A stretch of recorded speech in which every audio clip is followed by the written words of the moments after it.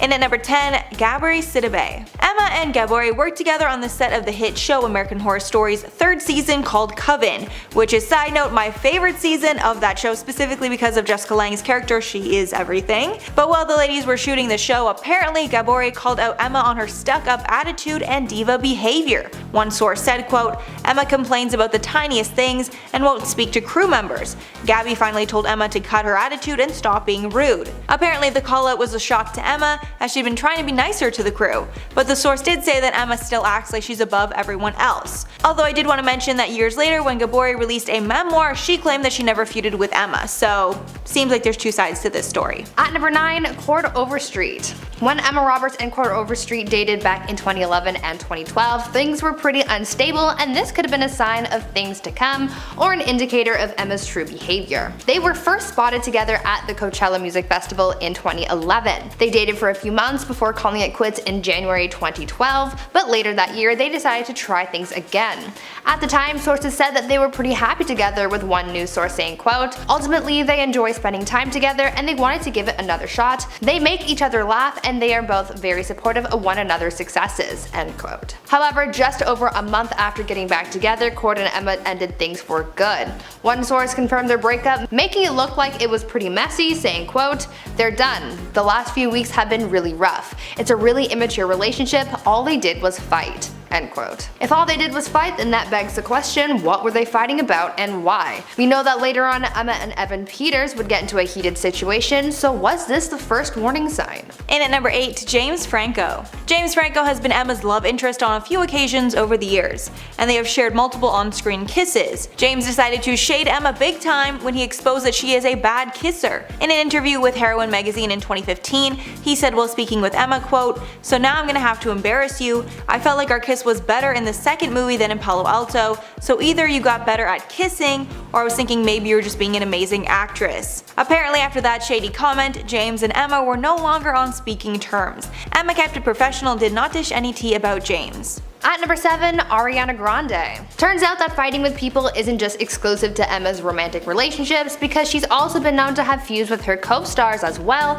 and this could have been another warning sign. According to reports from the set of Scream Queens back in 2015, Emma Roberts had been feuding with Ariana Grande on set before they even filmed a scene together. Emma reportedly got really upset with Ariana because of a rumor that was going around set, and it caused a lot of tension. To explain the drama that had been going on, a source said, quote, "Emma heard that Ariana doesn't want anyone to have cell phones on set, and the rumor really upset her. She ended up losing it during a rehearsal while heatedly telling a producer how upset she was. Her fiance Evan Peters was there and had to try and calm her down, but she ended up storming off the set," end quote. Seeing that she got so furious over the rumor that Ariana didn't want phones around, this response, as well as her feuding with Ariana, could have been a warning about Emma's behavior and temper. And at number 6, Jamie Lee Curtis. Jamie Lee and Emma worked together on the show Scream Queens, which has developed a cult following since it prematurely ended. While the ladies were filming the show, Jamie Lee allegedly couldn't even stand to be in the same room as Emma. Back in 2015, a lot of people were complaining about her notoriously bad attitude and her epic ego, but Jamie Lee did not ignore it for too long, and reports say that at one point Jamie Lee confronted Emma about her behavior. One source claimed, quote, "After Jamie Lee saw Emma being snotty to the crew and showing up late, she sat her down for a talking to." Apparently after this talk, cast and crew saw a real change in Emma, and she was way more polite on set. At number 5, Leah Michele.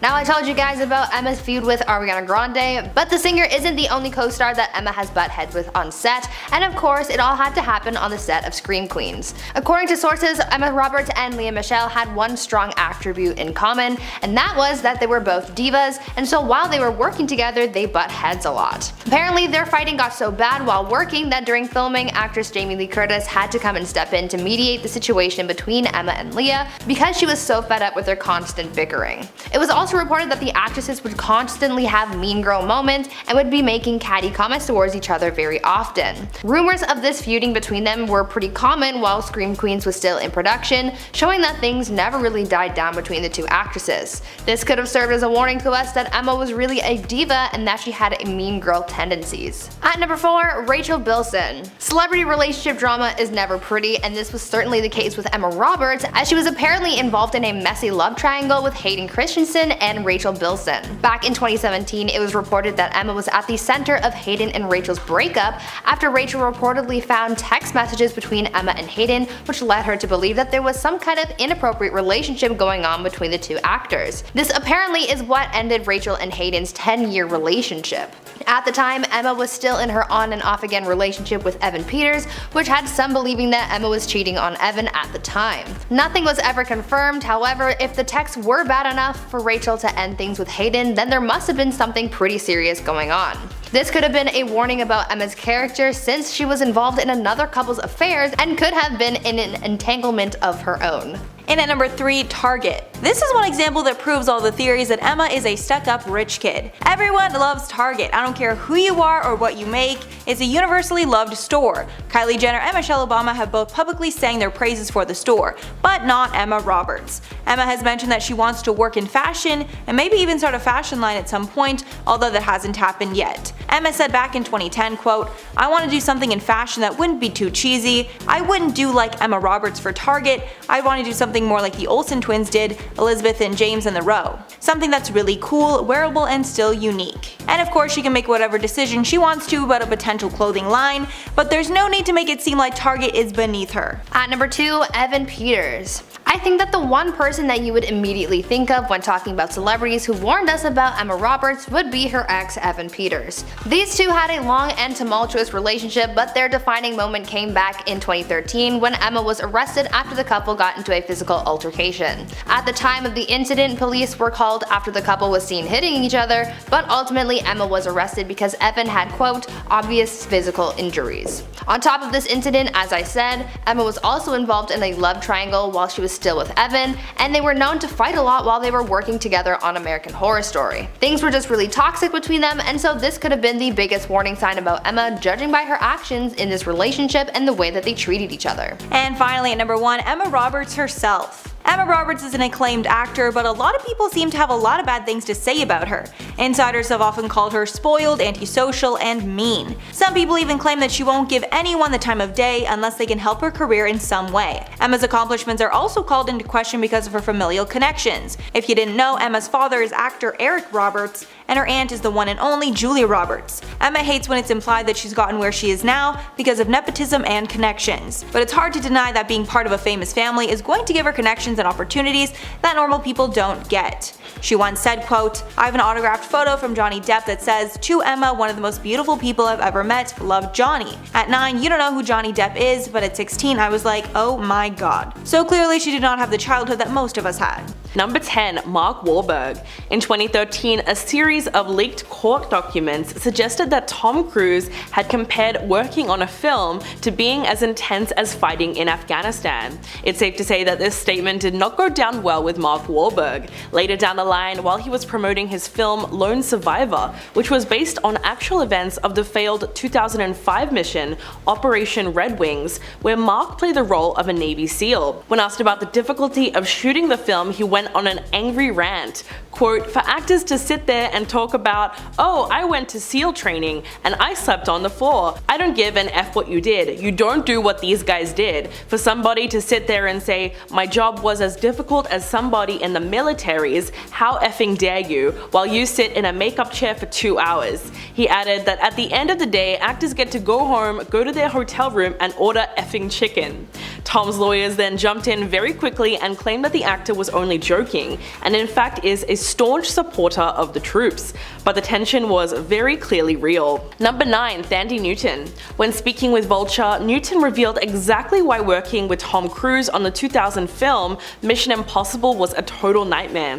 When asked why she never filmed another movie in the franchise, the actress said, "Oh, I was never asked. I was so scared of Tom. He was a very dominant individual. He tries super hard to be a nice person." She described him as really stressed and dominant, recounting an incident on set in which she and Cruise attempted to finish a night scene on the balcony. Quote, "I don't think it was a very well written scene. I get angry with him, we're frustrated at each other, and Tom made a decision at the very beginning of the movie, unbeknownst certainly to me, that he didn't speak English, which I think was very helpful to him, but it was extremely unhelpful to the rest of us." Thandie went on to say that Tom got so frustrated with her performance that it just pushed her further further into a place of terror and insecurity.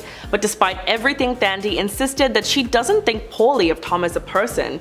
Quote, "He wasn't horrible, it was just that he was really stressed. But the pressure, he takes on a lot. I think he has this sense that only he can do everything as best as it can be done." Number 8. Brooke Shields. Telling women what they can and can't wear is one way to make yourself extremely unpopular among the female demographic, but telling them how to give birth is a different kind of insult entirely. Just ask Brooke Shields after she had to deal with public shaming from Tom Cruise, who went on the record criticizing her decision to use antidepressants to help her with postpartum depression. Quote, "When someone says medication has helped them, it is to cope. It didn't cure anything. There is no science. There is nothing that can cure them whatsoever." And if that wasn't condescending enough for you, he added, "I care about Brooke Shields because I think she's an incredibly talented woman, but look at where her career has gone." But Brooke was not having it and took the opportunity to stand up for herself and new mothers everywhere. She said, "Tom should stick to saving the world from aliens and let women who are experiencing postpartum depression decide what treatment options are best for them." Adding that, "I'm going to take a wild guess and say that Mr. Cruise has never suffered from postpartum depression." She called his comments a disservice to mothers everywhere and said that if any good can come of Mr. Cruise's ridiculous rants, let's hope that it gives much needed attention to a serious disease. Number 7. Brad Pitt. Although the two A-list actors have a lot in common, especially when it comes to their careers, they allegedly couldn't be more at odds with each other. In fact, rumors have it that they have been feuding for 25 years, and it all started with one movie, 1994's Interview with a Vampire. The hit horror film where both actors had starring roles really ignited their resentment for one another. And even though the film was nominated for an Oscar and a Golden Globe upon its release, Brad said that he was miserable on set and that Tom being there certainly didn't help. And when asked about his co-star in an interview, Brad did not bother to hold back his feelings at all. Quote, "He bugged me. There came a point during filming when I started really resenting him. He's North Pole, I'm South. He's always coming at you with a handshake whereas I may bump into you. There was this underlying competition that got in the way of any real conversation." Fast forward to 2009, when both actors were starring in World War II dramas, Brad in Inglourious Basterds and Tom in Valkyrie. Not only was Brad's film way better received, but to add insult to injury, he reportedly called Tom's film a ridiculous movie. Number 6. Nicole Kidman. Although it's been over for decades, Nicole Kidman's marriage to Tom Cruise is still one of Hollywood's most talked about relationships. But at the time of meeting, he was still married to Mimi Rogers. Tom eventually divorced his first wife in February of 1990, and less than 1 year later, he exchanged vows with Nicole. They even adopted 2 children, Isabella Jane and Connor Anthony, and eventually went on to make 2 more movies together as a couple. But as we all know, their marriage was far from perfect, and they ended up splitting up a decade later in 2001. Looking back on the divorce, Nicole said, quote, "I was so young when I got married. I look back now and I'm like, what?" She told Red Magazine that she felt isolated during her marriage, and even when she won an Oscar, she described it as, "I was holding a gold statue and I was the loneliest I'd ever been." The divorce took Nicole by surprise, and it got very messy very quickly with the custody battle. In the end, Tom allegedly turned her children against her, as he was granted full custody of their kids, and ended up raising both of them to be Scientologists. But despite all the heartbreak, nothing beats that iconic photo of Nicole leaving her attorney's office, jumping for joy after their divorce was finalized. Number 5. Alec Baldwin. Another celebrity who has had no trouble calling out Tom Cruise was fellow actor Alec Baldwin in 2009. The Dirty Rock star hosted Elle Magazine's Women in Hollywood dinner and award show, and what he said had even Tom's wife at the time, Katie Holmes, laughing along with everyone. The actor joked about coming up with a solution to the disproportionate salaries between men and women in Hollywood, and then seemingly came up with an idea to solve the pay gap. Quote, "I believe we can balance the scales if Tom Cruise would lower his quote by a mere $29 million. I realize this may be a little bit unfair since he's not here to defend himself, and I really don't want to put all of this on one man, but if I had to, that man would be Tom Cruise." He went on to assure the audience that his own salary was nothing compared to Tom's. In fact, his annual salary, as he said, is the budget for mints that were featured in one of his movies. But as the saying goes, there really is a grain of truth in every joke. According to Variety, the actor is expected to earn $100 million or more from his new movie Top Gun Maverick, which would be one of the biggest paydays for an actor for a single movie ever. Number 4. Leah Remini.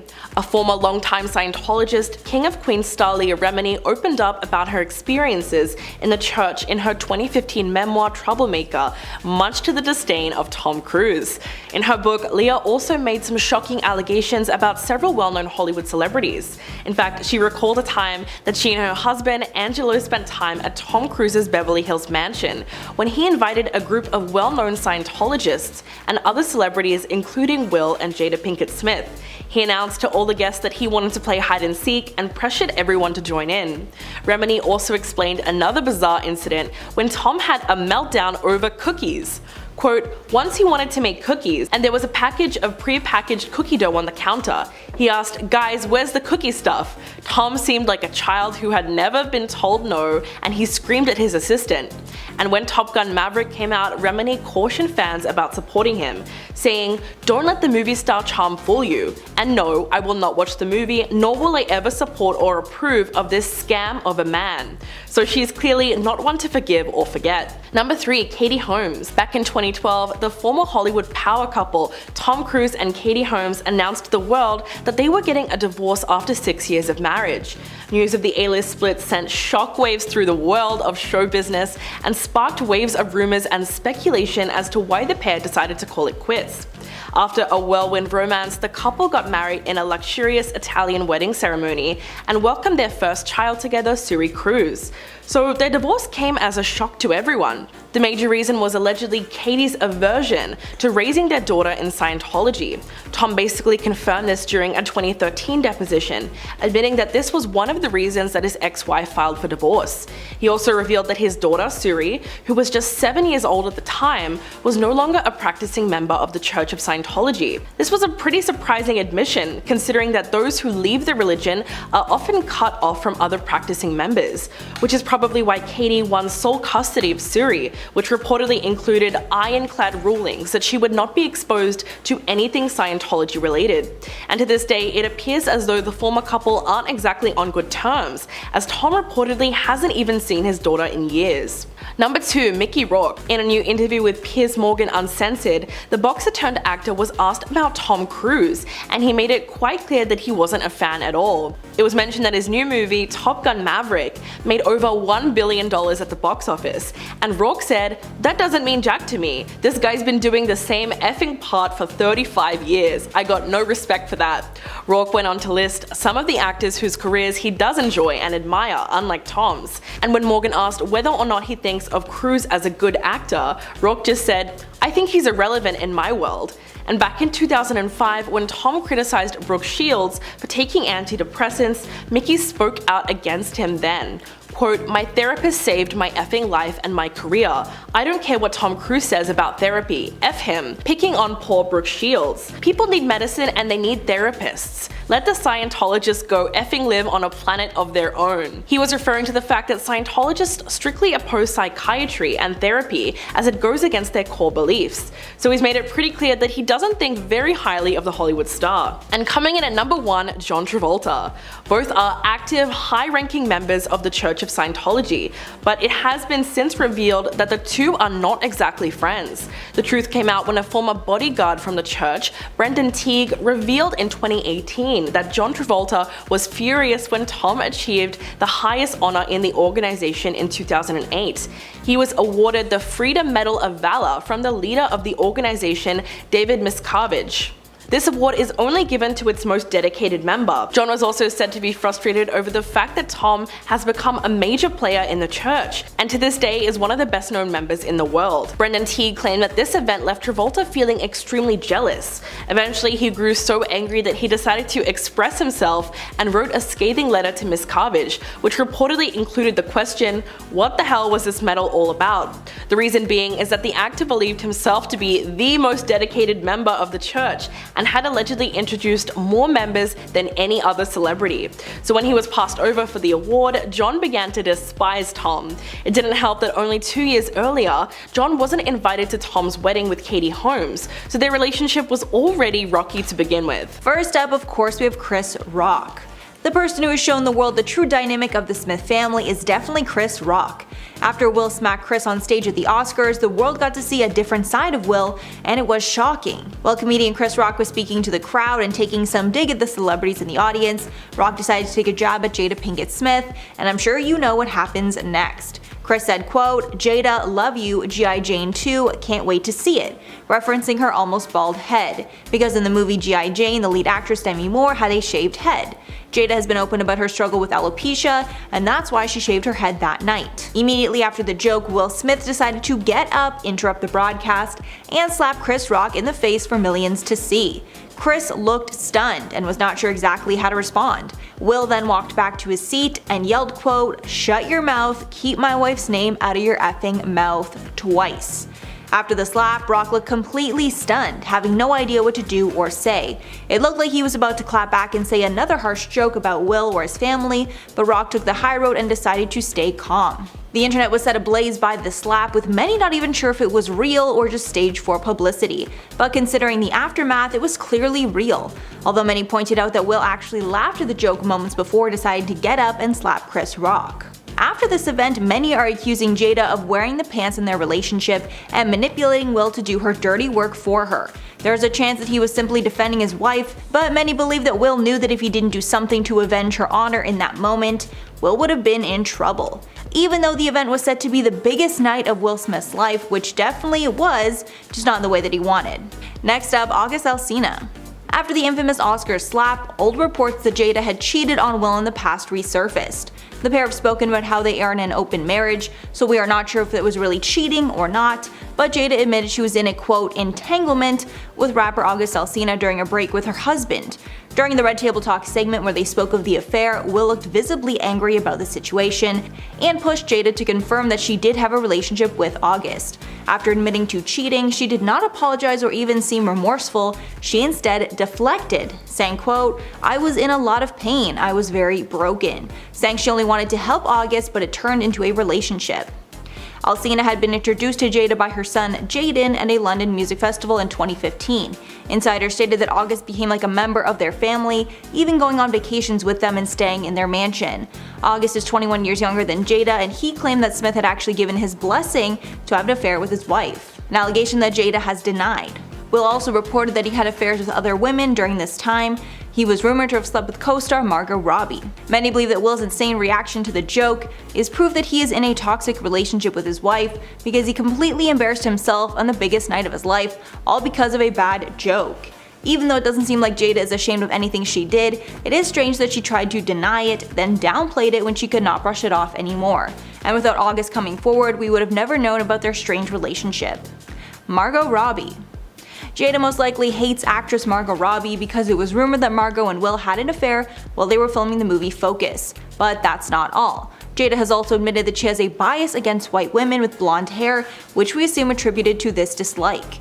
In 2018, Jada made headlines when she admitted on Red Table Talk that she has a racial bias, specifically admitting that she has a problem with blonde white women, saying on the episode, quote, "I do have my own biases, specifically with blonde women. Blonde hair on white women just triggers me, and I've had to catch myself." Pinkett Smith even admitted that she second-guessed doing interviews with blonde women in the past because they remind her of the type of kids who used to tease her in school.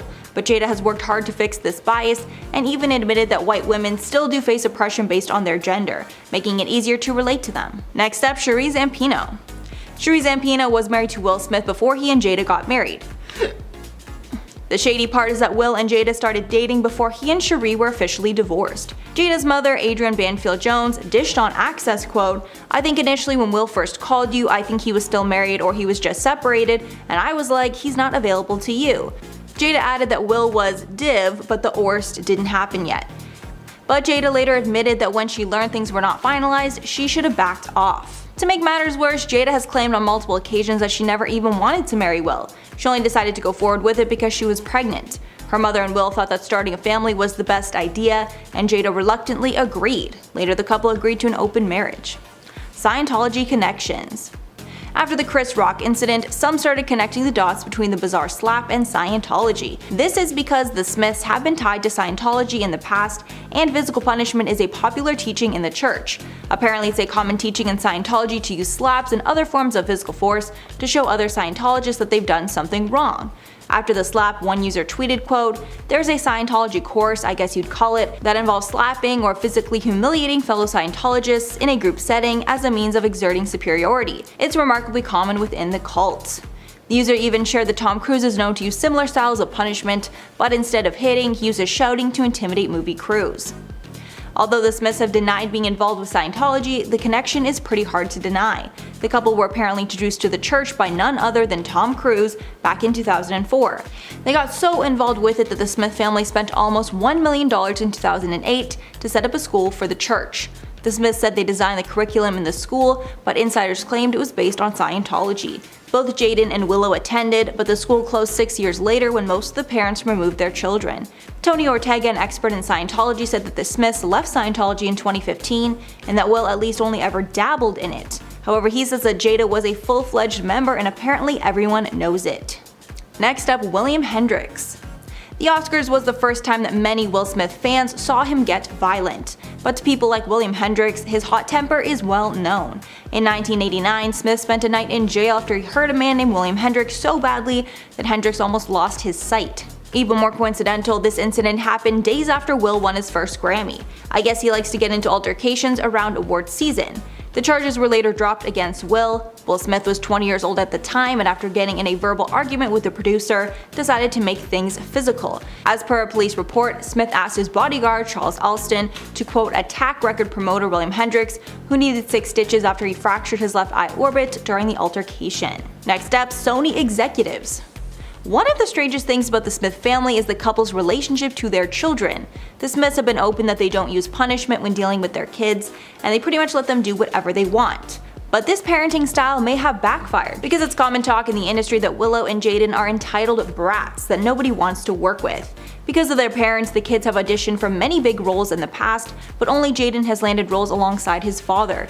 It was exposed that Sony executives have exchanged emails saying not to allow the Smith kids in their movies. As a response to this, Will shrugged and noted how, quote, everyone disses his kids. Some of this might stem from the differences between Will and Jada and how much fame they want their kids to have. Sources say that Will wants to push his kids to fame much more than Jada wants to, leading to a clear difference in parenting. Considering Will admits to being responsible for their kids' erratic behavior, it's not far-fetched to think that there's a clear difference in what both parents want for their children. Kicking off our countdown at number 10 is Mariah Carey. The two ladies have had a friendship for many years, but there was a moment in their friendship where Ellen's humor proved to go too far. The big debate with comedians is, are their jokes funny or are they actually mean? Mariah believes that this one was a bit mean, but she did handle it well despite the fact. What happened was she went on Ellen's show to do an interview, and Ellen brought up the rumors that were going around at the time that Mariah might be pregnant. Right away, Mariah says, let's not talk about that. But then Ellen takes out 2 glasses of champagne and tries to force her to drink it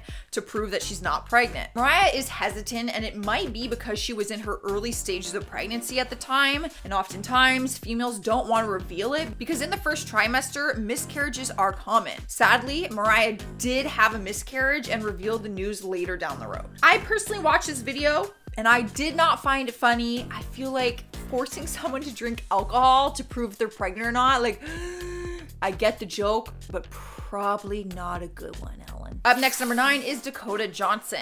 Back in 2019, the actress sparked a fire on the internet after she went on the Ellen show for an interview. The two of them have had this ongoing debate on whether or not Ellen has been invited to Dakota's birthday parties. In 2018, Dakota admits that she didn't invite Ellen because she didn't know that she would want to be invited. So she invited Ellen in 2019, but Ellen didn't show up and gave no explanation. But when Dakota went on her show, Ellen called her out and said that she didn't invite her to her birthday party again. The tension was super awkward to watch, I'm not gonna lie. And Dakota says, actually, no, that's not the truth, Ellen. Ask everybody. Ask Jonathan, your producer. Ellen's producer live ends up confirming that she was invited and didn't go. You can tell that Dakota was not taking Ellen's this time and was making sure that everyone knew that she was invited. Not sure why Ellen was trying to make it look like she wasn't, but the whole thing was super, super awkward. Like, I wish they could have just removed that whole part from the interview. Swiping the number 8 spot is Mark Ruffalo. You're probably wondering what the hell kind of beef he has with Ellen.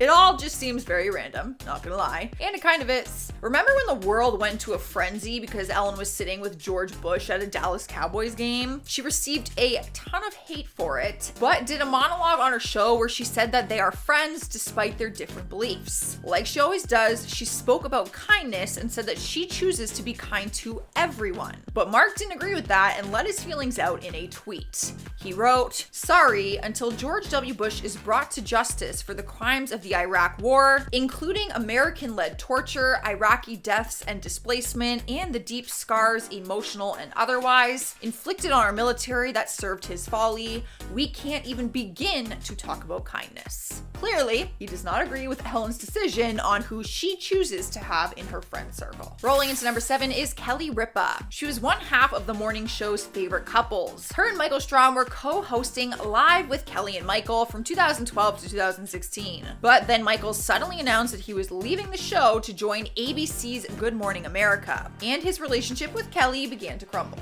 Most hosts decided to remain neutral on the conflict, but Ellen invited him on her show, which hurt Kelly's feelings. Source said that Kelly was livid and said, I quote, "Cozying up with Michael was like telling the world she had taken his side and she was taunting Kelly." People had different opinions on the situation though. Some believe that Ellen's decision wasn't intentional, while others thought that she knew what kind of outcome would come from it. Moving on to number 6 is Kathy Griffin. Alright, so they've had drama for a while now apparently. It's been an ongoing feud and it all comes down to whose side of the story you will believe. In 2016, she published a tell-all book called Kathy Griffin Celebrity Run-Ins, My A to Z Index. In the book, she dished out dirt on about more than 100 celebrities, and Ellen was one of them. She wrote, "I'm almost positive a certain beloved daytime talk show host once had me kicked out of a backstage dressing room at the Emmy Awards. I can't prove it, but this person, who has short blonde hair, has a mean streak that all of Hollywood knows about." But Ellen denies the story and says that Kathy is the mean one. Rumors were claiming that Ellen banned her from her show, but Ellen spoke about it during the interview and said, "I didn't ban her from the show, because first you have to be on the show to be banned." Shots fired. Ellen is sassy. Halfway into our list, number 5 is Caitlyn Jenner. Back in 2015, Caitlyn went on Ellen's show and made a shocking confession, or so it seemed. During her interview, Ellen asked her what her stance was on same-sex marriage, and she said that there was a time that she did not support it. Ellen fired back at her immediately and made it seem like she wasn't supportive of the LGBTQ community. And then, after the interview, Ellen took shots at Caitlyn while talking on the Howard Stern show. She said she was unfairly passing judgment about gay people and marriage. But it turns out that that wasn't the case, and Caitlyn was not happy that she was trying to paint her in that light. Caitlyn opened up about the full story and said that she had actually talked to Ellen on the phone prior to taping the interview and convinced her to discuss her shifting stance on marriage equality. But then Ellen kind of flipped the switch on her during the interview and made it sound like she was against it. That all does seem pretty sketchy. And at number 4 is Joan Rivers. The icon has passed away and is not able to speak on her side of the story anymore, but Kathy Griffin chose to tell it, which is also one of the reasons that her and Ellen still aren't very friendly with each other. Kathy opened up to Variety and said, "One of the things that really hurt Joan, and we talked about it at our last meal together, was that Ellen always shunned her and Ellen thought she was vulgar and not funny." Apparently, despite all of their drama, Kathy still reached out to Ellen to check if she was going to do a tribute for Joan after she died in 2014, but claims said that Ellen did not want to. Kathy finished her story by saying that she wished Ellen would have celebrated her more because she has such an incredible platform, and Joan was the one who broke the glass ceiling for women talk show hosts. so she should have gave like a really nice tribute to her, is what most people believe. Coming into number 3 is Nikki Tutorials. The YouTuber went on Ellen's show for an interview earlier this year and was quick to go on the internet and start sharing how bad her experience was. Like Ellen, Nikki's also a big influence in the LGBTQ community after coming out as transgender on her channel. Before her interview, she gushed online about how excited she was to go on the show because she was a big fan of hers. But after the airing, she said that Ellen didn't even say hi to her before going on stage and said that the whole experience just felt very cold and distant. She also admitted that she didn't even have a place to go to the bathroom, claiming that the closest bathroom to her was reserved for the Jonas Brothers and that she was not allowed to use it. I feel like that's kind of illegal. Where was she going to the bathroom then? Swiping the number 2 spot is Susan Sarandon. She too did not agree with Ellen's speech about being friends with George W. Bush. When Ellen spoke about the controversy on her show, she said, "I have friends who don't think the same things that I do. When I say be kind to one another, I don't mean only the people who think the same way you do. I mean be kind to everyone." Susan tweeted a response and posted a quote from Out magazine saying, "But missing the point entirely, DeGeneres framed the issues as simply a matter of her hanging out with someone with different opinions, not a man repeatedly accused of being a war criminal." Clearly, I just think that everyone's gonna have their own opinion on that situation. If Ellen can pick and choose if she's friends with George Bush or if she's not. Yeah, I feel like that everyone's gonna have a different opinion on that. And I'm gonna keep mine to myself. In the number 1 spot is Kevin T. Porter. You know things are bad when a comedian offers donations online in exchange for stories about Ellen being one of the meanest people alive. His words, not mine. That is right. Kevin tweeted out that he would donate to Los Angeles Regional Food Bank if people would share a story when Ellen was mean to them. He quickly got over 2,000 replies with people sharing stories of her being rude. He was wanting to show everyone that Ellen is not what she appears to be and thought if people could see all of these stories at once, it would help shed some light on that. He was exchanging $2 for every story, but then it got hard to tell which stories were real or not, so he just donated $600 and then attached the screenshot of his receipt. So he actually did donate the money. However, I feel like you are going above and beyond to try and expose someone for being mean. And isn't that kind of mean? Starting off this countdown, we have the tabloids. According to a number of big news tabloids, Millie Bobby Brown has actually changed a lot because of her success with Stranger Things. There's a side of her that we don't get to see, but they do when conducting interviews. One source revealed, and I quote, "Brown was cool, aloof, and downright rude during promotional events for season 3 of Stranger Things. So much so that her publicist had to give her a little lesson in how to deal with media and fans." Well then, that's pretty awkward. Coming in at number 9, we have David Harbour. The bond that Millie's character Eleven and David Harbour's character Jim Hopper have on screen is incredibly beautiful. They are very close and share a deep love for each other. It's safe to say that in the show, they both saved each other in different ways. But outside of the set, the relationship is different. They both still love and care for each other, but David is very concerned about Millie. He's afraid that the fame and public attention will get to her head.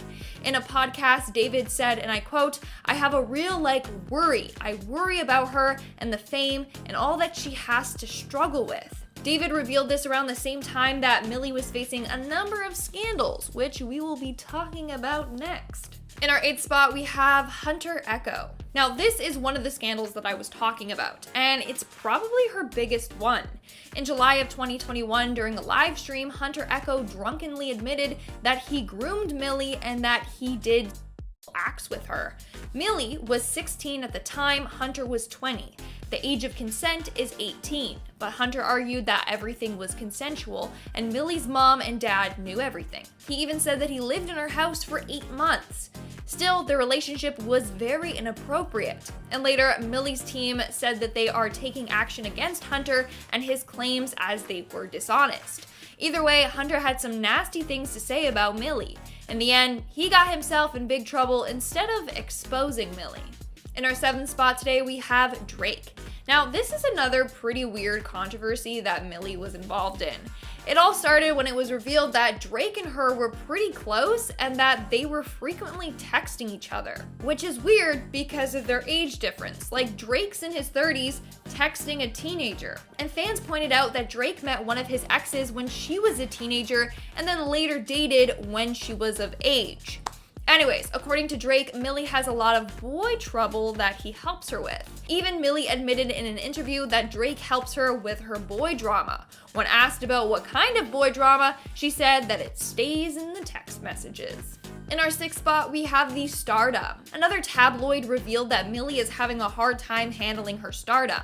They said, and I quote, "Millie has turned into a rude star and is unable to handle the stardom on her own." There are multiple videos of her interviews where people declare that Millie never leaves a chance to be in the spotlight and always interrupts her co-actors, which shows that she is being selfish and arrogant.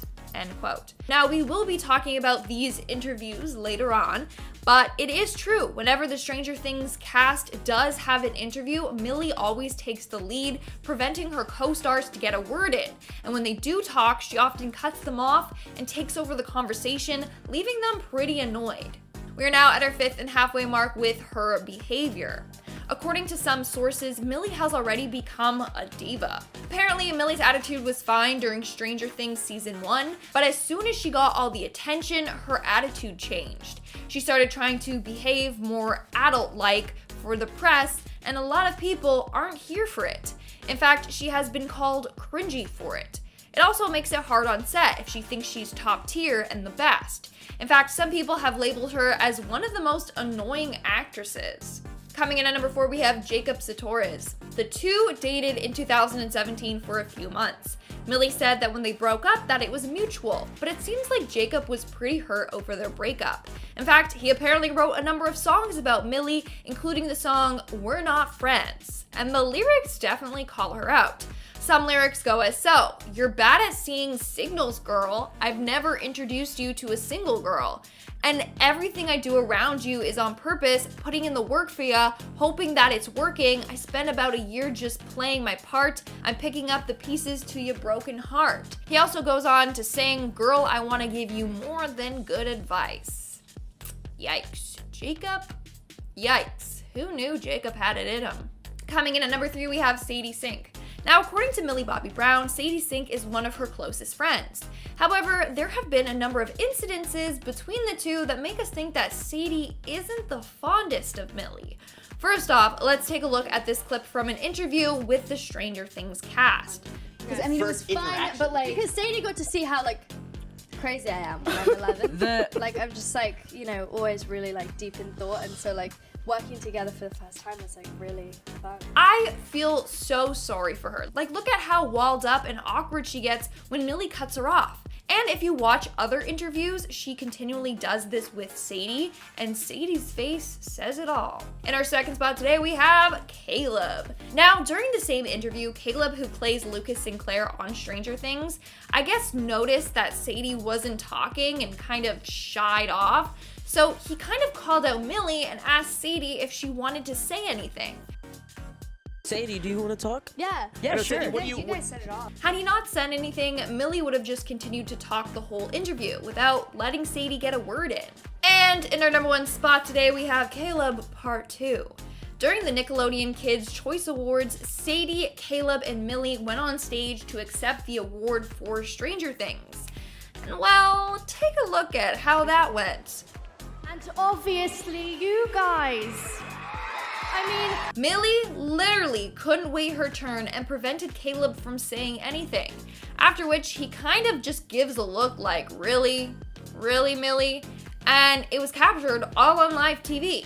Also, Millie doesn't even turn to apologize or anything. I don't even think she realized that he tripped in the back. First up, we got Normani. Following her split from girl group Fifth Harmony, it's safe to say that none of the other 4 members like Camila very much, but Normani has been the most outspoken against her. This is because, among other things, an old text message conversation between Camila and a friend was leaked, where Camila laughed at the friend referring to Normani as the N-word. To make things worse, an old Tumblr account of Camila's was also exposed, showing Camila using racist language like the N-word on multiple occasions, along with making disturbing jokes, like one post joking about Rihanna and Chris Brown's domestic abuse case.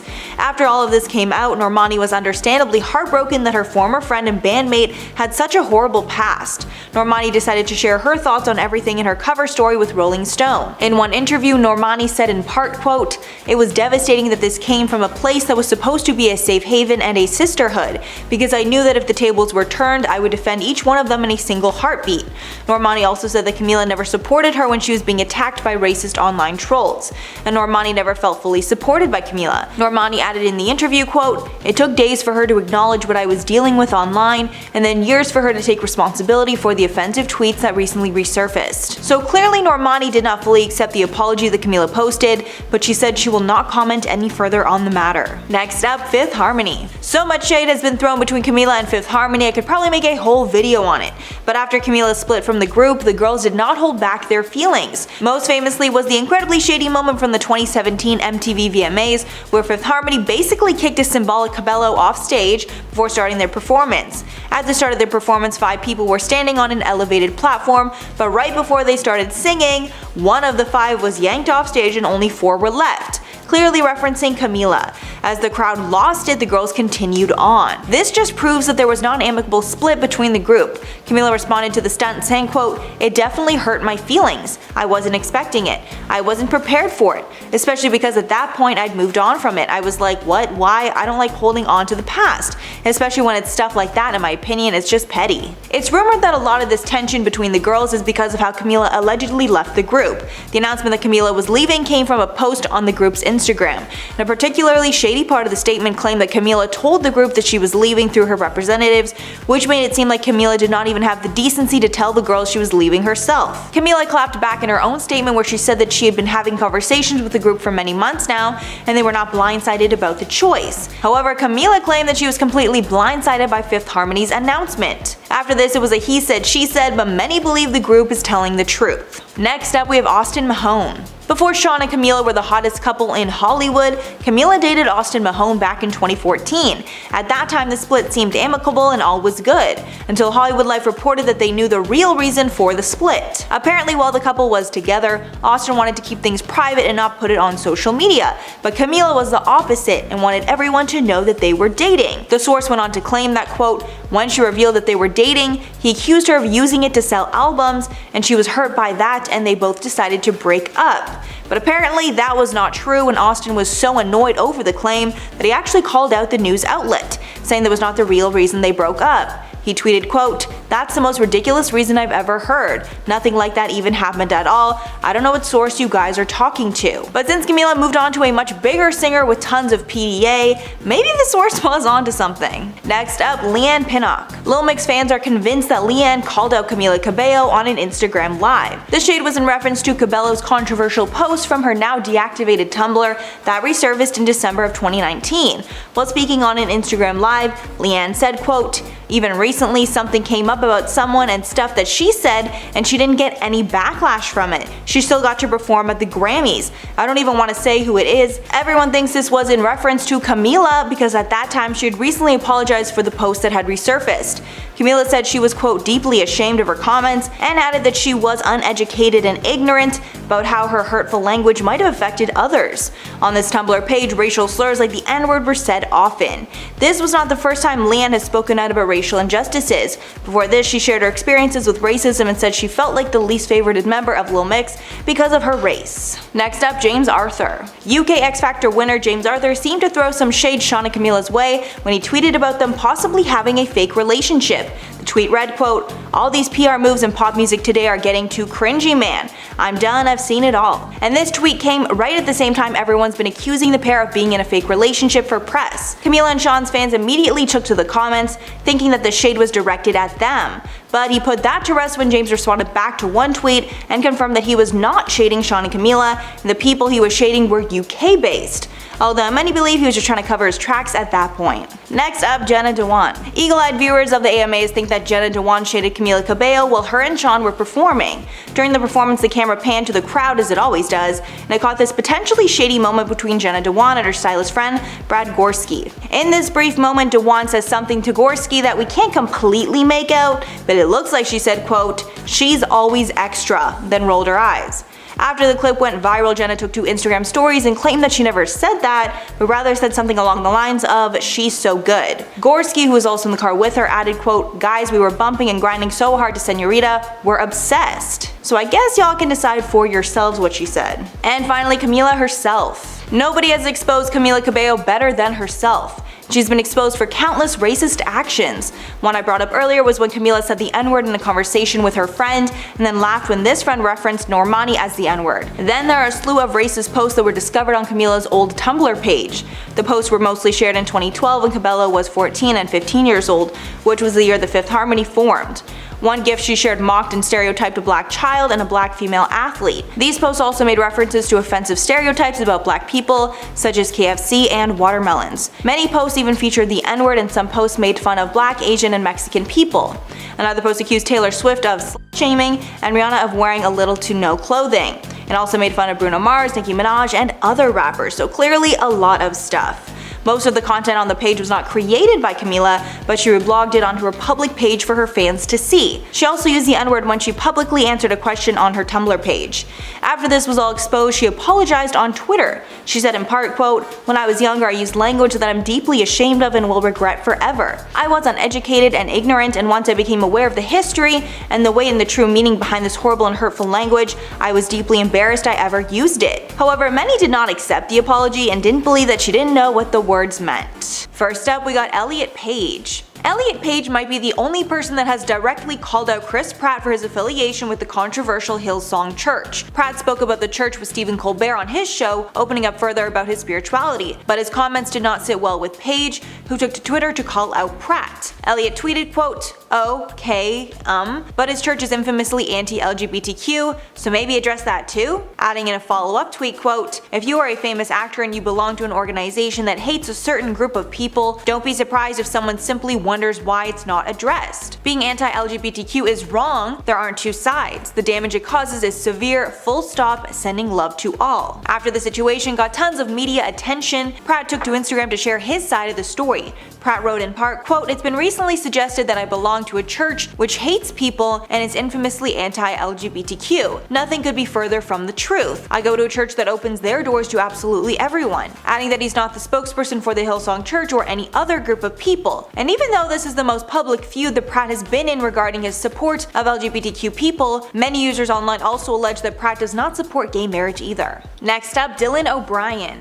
Dylan O'Brien was another star that got involved in the Chris Pratt-Elliot Page drama. After Elliot tweeted out asking Pratt to comment on the anti-LGBTQ nature of the church, Dylan supported that stance and quote tweeted Elliot's tweet, adding quote, "I second this." I don't believe Dylan commented any further on the matter, but he made sure to voice that he also had questions surrounding the inclusivity of the Hillsong Church. Next up, Anna Ferris. Anna Ferris and Pratt are now divorced, but they got married in 2009 and were together until they split in 2017. But since their split, Anna has described some things about their relationship that have some questioning Pratt. Speaking to guest Rachel Bilson on the May 3rd episode of her podcast, Anna Ferris is Unqualified, Ferris said she felt her quote hand was forced in the divorce from Pratt. When speaking about past relationships, Anna said quote, "For me, I think after every breakup at some point I realized that there were a lot of things I ignored that I really shouldn't have. In hindsight, it felt like my hand was forced. I don't think it was ever an independent decision." She also described that in her relationship with Pratt, she would never open up about the struggles that she had or the things that she was facing. She also said her lack of close girlfriends made it harder for her to open up about her struggles in her relationship. Ferris added quote, "I think it stunted me in a lot of ways, one of them being that I never talked about any issues, so to the people even who I was closest to, I'm sure things were more transparent with my relationship with Ben, but with Chris, I think we both protected that imagery even within our close circles." Basically saying that they both protected their image rather than actually working through their issues. Next up, Brie Larson. Brie did not directly call out Chris for anything, but Brie Larson was the catalyst that showed us just how sexist Hollywood can be. During the infamous scandal where the internet unanimously voted that Chris Pratt was the worst Chris, Pratt's Marvel co-stars like Mark Ruffalo and Robert Downey Jr. made a point to defend him against the hate. Both men, along with other MCU actors, jumped in to defend Pratt and share their positive stories with him. And although that support was deemed innocent at the time, it was then questioned why women like Brie Larson don't get the same treatment. After Brie Larson spoke out about diversity in the Marvel Cinematic Universe, saying that the MCU needed to be more diverse, she got intense backlash from Marvel fans, and the only MCU star that defended her at the time was Don Cheadle. Many took this to be blatant sexism. Next up, Jason Momoa. In December of 2019, Chris Pratt did a brand deal with Amazon where he shared his workouts with the world. In the photo, he's wearing workout gear next to a treadmill and holding a water bottle, clearly trying to show that he had just worked out. The response on the photo was great, and tons of Pratt's fans were swooning after the star. But fellow actor Jason Momoa had a different take on the photo and decided to share his disappointment with the water bottle choice. Momoa wrote, quote, "Bro, I love you, but what the F on the water bottle? No single-use plastic, come on." However, it seemed the public opinion actually sided with Pratt on this one, and Momoa ended up apologizing to Pratt on his Instagram. In Momoa's photo with Pratt and his kids, he wrote, quote, "Bro, you know my children and I are madly in love with you and I love everything you do. I'm sorry this was received so badly today, I didn't mean for that to happen." Next one, Chris Evans. Before Anna Ferris and Chris Pratt broke up, Pratt starred in the film Passengers with Jennifer Lawrence, which created a lot of cheating buzz, because Jennifer and Chris Pratt were love interests in the film. Anna Ferris had a hard time with the press saying that Jen and Chris were in love and cheating together. But apparently Jennifer Lawrence was very kind and was very apologetic even though she hadn't done anything wrong. But even though Anna had to suck it up and take it, it seems that wasn't the case for Chris Pratt when Anna was starring in a movie of her own with Chris Evans. While Anna and Chris Evans were filming romantic comedy What's Your Number, Pratt would apparently, quote, "bring up my kissing scenes with Chris Evans casually," with Ferris writing in her book that he was never overt. Apparently Pratt would also casually ask, quote, "so when do you have to do that love scene with Evans?"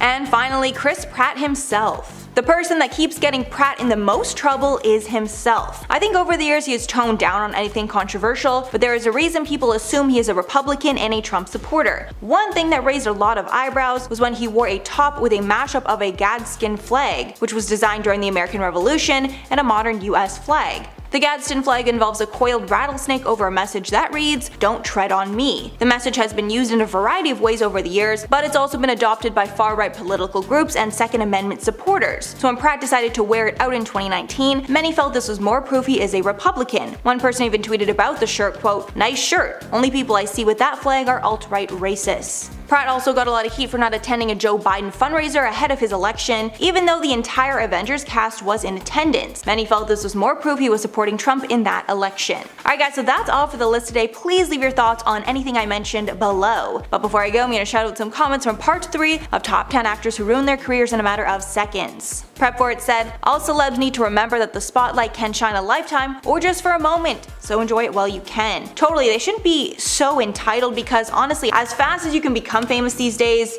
it can be taken away, it seems. And Ellie Saint said, "Ashley Simpson is full of it. I get acid reflux all the time and I've never lost my voice because of it." Yeah, I think everyone knew. We were just like, at that point, why even give an excuse? Like, it's just a BS excuse. I do feel that made the scandal even worse, the excuse part of it. And then Karen Rose said, "Did Ashley Simpson actually have a career?" I'm gonna go no on that. I think it was probably starting to develop and then just crashed into flames, you know. Number 10, Billboard Music Awards. At the Billboard Music Awards in May, Cara Delevingne stole the show and captured everyone's attention with her erratic behavior and apparent obsession with Megan Thee Stallion. Several of the model's antics ended up going viral following the show, including her peering around a corner and licking her lips while staring at Megan as she posed for the photographers, which I guess was Cara's idea of a joke. Cara could be seen repeatedly lurking around the rapper, ducking in and out of the shot while sticking her tongue out and shouting. The photos took Twitter by storm, with one user writing, "Your chances of being watched by Cara Delevingne are slim but never zero." Eventually she ran onto the red carpet and grabbed the train of Megan's dress to give the photos some added movement. Some people believe that Megan looked irritated by it all. Not only that, but video footage from a party resurfaced online which showed Cara attempting to kiss Megan while they were on the dance floor, and Megan literally had to grab her shoulders and hold her back. If you're loving this video so far, please hit that like button, it would really help us out. Number 9, online licking Aelia Banks. Not too long ago, a video went viral of the model attempting to lick the rapper Aelia Banks while she was performing her hit track 212 at Leah McSweeney's Halloween party last year. The video was pretty telling because you could see that Aelia got to the end of her song, and Cara was literally on her knees in front of her with her tongue out, working her way up the rapper's legs until she was standing alongside the musician. Yes, she seemed like she was licking the entire length of her body, but it's only weird if Aelia says so, and the rapper apparently didn't seem to mind, and responded to the video on Twitter, saying that Cara is her girl through and through. Quote, "There were plenty of times I would just hide Cara in my apartment for days at a time to make sure she got some deep sleep and some actual food and wasn't just thrown out amongst the wolves like that." Well, it seems like the nature of their relationship is super ambiguous, but obviously there's a lot of love there. Number 8. Peg the patriarchy. In 2021, Cara attended the Met Gala wearing a white bulletproof vest with the words "Peg the patriarchy" on it. The look drew a lot of attention and praise, but only at first. Eventually the vest drummed up a lot of controversy as Cara was accused of stealing the message from Luna Matatas, a queer woman of color who trademarked the phrase in 2015. In an Instagram post, Luna wrote, "While I'm giddy that Peg the patriarchy made it to the Met Gala, Cara Delevingne tried to pull it off as their own. No credit to me, the creator and the owner of the trademark." Ironically, Luna said that she trademarked the phrase because she was concerned that people like Cara would co-opt her movement, and that the supermodel would grossly misrepresent everything that the original term would stand for. According to Luna, the movement is about subversion. It's not sexual and it's not about men, which is exactly how Cara described it to Kiki Palmer when she was being interviewed. So when she posted the outfit on Instagram, her comment section filled up with people demanding that she credit the original designer, which she never ended up doing. Number 7. The Doja Cat photo. At the Billboard Music Awards, Cara Delevingne and Megan Thee Stallion were seated next to each other, and Doja Cat was seated in the front row in front of them. Several clips of the moment went viral on Twitter as fans pointed out that it looked like Megan and Doja were trying to have a conversation with one another, but Cara was constantly interrupting. The whole night was crazy. Whether she was literally on the floor trying to take photos of Doja or sticking her tongue out at Megan, her inappropriate antics eventually led people to accuse the model of fetishizing black women. You might think that's a bit of a reach, but Megan definitely seemed uncomfortable with that kind of attention on her, and even posted a photo to Instagram of her and Doja next to each other with Cara photoshopped out of the picture. It wasn't exactly subtle because everyone saw the original version of the photo, which shows that Cara was actually sitting between them at the time. Number 6. Amber Heard affair. The 2022 defamation trial between Johnny Depp and Amber Heard was really quite explosive, and it exposed a number of shocking revelations about both parties. But something that really caught everyone's attention was a leaked deposition that went viral online during the trial, which suggested that Cara was involved in a three-way affair between Amber and her billionaire ex-boyfriend Elon Musk. The video featured a key witness in Josh Drew, who was married to one of Amber's friends at the time, who said that to his knowledge, Amber Heard, Elon Musk, and Cara Delevingne spent the night together. The three of them reportedly hooked up at Johnny's downtown LA penthouse in late 2016 after somewhere around the time that he and Amber split up. But there was speculation, just like with James Franco, that Amber was seeing Cara and Elon while she was still with Johnny. In the end, the supermodel did not have to testify in the trial, but for a period of time it certainly seemed like she was going to get pulled into the legal battle. Number 5. Coachella. Beyonce's culture-shaking performance at the 2018 Coachella Music Festival became so iconic that it was literally called Baychella. Like everyone else, Cara was a huge fan of the show and had nothing but good things to say. She wrote on Instagram, "I am speechless.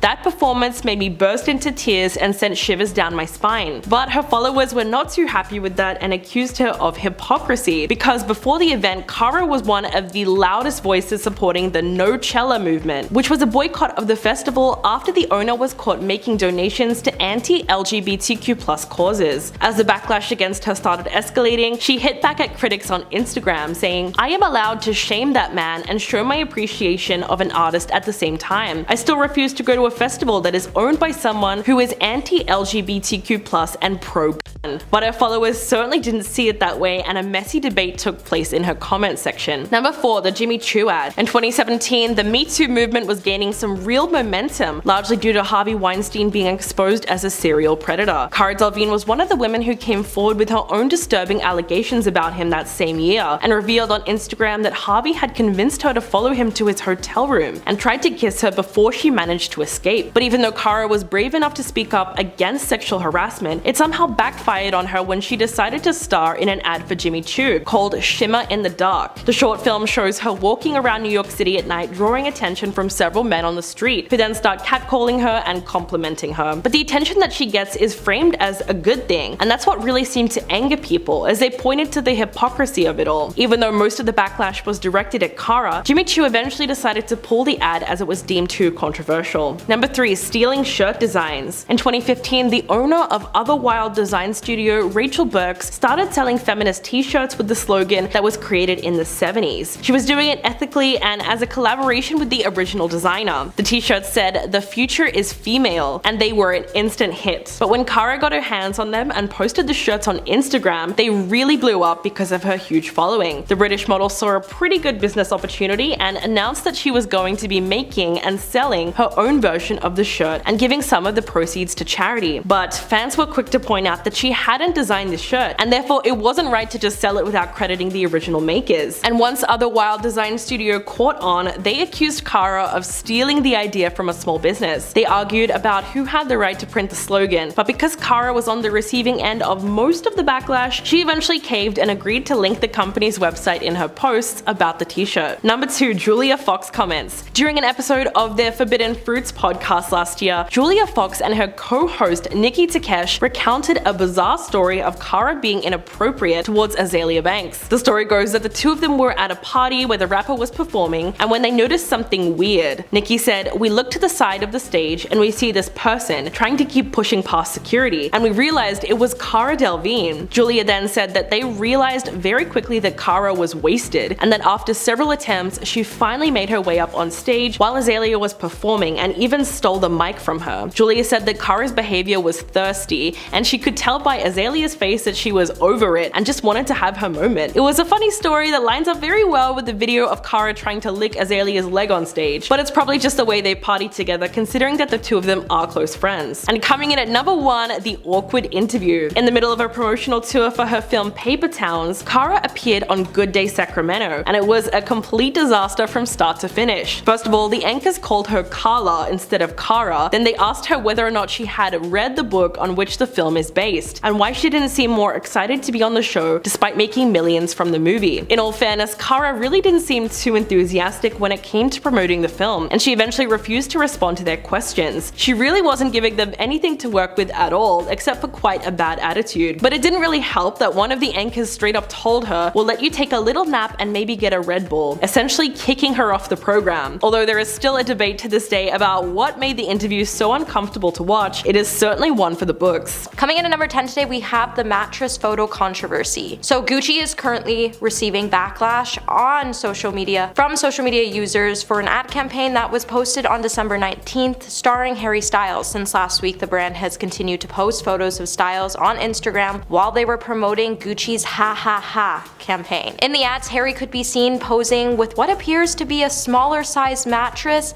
as he is dressed in a teddy bear graphic tee and trousers. While the campaign was first introduced back in November, Gucci is now facing criticism for the set props. With the props being a children's mattress, many people have been addressing their concerns, with one person saying, "Why is a toddler bed in this? Why the teddy bear t-shirt? What is the angle aside from Strange Things?" And a lot of people have been pointing out that the similarities that Gucci's campaign had are pretty similar to Balenciaga's campaign. That was embroiled just weeks before online after the campaign involved children holding French labeled teddy bears wearing some adult gear. With Balenciaga and Gucci being owned by the same company, the controversy wasn't really a shock to many. However, now it just proves that something concerning is going on with parent company Kering, as they keep bringing children into their campaigns under concerning circumstances. Though Gucci hasn't really spoken out about the ads yet, the campaign came to light under the director of Alessandro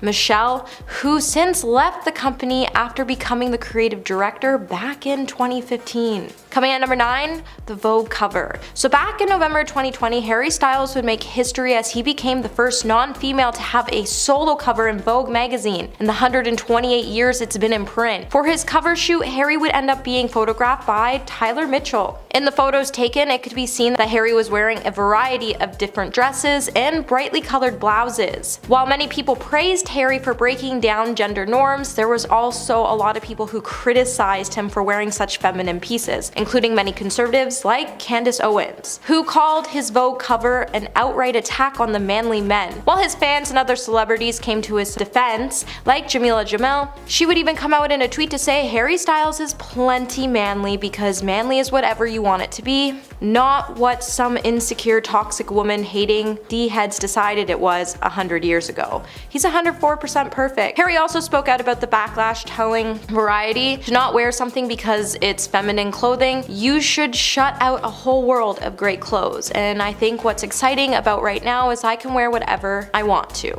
It doesn't have to be X or Y. Those lines are becoming more blurred. However, even actor Billy Porter would criticize the cover by saying he felt disconnected from the opportunities for being a gay black man. Coming at number 8 today, we have the Harry House merchandise symbol. Since the release of his third studio album, Harry House, in May of 2022, fans have been eagerly waiting for Harry Styles to drop new merchandise. In August, when the new merchandise was finally announced, it would come with some serious backlash as fans would claim the two capital H's had some anti-Semitic roots, and the signs have been banned in various European countries. With Harry's symbol referencing a certain German symbol, as he would have his logos printed on hats, and he was selling them on tour. When Harry launched his second leg of his Love on tour, he would also release an array of new Harry House merch. And it was so popular, fans were even encouraged to visit the tour venues early to get their hands on it. However, when fans started to point out the Semitic symbol, Harry's team appeared to have responded to the backlash by replacing the hat with an amended version of it, with one fan tweeting, "I get it's supposed to stand for Harry House, but if I see someone walking around with HH on them, I'm gonna assume that it's not Harry Styles fans.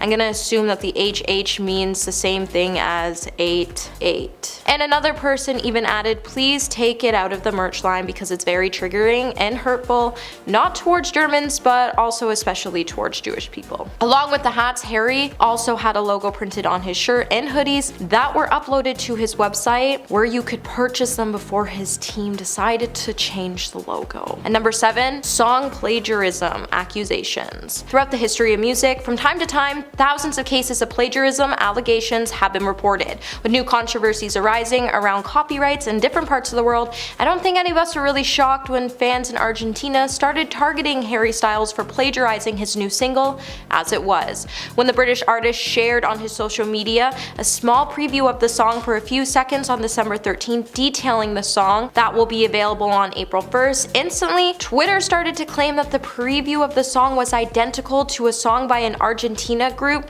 Miranda, called El Profe. A few hours later, the Latin American band would become a huge trend on Twitter, and when more tweets started to appear, they seemed to demand justice for the alleged creator for stealing a project from another music group. With his debut album, he also has been accused of using an identical guitar riff as the 1968 Beatles song Blackbird. While Harry tends to stay away from the attention, we definitely won't see him speak on this matter anytime soon unless it magically becomes a topic that truly matters to the star. Coming in number 6 today, we have ignored BLM sign. So back in 2017, after the release of his first solo album, Harry would embark on tour and he would start playing at a number of different shows. While he was acknowledging the LGBTQ flags and spoke out in support of women, fans would become slightly outraged when he chose to ignore the Black Lives Matter flags in the crowd. In a blog post written by Infinity,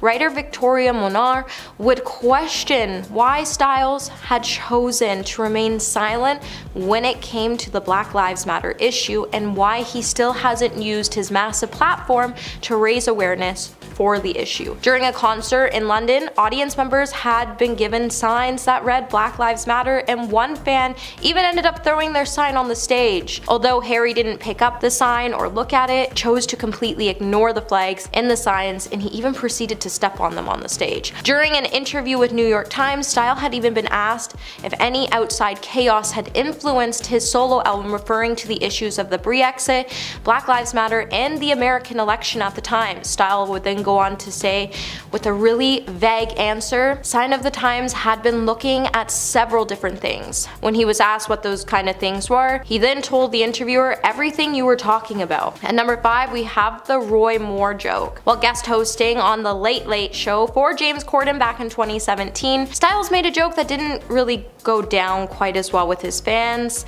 that he thought it would, according to the Daily Mail. During his open monologue, Harry would even decide to make a joke about the Republican Senate Roy Moore, who had just lost to a Democrat, Doug Jones, in Alabama, which is typically a state that tends to be a red state. Harry would then go on to say, if you're anything like me, the only thing that you and your friends are talking about at the moment is the Alabama state race. Many of you would think that I'm unfamiliar with Roy Moore for being a Brit. That is not true. I am very familiar with Roy Moore. I've had to throw him out of a dozen of my concerts. While the audience did have a good laugh at the joke, many fans on Twitter didn't share the same thought, with one user saying, "You think because he's Harry Styles he gets a pass, well sis he doesn't. You can keep screaming at the wall, but the rest of us will hold him accountable." Now, Harry has never issued an apology or acknowledging the joke after he received backlash for it, and you probably won't, especially since the controversy surrounding Roy Moore surrounds children. Coming at number 4 today, we have culture appropriation. Back when Harry was still in One Direction, he decided it would be a good idea to post a black and white photo of himself wearing a Native American headdress. With the photo receiving immediate backlash, a One Direction Twitter fan page called He's Problematic would be the first to comment on the photos after Harry uploaded them. The page would then say, Harry appropriated the Native American culture by posing in a native headdress and putting up a picture of himself in it on social media. People called him out for culture appropriation, but again, he never apologized for it. Now, it wasn't the first time that Harry has made some headlines about culture appropriation, as the page also called him out on retweeting pictures of himself in a digitalized blackface with other edits that mocked black culture. And just like the issue with the headdress, he never issued an apology, even though people called him out for it. I think it would be a great time to note that cultural appropriation is not nice regardless of the context or intent. So before you get braids or wear a headdress, maybe think about why these things are so sacred and why they hurt certain cultures, and admire them from afar and just leave it at that. After Harry's photos received a horrendous amount of backlash, he would take photos down and would proceed to stay quiet on the issue, as he has never issued an apology for his actions. And number 3, the Super Bowl announcement. So in 2020, Harry would announce that he would be performing at the Super Bowl event in Florida. According to the Metro, the announcement was immediately met with backlash. While many of Harry's fans urged the singer to pull out of the performance due to the NFL's racist past, especially with how they treated some former players, he ultimately decided to go ahead and perform at the NFL Pepsi Super Bowl party. With both the NFL and Pepsi being known for being racist, Harry's decision to perform at the event contradicts his claims to support Black Lives Matter, with his black fans requesting him to back out of the trend by creating a hashtag #HarryBackOut on Twitter. They would find themselves being ignored on social media, with the hashtag trending on social media. Many of Harry's fans would urge Harry to cancel his performance, while many people understood it might be hard for him not to perform due to his contractual agreement. They would encourage Harry to donate any money he made at the event to a Black Lives Matter organization, with one fan writing, "POC, fans have the right to feel valued and respected. And if they aren't, I understand that Harry can't back out. I understand that Harry can't back out because of a contract, but he can speak up more and he can donate to BLM or other causes." And while his fans made some amazing suggestions, Harry did not donate the money that he made at the event to any cause. Coming at number 2 today, we have Olivia Wilde. With 2022 being a big year for Harry Styles as he's been touring, the singer also got his break in acting as he had the chance to star in Don't Worry Darling and My Policeman. With both films releasing soon, none of us really know what to expect from the star, which makes the anticipation really high for these films. During an interview with Rolling Stone, Harry would extensively discuss his relationship with Olivia Wilde, which began after they met on the set of Don't Worry Darling. While Harry's fans tend to be really supportive of his new relationships, his relationship with Olivia is one his fans just can't get over, as they keep urging the star to leave her. With Olivia cheating on Jason Sudeikis to get with Harry Styles, there would soon be a lot of toxic negativity that started to surround Harry's relationship with Olivia. With having a 10-year age gap, fans would even start to make jokes and troll Olivia. Although she was a good sport when it came to the criticism, we all kept saying that there was something really off about her nice and friendly nature. And then the cast members of Don't Worry Darling started to speak up about how horrible she was to them on the set. And anyone who dates someone that horrible is known to be just as bad. And coming in at number 1 today, we have My Policeman. Harry Styles has been slammed by fans after making a comment that the film's deception of gay intimate scenes are usually two guys going at it. When the singer spoke to Rolling Stone about his new film, My Policeman, in which he plays a homosexual police officer hiding his sexuality in the 1950s, he would ignite some serious backlash when he spoke of his desire to express tenderness in the film's love scenes. Harry, who also detailed his refusal to conform to a sexuality label to discuss his journey to figuring out his sexuality, said that the intimate scenes between the two men in the films is just them going at it, and it removes all the tenderness of love from it. Harry would then go on to know, I would imagine that some people who watch it, who are very much alive during the time when it was illegal to be gay, and wanted to show that it is tender, loving, and sensitive. With one fan coming out to say, if he doesn't want to label himself, I don't care, but he shouldn't be giving his opinion about a community that he doesn't even want to claim. Number 10. Cheating on his wife. Adam Levine has been married to his Victoria's Secret model wife Beata Prinsloo for almost a decade, and the couple have 2 children together, with another one on the way, which actually was like just announced too. Outwardly, they really seem to have an idyllic life and make for the perfect celebrity couple, but that all came crashing down on Monday when an Instagram model named Sumner Stroh went on TikTok and posted a video called Having an Affair with a Man Who's Married to a Victoria's Secret Model, which was basically a whole video confessing that they had been in a relationship with the lead singer of Maroon 5 for a whole year. But to make matters worse, the shocking news comes just 1 week after his wife announced she's expecting their 3rd child, which is when Adam DM'd his former mistress asking if she would be okay with him and his wife naming their new baby after her. Sumner actually posted the full message, which read, okay, serious question,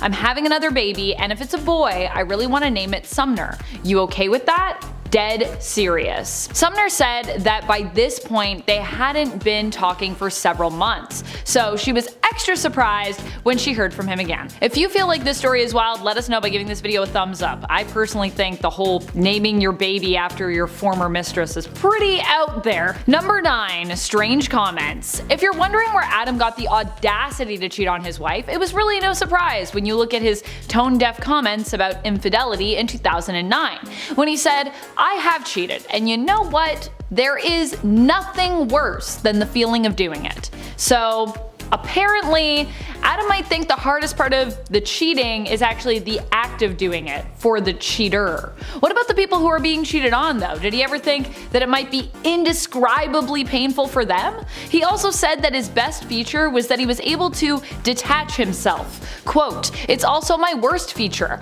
I let myself off the hook to the point where it's a bad thing. People are hard on themselves, I'm not. Not only that, but Adam also caught quite a bit of backlash for his comments in a 2014 interview with GQ magazine. The singer addresses his reputation as a bit of an egomaniac. He said, I'm not arrogant, I'm cocky. It's different. Cocky is playful. Others certainly would beg to differ though, so the whole thing just made him come off as really obnoxious, and most people would see that interview as a major red flag when it comes to his personality. Number 8. I hate this country. In 2013, Adam Levine ended up entangled in controversy after he said while live on air on The Voice, I hate this country.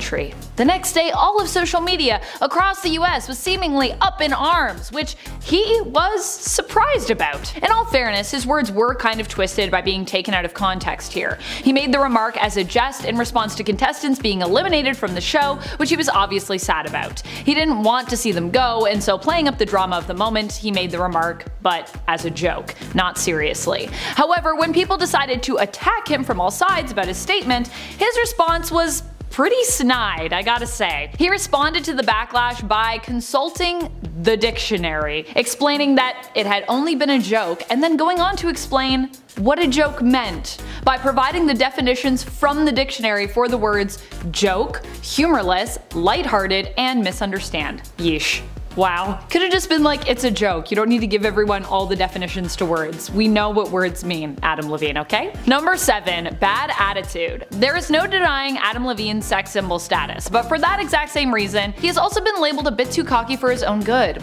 A lot of people would say that he seems to have developed a pretty bad attitude when it comes to appreciating his fan base. In fact, just last year, a TikTok went viral of Adam going off on a fan for coming on stage. The incident happened during a Maroon 5 performance when he was belting out the band's 2004 hit Sunday Morning, and an overly eager fan suddenly rushed the stage and reached for him. The video shows that security quickly grabbed the woman and pulled her away from Adam, who was then seen cursing, shuddering, and shaking off the experience before getting back into the music. Many were offended by his visceral reaction, suggesting he should humble himself and remember that the band is only successful because of its fans. Which, I mean, fair enough. It's true, that's how it works. Number 6, yoga practice. When it comes to Adam Levine's reasoning behind getting in a good stretch, it is less to do with his love of the practice or the spiritual elements of yoga, and more to do with his love for the look of the people who take the classes with him. Back in 2002, when Adam Levine was interviewed by Details magazine about his connection to yoga, he responded by pointing to his pelvis and said, "You know what yoga is good for? I'll tell you what yoga is good for. Doing it." That's not a red flag. I don't know what is. That's pretty red flaggy to me. Number 5, hypocrite. One of the things you really need to watch out for when it comes to the internet is what you say, because your words could come back to haunt you years later if they fall into the hands of the right people, and the right people want to hold them up and be like, look at this person, they're awful. At the same time, I do think we should forgive people who feel genuine cringe and remorse for awful things that they wrote on the internet, you know, like more than a decade ago, because people can change. It's possible. I've seen it. In the case of Adam Levine, though, it didn't take too long for people to turn his words against him after he seemingly changed his mind when it came to his thoughts on celebrity fragrances. Almost overnight. Or well, not quite overnight, but like about a year or 2 years later, which is still a pretty short turnaround, I think. In 2011, Levine took to Twitter, disgusted by the idea of celebrity fragrances, and in 2012, he also shared his opinions on celebrity fragrances in an interview, which he saw as a massive money grab. Quote, "I absolutely loathe the idea of doing a celebrity fragrance simply as a moneymaker. Personal brand to make money? Vomit." In the fall of 2013, though, he seemingly changed his tune, putting out his own fragrance that came in a bottle resembling a microphone. I think that one just speaks for itself. Number 4, reasoning for not being a misogynist. Okay, but if I sleep with so many women, how can I be a misogynist? That seems to be the summary of Adam Levine's reasoning for not being a misogynist, which not very sound. Adam Levine admitted that he sees men as being either misogynistic pigs or men who just really love women. Now, how would he categorize himself? Why, of course, as a man who just really loves women. Going on to explain in an interview in 2012 that maybe the reason I was promiscuous and wanted to sleep with a lot of them is that I love them so much. I'm not sure if that's what's going on there, Adam, or if that's how that works really at all. Number 3, response to being called out for cheating. After Sumner Stroh came out and claimed that she had an affair with Adam Levine and that the two were dating for about a year, which she expressed regretting, explaining that in retrospect she felt exploited in regards to the whole thing, being more naive at the time of that affair, Adam responded to the allegations. His response was to kind of apologize, but mostly deny that it happened. He denied ever having an affair and reduced their exchange to flirtatious messages, which he said crossed a line. But basically, that was it in regards to any wrongdoing on his part. Quote, "I used poor judgment in speaking with anyone other than my wife in any kind of flirtatious manner. I did not have an affair. Nevertheless, I crossed the line during a regrettable period of my life." I mean, he sent that message about this baby, this newborn baby that's coming. That was only a little while ago, so what regrettable part of your life? All of it? I don't know. Number 2, we will get through it together. Other celebrities have critiqued another part of Adam Levine's response to the cheating scandal. Levine went on to say in his response to Sumner's claims, quote, "I have taken proactive steps to remedy this with my family. My wife and my family is all I care about in this world. To be this naive and stupid enough to risk the only thing that truly matters to me was the greatest mistake I could ever make. I will never make it again. I take full responsibility. We will get through it, and we will get through it together." American actress Chriselle Strauss seemingly wasn't buying clarifying the remorse and took issue with Levine's wording. Chrishell tweeted, "When apologizing for cheating publicly, I hate the 'we will get through it together' part from a man. Don't speak for her. You've done enough." Number 1. 2 more women enter the chat. Other than the claims made by Sumner Stroh, which are pretty bad, especially regarding Adam wanting to name his and Beattie's future child after her potentially, 2 other women have also come out of the woodwork, claiming they also got raunchy messages from Adam Levine as well. Sumner also posted a response TikTok to her first video, where she wanted to expand on why she shared details of her interactions with Levine in the first place, and express her remorse about the whole thing, clarifying she does not think of herself as the victim, and that to her it is Prinsloo and her children who are the victims of this scandal. She also shared that she really only got into the affair with Adam Levine because he manipulated her, with him claiming that his relationship with Prinsloo was over, but that they were still presenting as a couple for publicity's sake. Marika, a comedian who has also come out to share her receipts, claims that she called out Adam Levine on being married and flirting with her during their time messaging, and he confirmed he was, but added, "It's a bit complicated." Is it? Is it a bit complicated, or are you married and you just want to send messages to other people? I don't know. Number 10. How they met. In an interview with Harper's Bazaar UK in 2019, Sophie spoke about their meeting and she basically said they got set up. She explained that they had a lot of mutual friends and they had been trying to introduce them for quite some time. Apparently they were following each other on Instagram and he direct messaged her one fine day out of the blue. Soon after the meeting, he invited her to meet up with his tour that was passing through the UK. She said that the two of them had an instant connection, even though she hadn't expected to like him. She said he didn't bring security, he brought a friend, and they drank just as hard as the rest of us. I remember us two spending only a couple of minutes on the dance, and then we found a space in the far corner and we just talked. Sophie went on to say that they talked for hours and hours, but that she was never bored. She felt that the conversation wasn't contrived, it wasn't small talk. From her point of view, it was just easy. She said soon they were inseparable, and then she went on tour with him. So at that point it seemed like she had really fallen hard for this dude, and marriage came very quickly after that. Like very quickly, but we'll talk about that in a minute. Number 9. Age is but a number. Joe was 28 years old when he popped the question to his then 21-year-old girlfriend Sophie. A lot of people believe that age is just a number. Many didn't find this to be a big deal at first. An insider close to the couple revealed that they were madly in love, and while Sophie is a bit younger than he is, she grew up in a small English town, so it's not completely out of the ordinary for an age difference to be glossed over. Many fans also came to her defense, citing her mental maturity. While she may have been 21, she was forced to grow up very fast, and because of that, she was probably closer to like a 30-year-old mentally speaking. The red flag is that much like celebrities like Leonardo DiCaprio or Al Pacino, Joe tends to date people much younger than himself, like supermodel Gigi Hadid. His oldest girlfriend was Taylor Swift. She was a whole 4 months older than him. Wow, make way for grandma! Despite how uncomfortable many fans found the age gap to be, the couple did not care, and really, that's what matters. Number 8. Flirty McGurty. When these two first got together, it was believed that Joe had all of the leverage. Why?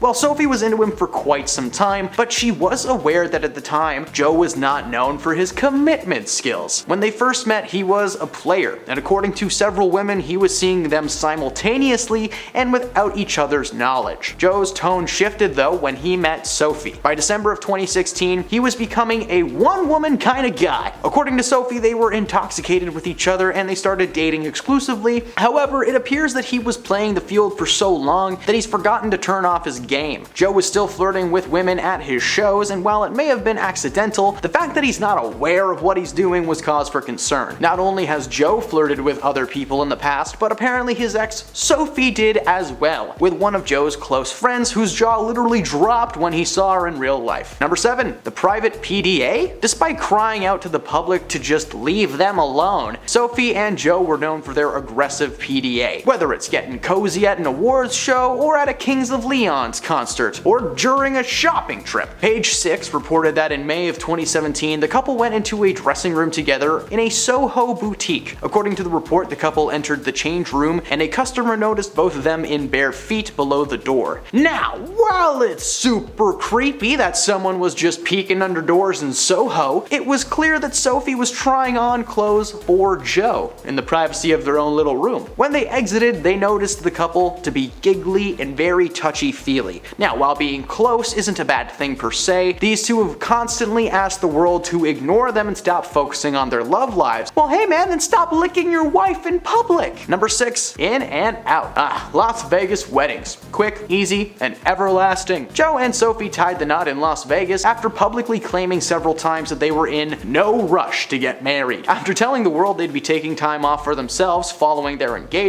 it was not less than a month later that they tied the knot and attended the Billboard Music Awards right after getting their license, like on the exact same day. They went to a little wedding chapel in Las Vegas that's famous for its star weddings, like Britney Spears' marriage to her friend Jason Alexander for 2 days. Not to mention, the wedding featured some huge Vegas cliches. There was an Elvis impersonator literally officiating the thing. Many speculate that Joe was trying to prove something to his brothers by throwing the exact opposite of their weddings. Nick Jonas and Priyanka Chopra had an extravagant $1 million wedding spanning multiple days. The only people in attendance for Joe and Sophie were Joe's brothers, DJ Khaled and Diplo. They also didn't wear the traditional dress and suit, instead opting for slacks and jeans. To cap it all off, they used ring pops instead of real rings to seal the deal. Man, I feel like I'm describing a dream that I had. Number 5, Sophie was hesitant. Sophie Turner previously admitted to OK Australia in 2016 that she's never dated anyone who she didn't know before or who is in the industry. Her reasoning, well, in addition to being more focused on her career than her love life at the time, she claimed that their lifestyles were a contributing factor. Joe and Sophie had different ideas of what was fun. She went on to say how on-set romances are amazing, but they tend to be very temporary when it comes to their time together, so that was a big fear for her. The logistics seemed to be her main concern as well. If she was filming in Australia and he was on tour in the States, how would that work? They'd never see each other. After getting together officially with Joe, Sophie did admit that she felt like she was in a fishbowl. Frustratingly for her, the smallest thing would be made into headline news. If she stubbed her toe on the sidewalk, it was in the front page. Her frustrations are legitimate, but why maintain this charade for so long if you're uncomfortable from the start? Number 4, short and sweet. Before being engaged, the couple only dated for a very short time. Joe Jonas and Sophie Turner were first linked after attending a Halloween party together in 2016. The singer showed up dressed as a Dalmatian, while his love interest sported some pink sequins bunny ears, according to People magazine. Less than a week later, they were spotted looking very comfortable at the pre-MTV European Music Awards event in the Netherlands, where Kings of Leon's performed. Less than a year after getting together, Sophie was spotted with a ring on her finger, and the engagement was confirmed. Many people get engaged early in their relationship, but as you've seen through this video, this was a case of rushing into things a little too quickly considering some of the other entries on this list. Number 3, she's messing with a gold digger. According to an inside source close to the couple, Joe was beyond excited when he started dating Sophie, and sounds like it's because of her money. According to the source, one of the main reasons that Joe is so smitten with his ex-man wife is because she is able to provide for herself and for him. Apparently, Sophie does not let Joe pay for most things, something the musician is not used to. When speaking about his wife in interviews, Joe kinda just backed up the whole gold digger theory, as the first and foremost thing that he mentions is how much he loves her independence. He literally said, "She buys me stuff all the time. I love it." While many praised Sophie for her efforts, many people started pointing out the red flag and expressing their discomfort knowing that Joe Jonas doesn't pay the bill when he's out with his lady. Maybe that's why they're getting divorced. Maybe she kept the tabs and the bill finally came due. Number 2, different love languages. According to Sophie herself, she learned that a majority of what she knows about physical intimacy was from her time on the HBO series Game of Thrones. I'm not sure why this needs to be said, but I'm gonna say it. Don't treat Game of Thrones as something to learn from. Dragons aren't real. They're not real, Nate. Thanks to the show, it may have skewed her view on what proper intimacy looks like. Meanwhile, Joe just seems to love chit-chatting about his private parts. Seriously, like every chance this guy gets, it's genitalia. He boasted to Vulture in December of 2013 about removing his purity ring, which himself and his brothers Kevin and Nick rocked during their Disney days. In October of 2016, he then talked about the size of his little dinghy compared to that of his brothers, which is just too much information. Very uncomfortable. He goes on to recount the time that he lost his V card and about becoming a little bit too excited while filming music videos with Ashley Graham and Charlotte McKinney. Sophie has expressed her disappointment in this lack of restraint and has begged him to quit numerous numerous times, but he persists and now they're divorced. And at number 1, Joe took off his wedding ring first. In the weeks leading up to this divorce announcement, Joe was photographed without his wedding ring quite a few times. One of those moments was as far back as August 11th, when he was picking up an iced coffee in New York City. But since then, he's made a point of wearing it again, even as the couple have officially filed for divorce. On Monday, Joe posted a black and white photo on Instagram that showed him looking at the camera and holding a cup with his wedding band prominently on full display. Then, just this morning, he posted a statement to Instagram claiming that it was from the two of them. It said, "After 4 wonderful years of marriage, we have mutually decided to amicably end our marriage. There are many speculative narratives as to why, but truly this is a united decision and we sincerely hope that everyone can respect our wishes for privacy for us and our children." This is quite a shock considering that the news only broke a few days ago. Sources spoke to TMZ and said that Joe had his people contact at least 2 divorce lawyers in LA, and the couple has had serious problems in their relationship for at least 6 months. Number 10, the open relationship. After reports swirled that Brad Pitt was dating German model Nicole Tutorials, who looks a little bit like a younger version of Angelina, the world was set into a tailspin. But fans were a little bit confused when they found out that the model was already married to a much older man named Roland Mary, a German restaurateur who's 41 years her senior. Not only that, but Pitt allegedly met her through her husband. A source told the Daily Mail that Brad had been coming to Roland's restaurant for years, and he was then introduced to his wife Nicole, and she passed him her number. The two of them were eventually spotted in the south of France at Chateau Miraval, the estate he shared with Angelina. To make matters worse, the trip allegedly occurred near what would have been his and Jolie's wedding anniversary. But however scandalous the relationship was, it was always a little ambiguous as to whether there was any cheating involved, especially considering that Nicole is quite philosophical about the whole open marriage deal, and her husband seemed alright with the arrangement. So was the whole thing a little bit strange? Yes, but not necessarily wrong. Number 9, the foundation scandal. After Hurricane Katrina, Brad Pitt's Make It Right Foundation built 109 eye-catching and affordable homes in New Orleans for a community where people were displaced by the damage since 2005. But according to Pop Science, the vast majority of the homes are riddled with construction-related problems that have led to mold, termites, rotting wood, flooding, and although some of the structures are not yet a decade old, out of all the homes built, only 6 reportedly remain in reasonably good shape to this day. Most either have had partial repairs or have been completely renovated because of structural problems, with at least 6 houses totally boarded up and abandoned. As a result, in 2018, Brad and his foundation were hit with a class action lawsuit alleging that the homes they built were structurally unsound, with faulty foundations, electrical issues, and some with incorrectly installed gas meters, putting their homes at risk of gas leaks and explosions. The actor took credit for launching Make It Right in 2007, serving as its public face for years, but when his lawyers argued that he could not be sued over the developmental failings, a judge ruled that the movie star would remain a defendant because of his role as the organization's founder and chief fundraiser. Number 8, dissing Jennifer Aniston. Jen told Vanity Fair in 2005 that while she doubted her ex-husband was deliberately malicious, she explained that when it comes to Brad, there's a sensitivity chip that's missing. That might just be true when you look at his Parade magazine interview in 2011.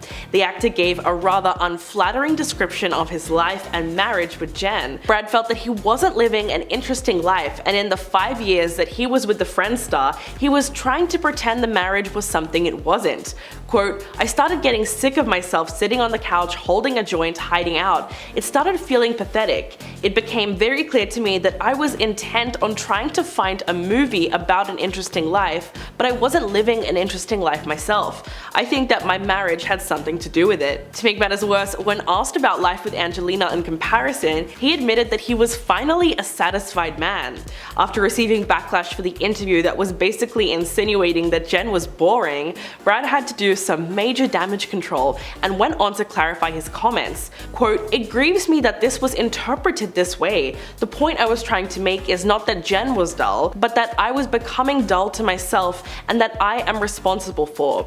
So at least he was able to clear that up because it probably hurt Jen quite a lot. Number 7. The judge issue. Like many celebrity couples, Pitt and Jolie opted to hire their own judge to increase their privacy in the divorce proceedings.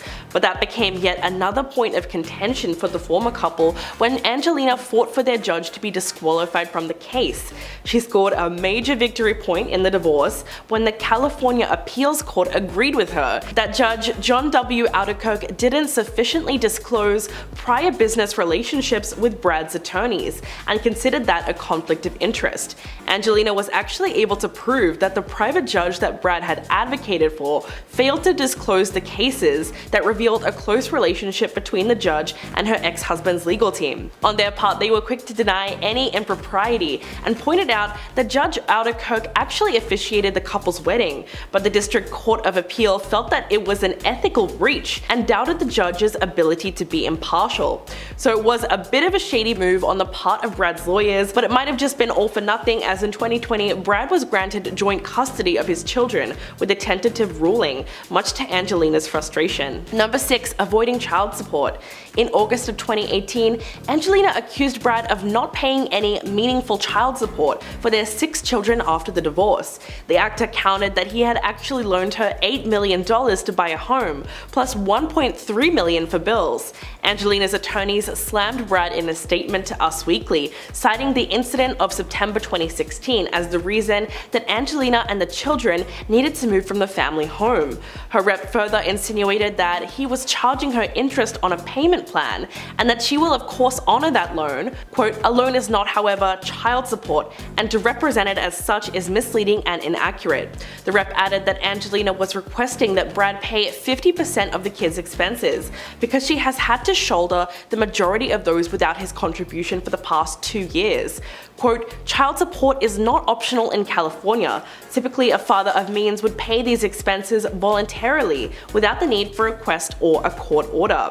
The former couple's constant back and forth fighting over finances still hasn't ended. In fact, Brad is reportedly suing his ex-wife for allegedly secretly selling their $116 million winery without his knowledge. Number 5. Whitewashing. We certainly can't talk about red flags without bringing up the controversy surrounding Bullet Train. Brad has recently come under fire for allegedly whitewashing Japanese culture in his new blockbuster movie, which is an accusation that has his fans divided. The action-packed movie takes place in Japan on a high-speed train heading from Tokyo to Kyoto, which sounds great except for the fact that the majority of the cast involved are from Western countries and are not ethnically Japanese, leading many to accuse the filmmakers of insensitive casting choices. As Brad is the film's main lead, a lot of the criticism naturally falls on his shoulders, not to mention the fact that his character was originally written as Japanese in the source material. Not only are the majority of the film's main cast white, but the passengers of the bullet train are largely white as well, while the few background actors that do appear to be Japanese have no prominence in the story or speaking lines. The movie is based on a novel by the same name, written by author Katara Izaka, who has stood by the casting choices, but people are still upset regardless, because similar instances of whitewashing have occurred in recent movies, like Doctor Strange or Ghost in the Shell, so audiences are becoming increasingly frustrated with miscasting. Number 4. The lighting lawsuit. Odile Soudan was once considered a friend of Brad and Angelina before they ran into some major issues.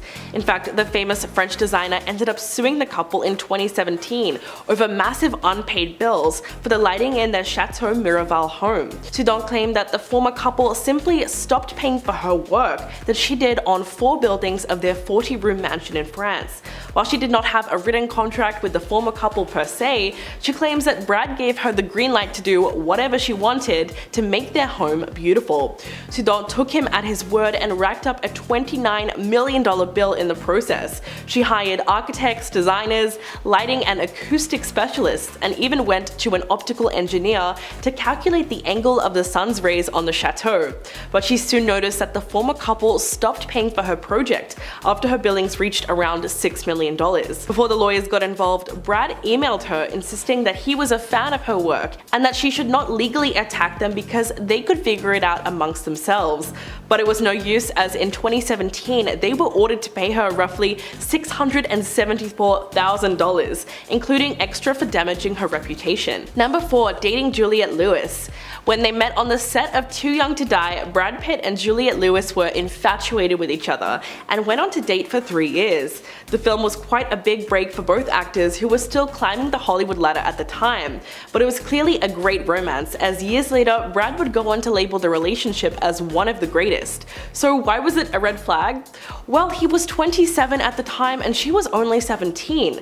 But it was the 90s, right? Well, no, actually, it was always a little bit creepy considering the fact that Juliette was still in high school at the time. When speaking about the whirlwind romance, she told Daily Mail in 2010, quote, "I was a teenager at the time. It was a lifetime away. I was in my high school years and it was a wonderful, loving relationship with a fun, smart guy. Then it was over and he went on to become incredibly famous." The duo certainly seemed in love as they were constantly hitting up red carpet events together, like the premiere for Thelma and Louise or The Last of the Mohicans. But the relationship was still a questionable one and falls into a morally grey area because of Juliette's age at the time. Number 2. Working with Weinstein. In a recent interview, Angelina Jolie opened up to The Guardian about her experience with the disgraced movie mogul Harvey Weinstein, speaking about his unwanted advances. Quote, "It was something I had to escape. I stayed away and warned people about him. I was asked to do The Aviator, but I said no because he was involved. I never associated or worked with him again. It was hard for me when Brad did." She went on to admit that it was very difficult for her when Brad continued to work with him, despite the fact that he tried to take advantage of her when she was 21. The couple fought over Brad's decision to take on Inglourious Basterds in 2009, which was distributed and co-financed by the Weinstein Company, and again in 2012 when he approached Weinstein to produce his film Killing Them Softly. Angelina makes it clear that Brad was well aware of what happened to her and went against her wishes anyway, which caused a great deal of pain. The actor made headlines for an interview with CNN, condemning Weinstein, and spoke about a time that he confronted him for preying on his then girlfriend Gwyneth Paltrow. So it's safe to assume he always knew about the Hollywood predator and was still happy to keep working with him. Number 1. Accusations of domestic violence. Angelina Jolie and Brad Pitt's separation has been anything but a smooth process since it began, back in 2016. Their divorce seems to become messy and messier as years go by, especially after a disturbing allegation by Angelina last year, who filed court documents against her ex-husband that claimed that she was a victim of domestic violence. In fact, the court documents state that the actress and her children are willing to offer proof and authority in support of these allegations. She also agreed to provide testimony, along with the testimony of minor children. So where did this serious accusation come from?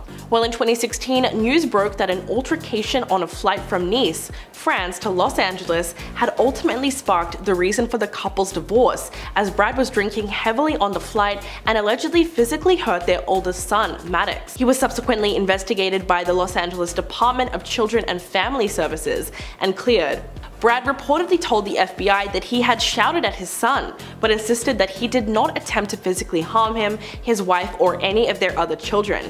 The actor has since also admitted that he was facing difficulties with alcohol at the time and attended Alcoholics Anonymous following the divorce.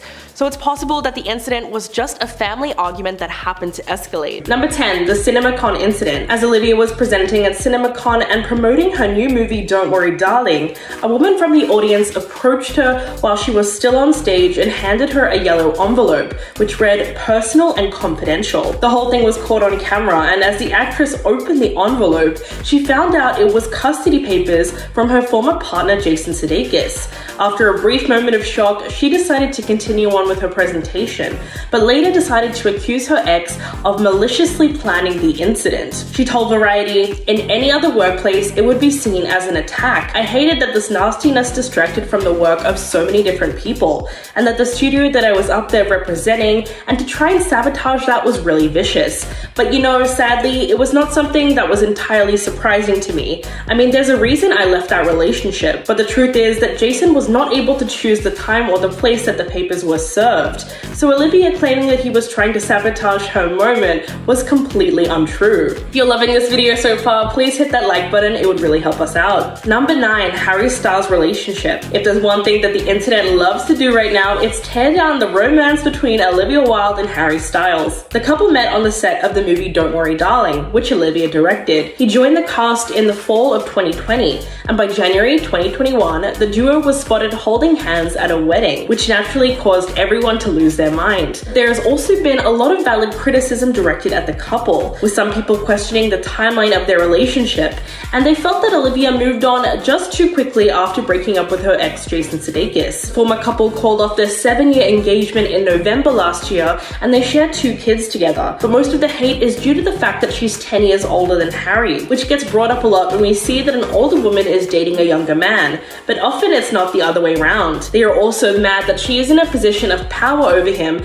as she directed the movie that he was starring in. So in a way, their whole relationship is a huge red flag. Number 8, queerphobia. Olivia Wilde has faced huge backlash after alleged homophobic comments she made in previous interviews resurfaced online. The 38-year-old actress has been slammed by the LGBTQ+ community for comparing changing roles in her career to that of someone who was making a life-changing decision about sexuality. In the interview, she was talking about what it was like going from being an actress to being a director, and she said it felt like coming out of the closet. She angered that same community again on another occasion, when she said that before she met Jason Sudeikis in 2011, she considered having a soft kind of lesbian relationship. Although it's totally fine to question your sexuality, people were mainly upset that Olivia claimed to have considered becoming gay just because she was lonely, which feeds into the stereotype that women only get into queer relationships because they don't seem to have any men in their life. Number 7, Shia LaBeouf comments. The actor was initially cast as Jack in Don't Worry Darling. However, pretty soon news broke in September of 2020 that Olivia had replaced him with Harry Styles. But the story that she began circulating was a little strange. She alleged that she fired Shia due to a no a-hole policy that she had while directing. She told Variety,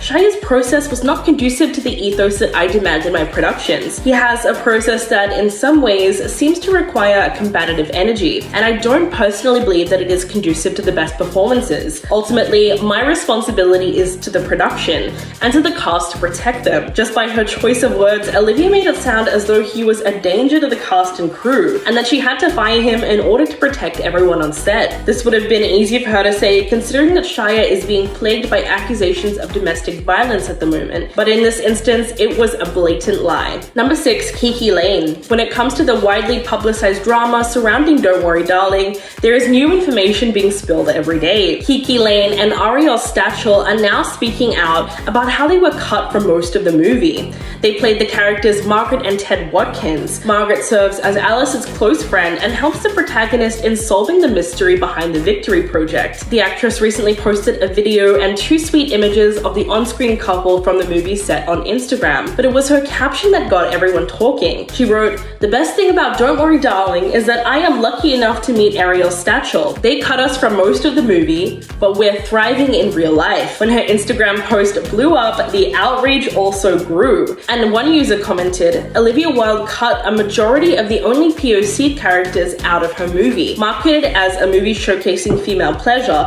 when it was only about women being literally entrapped without their consent. And you still want to defend her?" Number 5, leaked video. In response to Olivia's comments, Shia publicly exposed the truth behind his leaving of the project. And in the biggest revenge move ever, he emailed both Olivia and Variety magazine, saying, "You and I both know the reasons for my exit. I quit your film because your actors and I couldn't find the time to rehearse. Firing me never took place, Olivia. And while I fully understand the attractiveness of pushing that story because of the current social landscape, the social currency that brings, it is not the truth. So I am humbly asking, as the person with an eye toward making things right, that you correct the narrative as best as you can." Shia then leaked a video of Olivia practically begging him to stay in the film and making it seem like Florence Pugh was the only one who didn't want him there. In the clip, she tells Shia that she is not ready to give up on the possibility of him working in the film, saying, "The fact that you're leaving might be a bit of a wake-up call to Miss Flo." That video went viral and the result was utter chaos. Number 4, underpaying Florence. Florence. Early into the production of the movie, there were reports that Harry earned triple his co-star's salary, despite Florence being the film's leading lady. In early August, Showbiz Galore reported that she only took home $700,000 for her role as Alice, which sounds like a lot, but Harry was reported to be paid $3 million to play the supporting role of Jack, her husband, which if true would also be even more than the other notable co-stars in the film, like Chris Pine, who reportedly only made $600,000. But Olivia refuted the allegations and told Variety there is absolutely no validity to those claims. There has been a lot out there and I largely don't pay attention to it. She went on to call the pay disparity non-existent and said, I'm a woman who has been in this business for over 20 years, and it's something that I have fought for myself and others, especially being a director. It's no secret that it's been an ongoing battle for men and women to have the same pay for film projects that they do together, so it's understandable that fans were fuming at the possibility that Florence was actually underpaid. Number 3, rude jokes. In March of 2011, after 8 years of marriage, Olivia filed for divorce from her first husband, Italian Prince Taurus Poli. While he was heartbroken after the split, it seemed like the actress was more focused on publicly humiliating her ex. In 2020, at an event hosted by Glamour magazine, she discussed trying to fake happiness with her ex-husband towards the end of her marriage. In fact, she aired out all their dirty laundry and even talked about how bad their sex life was. Quote, I felt like my died, turned off, lights out. You can lie to your relatives at Christmas dinner and tell them everything on the home front is just peachy, but you cannot lie to your It really sounded like that was her attempt at a sex joke, but it wasn't great considering that it sounded like she just wanted to get up on stage and say that Tao was bad in bed. Even if she was joking, many people would agree that the whole thing was done in bad taste. Number 2, Richard Jewell. When the 2019 film came out, it was steeped in controversy, mostly because of Olivia's portrayal of real-life journalist Kathy Scruggs. The real Kathy, who died in 2001, was working at the Atlanta Journal-Constitution when she broke a story that the FBI was investigating the security guard Richard Jewell for the in Centennial Olympic Park during the 1996 Olympics. But the issue with the movie was that it depicted the iconic female journalist as having traded sex for information, which was particularly offensive considering the fact that there was no evidence that the real Kathy Scruggs ever did that. And even many of her past colleagues ended up coming forward and condemning the movie. In general, Olivia didn't seem to see a problem with it and actually made several statements defending the movie. But audiences found her character to be sexist, demeaning, and an outright insulting trope imposed on women. This led to a boycott of the film, as a lot of people in the journalism industry were up in arms over the portrayal. And coming in at number 1, the premiere. While Florence Pugh did not end up walking the red carpet, the internet could literally not get over how distant she was from Olivia the whole time. The 26-year-old was obviously giving her the cold shoulder, which comes as no surprise following all the rumors of tension between the two actresses. Not only that, but the weird vibes continued into the screening, where Florence and Olivia had to be seated 3 people apart. According to multiple eyewitnesses inside the screening, the actresses maintained their cold demeanors towards each other, and Florence even turned away from her when she started crying during the standing ovation. While yes, she did walk the festival's red carpet with the rest of the cast, she only posed for group shots, and the 2 women were not photographed together alone at all. And Florence didn't even pose for pictures with Harry either. So as much as Olivia loves to deny it, it's clear that there is still some deep resentment between them, and it would be very unlikely that they ever work together again in the future. He hasn't dated any woman over the age of 25. Seriously. Even in his longer lasting relationships, as soon as his girlfriends reach his idea of an expiry date, they get the boot. While he has been linked to Naomi Campbell and Rihanna, who were older than the age limit at the time, they never officially dated. The women part of the ex-girlfriend club are not just your everyday beauties. All of Leo's ex-girlfriends are supermodel gorgeous. The ranks include Bar Raffaelli, Blake Lively, Kelly Rohrbach, Nina Agdal, and more recently, Camilla Morrone. At the tender age of 20 years old, Camilla began dating Leo, who was 43 years old. If you're keeping count with me, that's a whopping 23-year age difference. I'm sure a lot of people would find dating someone who could be your daughter kind of gross. All signs point to immaturity, which is an immediate red flag. Number 9. All of Leo's ex-girlfriends look the same. Young blonde beauties are clearly Leo's type, but when you put all the photos together, you can barely tell them apart. His most recent ex, Camila, probably looks the least like the prototype as a brunette, but when Leo first set his sights on her, she was, you guessed it, blonde. As the all-knowing minds of the internet suspect that the standard was set by Giselle, who he dated until she was the ripe old age of 23 years old. If you dig a little deeper into his dating history, it's clear that he was always into the blondes, even in the early 90s, but dating the same type of women and replacing them as soon as they reach an age limit seems really sketchy. Number 8. He takes all of these girlfriends to the same island for vacations. The evidence that Leo is a creature of habit in his relationships is overwhelming on this one. It might even be considered an orange flag if it was anyone else, but considering the strict dating standards he sets on his partners, why wouldn't he take them all to the exact same island for getaways? This island is incredibly private and Leo clearly loves it there. So much so he's actually recommended it to President Obama. The former president supposedly said, if Leo recommends a place, I listen. And if Leo has been able to come here on several different occasions with different girls and not a single photo has come out, that's where I need to go. Number 7, the shocking age that Leo met his most recent ex-girlfriend. Camila and Leo are no more, and I don't think that it's a coincidence that she just so happened to turn 25 earlier this summer. The pair were originally introduced to each other through another Hollywood A-lister, Al Pacino. Here's where it gets sketchy though. Leo met her when she was 10 years old and he was in his early 30s. Gross. Camila's Al Pacino's stepdaughter. While we don't know how well they knew each other at the time, hopefully it was just a meeting in passing, but it's shocking to think about. In July 2019, Camila posted photos of Humphrey Bogart and Lauren Bacall, another Hollywood couple with a very distinct age gap, and captioned it, "A love like this." By drawing comparisons to her 23-year age gap relationship and Humphrey and Lauren's 25-year age gap, it's clear to see that she didn't think anything was wrong with the relationship, although she may have forgotten to factor in Leo's expiry date in her plans for a long-lasting romance. Number 6. Less than 2 weeks after breaking up with Camila, he was spotted with another woman. Leo was spotted at New York Fashion Week getting cozy with Gigi Hadid after breaking up with Camila, his girlfriend of the last 4 years. Clearly doesn't take him very long to recover from a breakup. Leo's back on the prowl with his sights set on the newest blonde for the lineup. Based on the factors we've seen so far, Gigi fits the bill. Blonde, supermodel certified gorgeous. However, there are a few things that may throw a wrench in his rebound plans. Nobody freak out. Gigi is 27. If Leo can get past that age qualifier, there's also the matter of the child she shares with her ex, Zayn Malik. Now, if I were Gigi, I would take all of these red flags at face value and head for the hills, unless she really wants to go to that private island.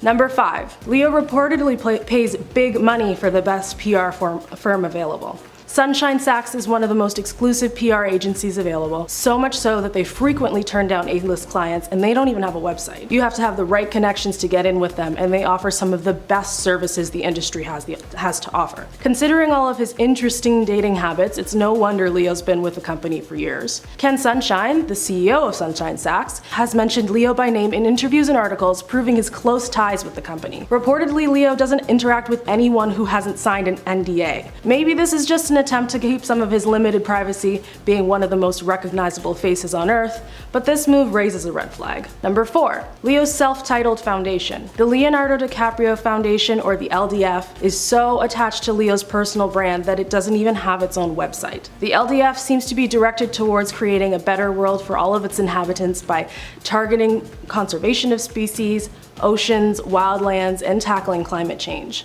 All of this seems great, but in 2016, the foundation was target of a complaint from the US Department of Justice. It seems one of the donations made to the LDF directly linked to one of the largest embezzlement cases the planet has ever seen, $3 billion large.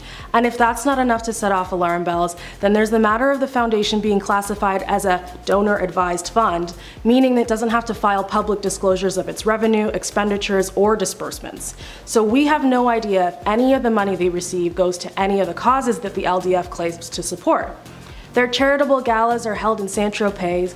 They're reported to be filled with all kinds of debauchery at the low price of just under $12,000 a ticket. Number 3. Leonardo DiCaprio's environmentalism stops as soon as it's time to travel. Leo's holidays are always lavish. He owns an island off of the coast of Belize, and his vacations are frequently to new destinations. But I have to say, partying on a 350-foot mega yacht in St. Barnes that burns an estimated 300 gallons of diesel an hour likely does more damage to the environment than you or I will ever in our entire lifetime. In the same breath, Leo constantly calls out attention to the dangers of climate change and urges people at home to take it seriously. Clearly, he doesn't think it's serious enough for him to adjust his lifestyle. Number 2. Leo's close friends with a sketchy past. Leo's closest pals have been friends with him for almost 30 years.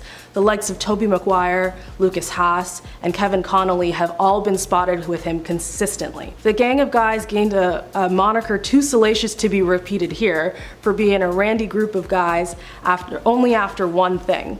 They would go out on the town in search of women and a good time, not caring if anyone else was in the way. Beyond party boys in their natural habitat, there's a laundry list of illegal poker rings, lawsuits, and bad behavior attached to this group. All red flags here. And our number 1 red flag, Leo's been rubbing shoulders with political figures. Over the years, Leo's been invited to thousands of events and meetings with prominent figures. The ones that stick out the most as the most red flag behavior are his cozying up to political leaders and religious figures alike. Has been spotted visiting Pope Francis, and concerningly, he's met one-on-one with Russian President Vladimir Putin. Leo has stated that all of these visits were related to his foundation and on climate change, but his tactics of getting close to major world leaders to get his way are unsettling at best. Number 10. Justin Bieber's roast. The comedy roast. The most wonderful tradition of the comedy world. A gathering of some of the funniest and most clever people on the scene coming together to make fun of each other on stage in a friendly and dark performance. In 2012, actor, comedian, scholar, and jerk James Franco participated in one of these roasts, inviting several top-tier comedians like Sarah Silverman, Aziz Ansari, and to host the show, he got his longtime buddy, Seth Rogen. One of the key members of the dais was Jonah Hill. Jonah was best known for comedic roles in movies like The Sitter and Superbad, but around 2011 he made a shift to the more serious side of filming, starring alongside Brad Pitt in the movie Moneyball.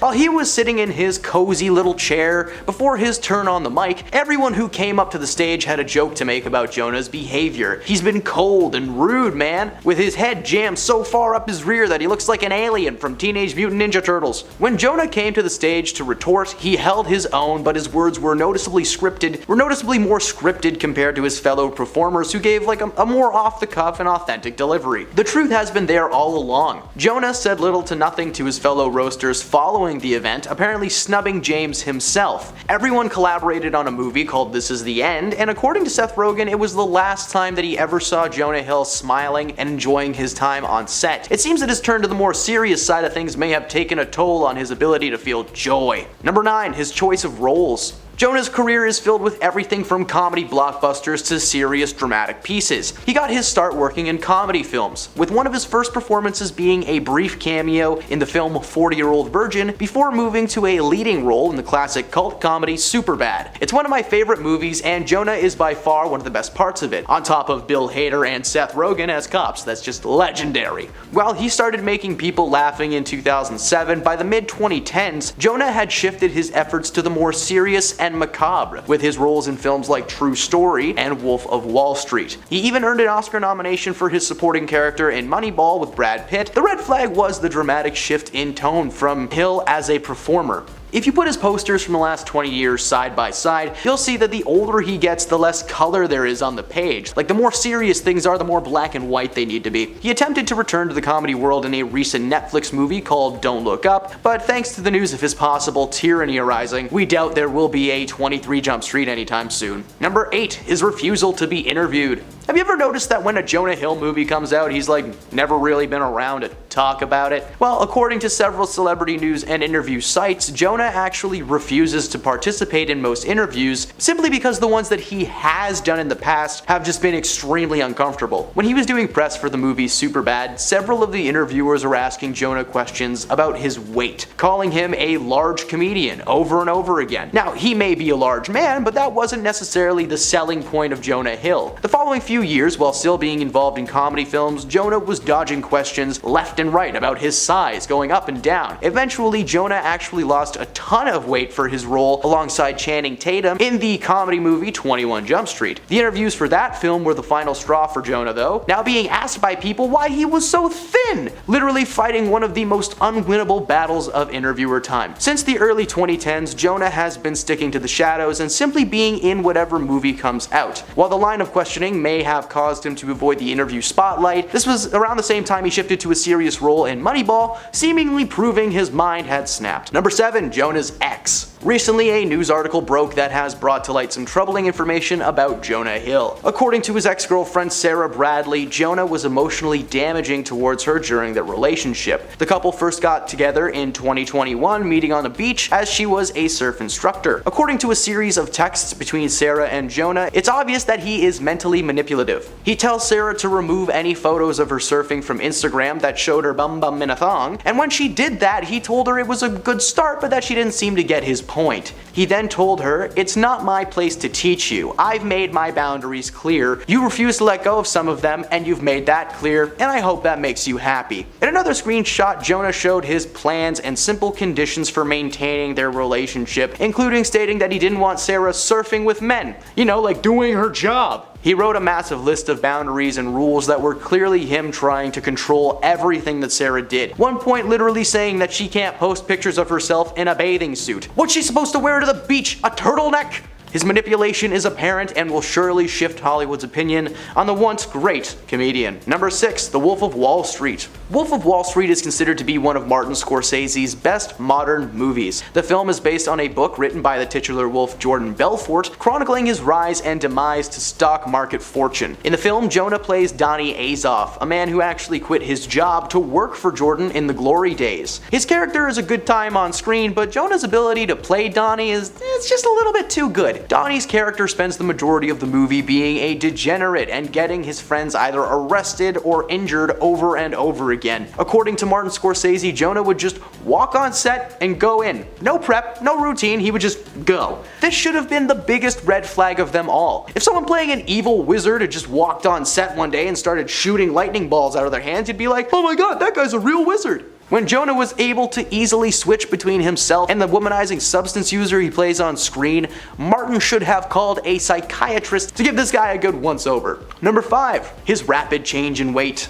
Many performers are able to shrink and grow seemingly at will. Look at Christian Bale. He has gained and lost weight over and over again for roles over the years, attributing the dramatic changes to a form of method acting, allowing him to literally embody his characters. Jonah is no stranger to this concept, as he was spotted over 100 pounds lighter in 21 Jump Street than he had previously been in the movie Moneyball. I guess when you're nominated for an Oscar, they give you some kind of a gym membership or something. We should look into that. While Jonah's rapid shrinking and growing isn't necessarily a red flag per se, we can't imagine that the rapid change is good for his body, and with the news of his possible toxic behavior, it appears that that change may have affected his mental health as well. In his most recent flick, You People, alongside comedy legend Eddie Murphy, Jonah appears to have returned to his larger build and returned to the realm of comedy. Now, I haven't personally seen the movie, but the reviews so far suggest that it may be one of those movies that you throw on in the background, you know, just kind of put it on while people are hanging out. Just not a good one. Number 4, his attitude on set.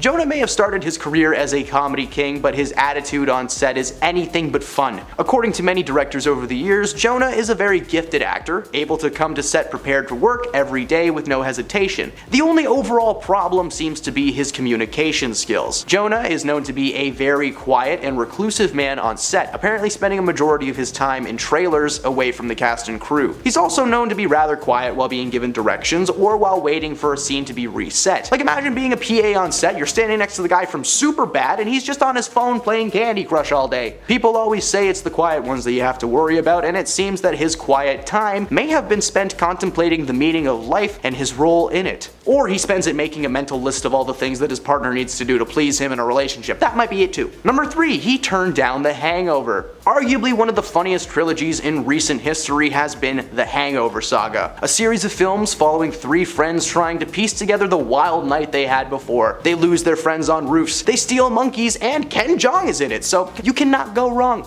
What many people may not know is that the role of Alan, played by Zach Galifianakis, was actually offered to Jonah Hill over 3 times before they just finally gave up. While there was no specific reason why he didn't want to participate in this, a low-budget flick called Cyrus was released not long after The Hangover started production. It seemed that Jonah wanted to work in a more serious role instead of participating in one of the highest-grossing comedy trilogies of all time. While Cyrus was an interesting movie, it follows Jonah playing the titular son, living with his mother mother, played by Marissa Tomei, who befriends and begins to date John C. Reilly. It's a great movie, but it's nowhere near the caliber of the Hangover series, so we just wonder how hard Jonah was kicking himself after that one. Number 2, he canned 23 Jump Street. Alright, this is an entry that actually hurts to talk about, so I just need a second because it would have been really cool if they had made it, okay? In 2012, Jonah and Channing Tatum starred in a comedy reboot of the classic crime series 21 Jump Street for a more modern audience. The film received massive success at the box office and was quickly picked up for the sequel treatment. The sequel ended up being one of those few examples in Hollywood history of a second movie being better than the first, which is why it was so surprising to hear that the planned threequel 23 Jump Street was canned by Sony Studios. The main reason being, well, it was just too ambitious for Jonah. You see, the third entry in the franchise was going to be a massive crossover between two Sony properties. Jonah and Channing were set to cross paths with Tommy Lee Jones and Will Smith's characters from the Men in Black trilogy. The leaked script told the story of Jonah and Channing's characters investigating a new substance at a university, only to discover that the suppliers are extraterrestrials being hunted by the Men in Black. The idea of Jonah and Channing wearing that black suit and shades while holding comedically large it makes my soul sing with joy. A script was written, but ultimately the studio thought it just wouldn't make any money and end up being a massive misstep in the franchise. Apparently Jonah actually had something to do with this too. You see, while Channing was filled with excitement towards this project, Jonah felt that the entire thing was going to be one giant pain. His under-enthusiasm made the studio nervous to go forward with what would have been one of the best movies in the last 10 years. Instead, Sony decided to reboot the Men in Black franchise with Tessa Thompson and Chris Hemsworth, and it's just bad. It's just really bad. And at number 1, everything about him. I know it's a bit of a cop-out to say that the biggest red flag is everything that Jonah Hill has done, but am I wrong? As mentioned on this list, this guy has shifted his weight up and down, he's ignored his cast and crew while on set, he's flippy-floppy all over the genre map, and he's been mentally manipulative towards the women in his life. Jonah was a light in the early days. People remember him bringing joy to the set and always being in a good mood. But as the years went by, things got worse and worse, to the point that he now just does his job, grabs his check, and moves on to the next project. Now that he's been outed as being a mentally manipulative man in his personal life, we can only imagine the slew of backlash and cancellation that Jonah is surely about to face. At number 10, Russell Brand. This man has been slowly exposing himself to the public over the years as his chaotic energy has just gotten worse and worse. Brand has previously gone down in history as being the worst host of the Video Music Awards ever, but now he's going down in history for being an absolutely terrible human being. 4 women have come forward alleging that Brand mistreated them verbally and physically between the years of 2006 and 2014, arguably the height of his career. He strongly denies the allegations, and in a video that he posted himself, the actor claimed that while he was promiscuous, all relationships were consensual. One woman claimed that Russell had started a relationship with her in 2006 while she was still in high school and he was 30. Apparently they met when Brand bumped into her at the mall. According to the woman, the relationship was meant to be anonymous, with Russell asking her to straight up lie to her parents. He even wrote her a script to keep things smooth. Another woman alleged similar behavior in 2007, but added that he had a massive temper, becoming physical with her a few times. Several more women have spoken about their situations with Brand, all of which were eerily similar and showed that he is a pattern of mistreatment. At number 9, Jonah Hill. Unfortunately, it would appear that the once funny man turned Oscar nominee is really a jerk. Recently, a news article broke of his ex-girlfriend, Sarah Bradley, revealing evidence that Hill was emotionally damaging towards her during their relationship. The couple first got together in 2021, meeting on the beach as she was a surf instructor. According to a series of texts between Sarah and Jonah, it's obvious that he is manipulative. He told Sarah to remove any photos of her in a bathing suit, which was a lot of them due to her being a surf instructor. When she did that, he told her it was a good start, but she didn't seem to get his point. He then told her, "It's not my place to teach you. I've made my boundaries clear. You refuse to let go of some of them, and you've made that clear, and I hope it makes you happy." People felt that his boundaries were closer to ridiculous demands, and in another screenshot, Hill explained his conditions for maintaining their relationship, including stating that he didn't want Sarah surfing with men, aka her job. He wrote a massive list of boundaries and rules that were just clearly him trying to control everything Sarah did. At number 8, Oprah Winfrey. Who would have guessed that the woman once famous for handing out cars on her talk show is being canceled by the world. Why? Well, Oprah made a career-ending mistake when herself and Dwayne Johnson broke the one rule of being a billionaire: don't ask poor people for money. Last week, Winfrey and The Rock announced that they would be starting a relief fund for the victims of Maui wildfires. The People's Fund of Maui was given a solid $10 million to get off the ground, $10 million donated by Winfrey and Johnson combined. So why is it just Oprah getting so much hate online? Well, it's because she has a net worth of roughly $2.8 billion, billion with a B. The internet is collectively furious at Oprah for having the audacity to ask working class citizens for charity when most people can barely afford to put food on their table. The Rock and Oprah donated $5 million each to give the fund a head start, except $5 million to Oprah is like $500 to us. Oprah ended up addressing all the hate online, telling the Daily Mail that she was disappointed in the reaction from the world rather than focus on the good things and the people of Maui. The world was mad that she asked them to give a nickel. Oprah has yet to confirm if she will be donating any more to the fund, but so far it's not looking very promising. At number 7, Drew Barrymore. The actress and now talk show host made headlines last week when she announced when her very popular show, The Drew Barrymore Show, would return to air despite there being a massive writer's strike in Hollywood at the moment that a majority of celebs have shown their support towards. The Charlie's Angels star claimed that the move was not intended to make light of the current situation, but rather as a way to create a safe environment to discuss the difficult topics. She posted a video to Instagram apologizing for all the pain the decision had clearly caused people. The writers who worked on her show before the strike were literally standing outside of CBS studios with picket signs. The internet called her a number of different insults and asked that she be fired from the show altogether. Well, apparently Drew heard everyone's cries and decided to keep the show off air for now. While she made the right move in the end, it may be too little too late. At number 6, Danny Masterson. The actor, best known for his role on the sitcom That 70s Show, has been convicted on serious charges of misconduct. 3 women came forward detailing a time when Masterson aggressively took advantage of them. 3 separate incidents took place between 2001 and 2003, but a verdict was not reached until just this year. The first round of investigations actually took place while he was still on That 70s Show, but at the time there wasn't enough physical evidence to take things very far.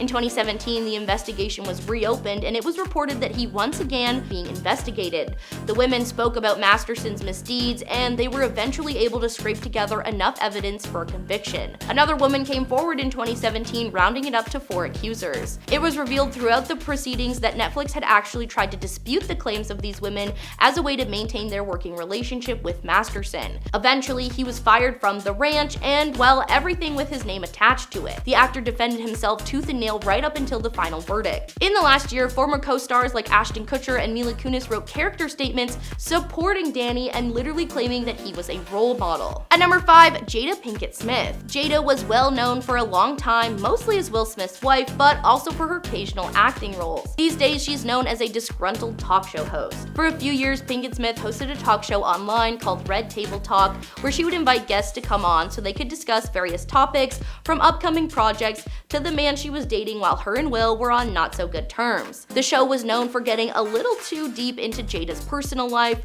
often making the viewers and her guests very uncomfortable, revealing details that nobody asked for. The company she worked for eventually decided to shut down their streaming and her show would suffer. The show may have also been canceled due in part to her husband smacking Chris Rock in the face. At number 4, Colleen Ballinger. Former YouTuber and current demon, Colleen Ballinger has recently been outed as having inappropriate relationships with her young fans. Luckily, nothing went as far as becoming physical, but her involvement in various group chats with fans half her age was extremely inappropriate. Ballinger is best known for her character Miranda Sings, who became so popular on YouTube that she received her own Netflix series. If you haven't seen that, too late, it's been removed now. She was basically messaging her fans to deliver so-called advice when she was really just trying to manipulate them into being her unpaid employees and sending them to bat for her during any kind of drama. Following the backlash, Colleen decided to post an apology online.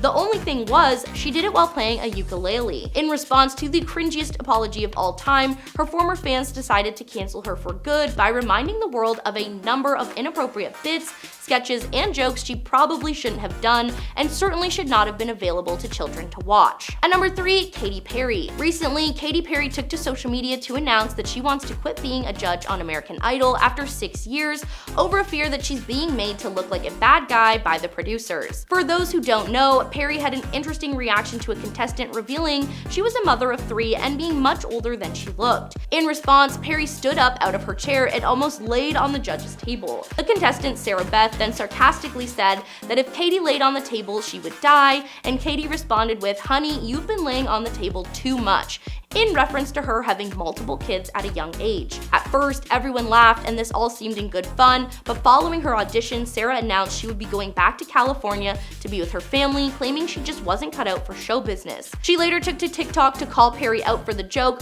which was shaming her in a number of different ways. Katie has been defending herself since the video, claiming it was not meant to be harmful, but she's made similar comments and jokes to many contestants over the years. At number 2, Justin Roiland. The creator of the adult cartoon comedy series Rick and Morty was on a hot streak at the start of 2023. Rick and Morty had been just renewed for another season. His first-person adventure comedy High on Life was becoming one of the most played games across the country, and oh, then he got arrested for being a jerk. Turns out that this man who made the world laugh was also a man who made women cry. It was revealed that he would be facing 2 separate criminal charges in Orange County, stemming from a domestic incident that took place in 2020 with the woman he was dating at the time. While he denied the allegations at first, several other women came forward to share their stories of mistreatment from Justin, who had apparently been sending them horrific DMs online that varied from pretty tame to the creepiest stuff you've ever heard. Roiland was stripped of his contract with Disney and Hulu, who'd been distributing his series on its streaming services and were funding his most recent projects. Roiland was also replaced on both Solar Opposites and Rick and Morty, with the current news being Dan Stevens is taking his place. And at number 1, Donald Trump. In 2006, Donald Trump was known as a wealthy real estate mogul with a hit reality series called The Apprentice. He was recently married to Melania with a 4-month-old baby. However, reports leaked that Trump was actually in the midst of an affair with adult film star Stormy Daniels after she filed a civil suit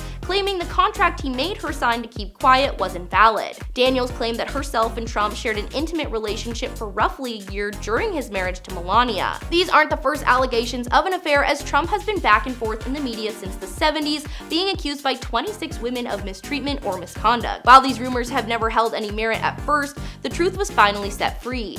After being the most chaotic president in recent history, it was announced in March that Trump was arrested on 34 separate violations of a New York law against falsifying business documents to conceal another crime. Over the years, he was essentially taking company money and using it to pay off anyone who may have been a threat to him, both personally and politically. Number 10. How they met. In an interview with Harper's Bazaar UK in 2019, Sophie spoke about their meeting and she basically said they got set up. She explained that they had a lot of mutual friends and they had been trying to introduce them for quite some time. Apparently they were following each other on Instagram and he direct messaged her one fine day out of the blue. Soon after the meeting, he invited her to meet up with his tour that was passing through the UK. She said that the two of them had an instant connection, even though she hadn't expected to like him. She said he didn't bring security, he brought a friend, and they drank just as hard as the rest of us. I remember us two spending only a couple of minutes on the dance, and then we found a space in the far corner and we just talked. Sophie went on to say that they talked for hours and hours, but that she was never bored. She felt that the conversation wasn't contrived, it wasn't small talk. From her point of view, it was just easy. She said soon they were inseparable, and then she went on tour with him. So at that point, it seemed like she had really fallen hard for this dude, and marriage came very quickly after that. Like very quickly, but we'll talk about that in a minute. Number 9. Age is but a number. Joe was 28 years old when he popped the question to his then 21-year-old girlfriend Sophie. A lot of people believe that age is just a number. Many didn't find this to be a big deal at first. An insider close to the couple revealed that they were madly in love, and while Sophie is a bit younger than he is, she grew up in a small English town, so it's not completely out of the ordinary for an age difference to be glossed over. Many fans also came to her defense, citing her mental maturity. While she may have been 21, she was forced to grow up very fast, and because of that, she was probably closer to like a 30-year-old mentally speaking. The red flag is that much like celebrities like Leonardo DiCaprio or Al Pacino, Joe tends to date people much younger than himself, like supermodel Gigi Hadid. His oldest girlfriend was Taylor Swift. She was a whole 4 months older than him. Wow, make way for grandma! Despite how uncomfortable many fans found the age gap to be, the couple did not care, and really, that's what matters. Number 8. Flirty McGurty. When these two first got together, it was believed that Joe had all of the leverage. Why? Well, Sophie was into him for quite some time, but she was aware that at the time, Joe was not known for his commitment skills. When they first met, met, he was a player, and according to several women, he was seeing them simultaneously and without each other's knowledge. Joe's tone shifted though when he met Sophie. By December of 2016, he was becoming a one-woman kind of guy. According to Sophie, they were intoxicated with each other and they started dating exclusively. However, it appears that he was playing the field for so long that he's forgotten to turn off his game. Joe was still flirting with women at his shows, and while it may have been accidental, the fact that he's not aware of what he's doing was cause for concern. Not only has Joe flirted with other people in the past, but apparently his ex Sophie did as well, with one of Joe's close friends whose jaw literally dropped when he saw her in real life. Number 7. The private PDA? Despite crying out to the public to just leave them alone, Sophie and Joe were known for their aggressive PDA. Whether it's getting cozy at an awards show, or at a Kings of Leon's concert, or during a shopping trip. Page 6 reported that in May of 2017, the couple went into a dressing room together in a Soho boutique. According to the report, the couple entered the change room and a customer noticed both of them in bare feet below the door. Now, while it's super creepy that someone was just peeking under doors in Soho, it was clear that Sophie was trying on clothes for Joe in the privacy of their own little room. When they exited, they noticed the couple to be giggly and very touchy-feely. Now, while being close isn't a bad thing per se, these two have constantly asked the world to ignore them and stop focusing on their love lives. Well, hey man, then stop licking your wife in public. Number 6. In and out. Las Vegas weddings. Quick, easy, and everlasting. Joe and Sophie tied the knot in Las Vegas after publicly claiming several times that they were in no rush to get married. After telling the world they'd be taking time off for themselves following their engagement, it was not less than a month later that they tied the knot and attended the Billboard Music Awards right after getting their license, like on the exact same day. They went to a little wedding chapel in Las Vegas that's famous for its star weddings, like Britney Spears' marriage to her friend Jason Alexander for 2 days. Not to mention, the wedding featured some huge Vegas cliches. There was an Elvis impersonator literally officiating the thing. Many speculate that Joe was trying to prove something to his brothers by throwing the exact opposite of their weddings. Nick Jonas and Priyanka Chopra had an extravagant $1 million wedding spanning multiple days. The only people in attendance for Joe and Sophie were Joe's brothers, DJ Khaled and Diplo. They also didn't wear the traditional dress and suit, instead opting for slacks and jeans. To cap it all off, they used ring pops instead of real rings to seal the deal. Man, I feel like I'm describing a dream that I had. Number 5. Sophie was hesitant. Sophie Turner previously admitted to OK Australia in 2016 that she's never dated anyone who she didn't know before or who is in the industry. Her reasoning? Well, in addition to being more focused on her career than her love life at the time, she claimed that their lifestyles were a contributing factor. Joe and Sophie had different ideas of what was fun. She went on to say how on-set romances are amazing, but they tend to be very temporary when it comes to their time together, so that was a big fear for her. The logistics seemed to be her main concern as well. If she was filming in Australia and he was on tour in the States, how would that work? They'd never see each other. After getting together officially with Joe, Sophie did admit that she felt like she was in a fishbowl. Frustratingly for her, the smallest thing would be made into headline news. If she stubbed her toe on the sidewalk, it was in the front page. Her frustrations are legitimate, but why maintain this charade for so long if you're uncomfortable from the start? Number 4. Short and sweet. Before being engaged, the couple only dated for a very short time. Joe Jonas and Sophie Turner were first linked after attending a Halloween party together in 2016. The singer showed up dressed as a Dalmatian, while his love interest sported some pink sequins bunny ears, according to People magazine. Less than a week later, they were spotted looking very comfortable at the pre-MTV European Music Awards event in the Netherlands, where Kings of Leon's performed. Less than a year after getting together, Sophie was spotted with a ring on her finger, and the engagement was confirmed. Many people get engaged early in their relationship, but as you've seen through this video, this was a case of rushing into things a little too quickly considering some of the other entries on this list. Number 3. She's messing with a gold digger. According to an inside source close to the couple, Joe was beyond excited when he started dating Sophie, and sounds like it's because of her money. According to the source, one of the main reasons that Joe is so smitten with his ex-man wife is because she is able to provide for herself and for him. Apparently, Sophie does not let Joe pay for most things, something the musician is not used to. When speaking about his wife in interviews, Joe kinda just backed up the whole gold digger theory, as the first and foremost thing that he mentions is how much he loves her independence. He literally said, "She buys me stuff all the time. I love it." While many praise Sophie for her effort afterwards, many people started pointing out the red flag and expressing their discomfort knowing that Joe Jonas doesn't pay the bill when he's out with his lady. Maybe that's why they're getting divorced. Maybe she kept the tabs and the bill finally came due. Number 2. Different love languages. According to Sophie herself, she learned that a majority of what she knows about physical intimacy was from her time on the HBO series Game of Thrones. I'm not sure why this needs to be said, but I'm gonna say it. Don't treat Game of Thrones as something to learn from. Dragons aren't real. They're not real, Nate. Thanks to the show, it may have skewered her view on what proper intimacy looks like. Meanwhile, Joe just seems to love chit-chatting about his private parts. Seriously, like every chance this guy gets, it's genitalia. He boasted to Vulture in December of 2013 about removing his purity ring, which himself and his brothers Kevin and Nick rocked during their Disney days. In October of 2016, he then talked about the size of his little dinghy compared to that of his brothers, which is just too much information. Very uncomfortable. He goes on to recount the time that he lost his V card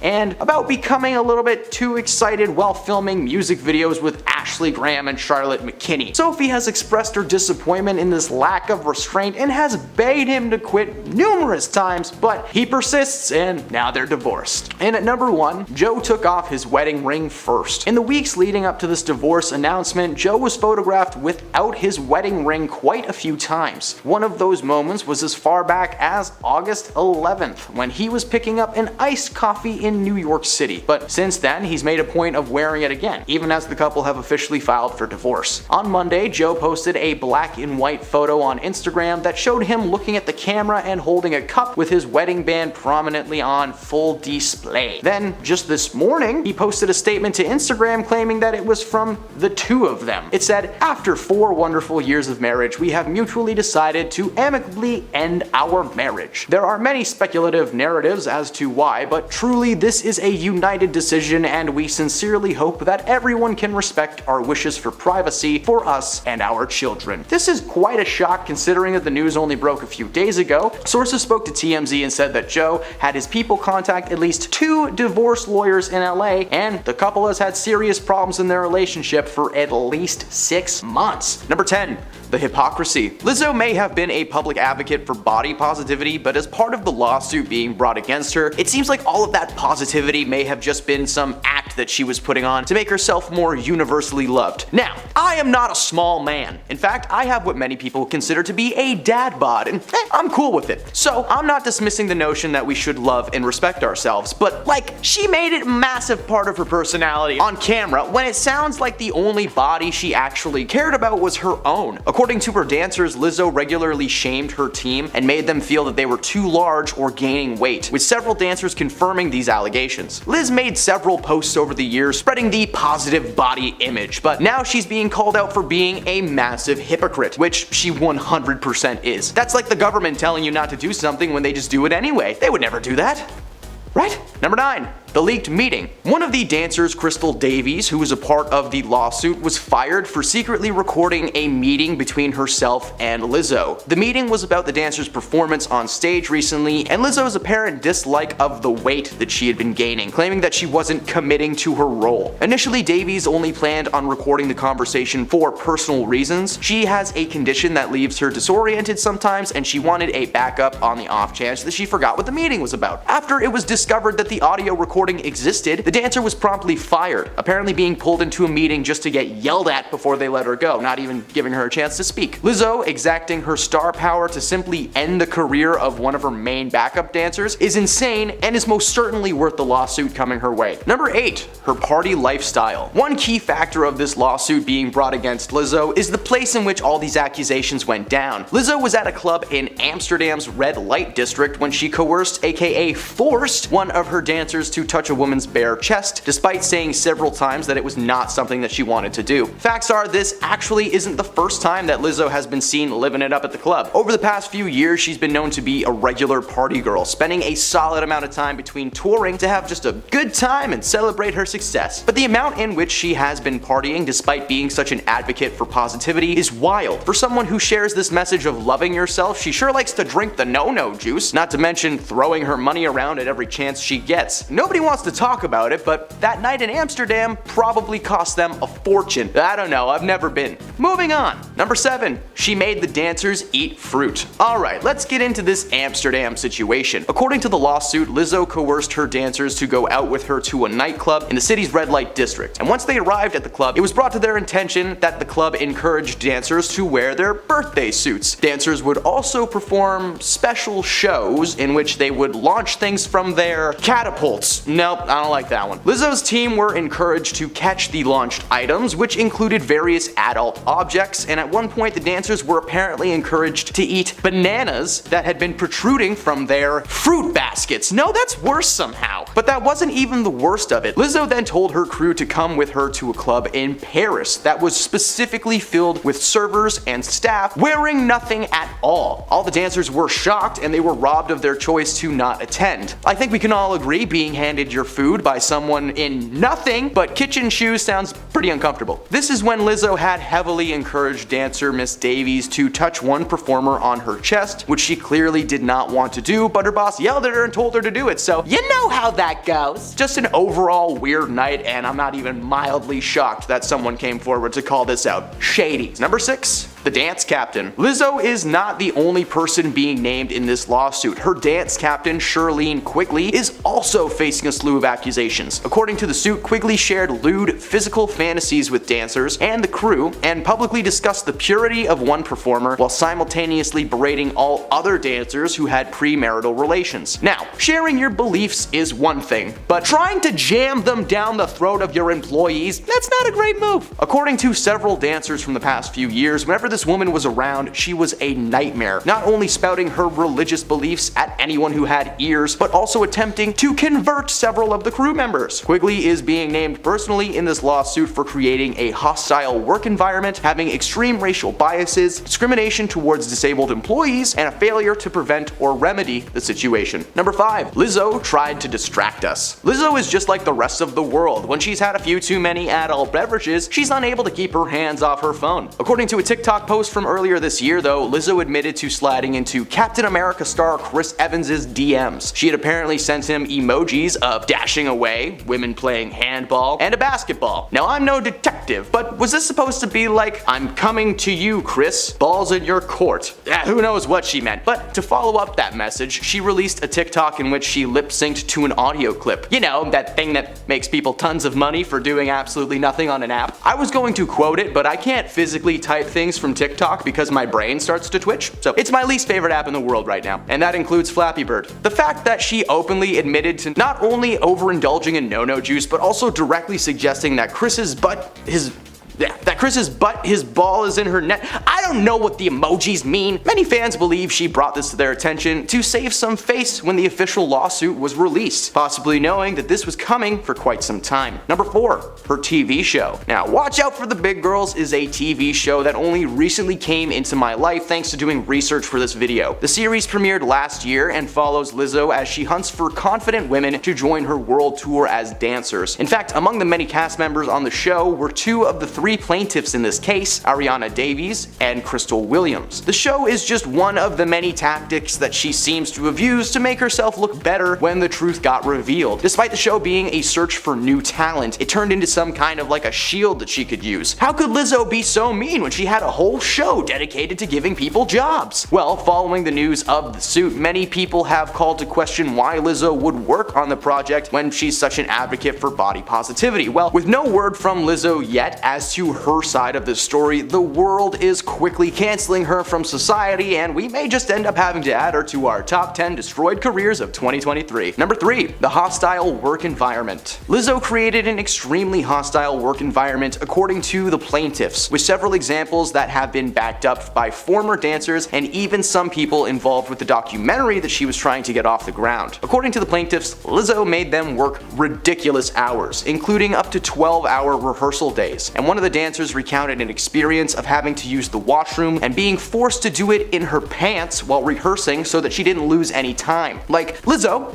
if someone has to use the bathroom, let them go. Yeah, just let them go. It took longer for them to get the poor woman a new change of clothes than it would have taken her to go take 5, you know? Like, next time just let them pee. Let them pee in peace. In fact, as a form of humiliation on the part of Lizzo and her dance coach, they made Davies wear a see-through garment with nothing underneath and finish her day in front of the entire crew. Now, if that is not the definition of a toxic workplace, I'm not sure what is. Number 2, claimed that the dancers were drinking. Lizzo has made many claims regarding the women involved in this case, but one of the most outlandish is the idea that the backup dancers were indulging in no-no juice before every show. Lizzo claimed that the backup crew was lacking in energy, simply going with the motions and getting off the stage quickly as possible. This caused Lizzo to accuse several of the dancers on her team of partying before they were supposed to do their jobs. Dancer Crystal Williams spoke out against the claim immediately, reminding Lizzo about the 12-hour rehearsal days and constant mental strain from working beneath her, being a contributing factor to the so-called dip in energy. Trying to claim that your crew has been slacking when they have the receipts?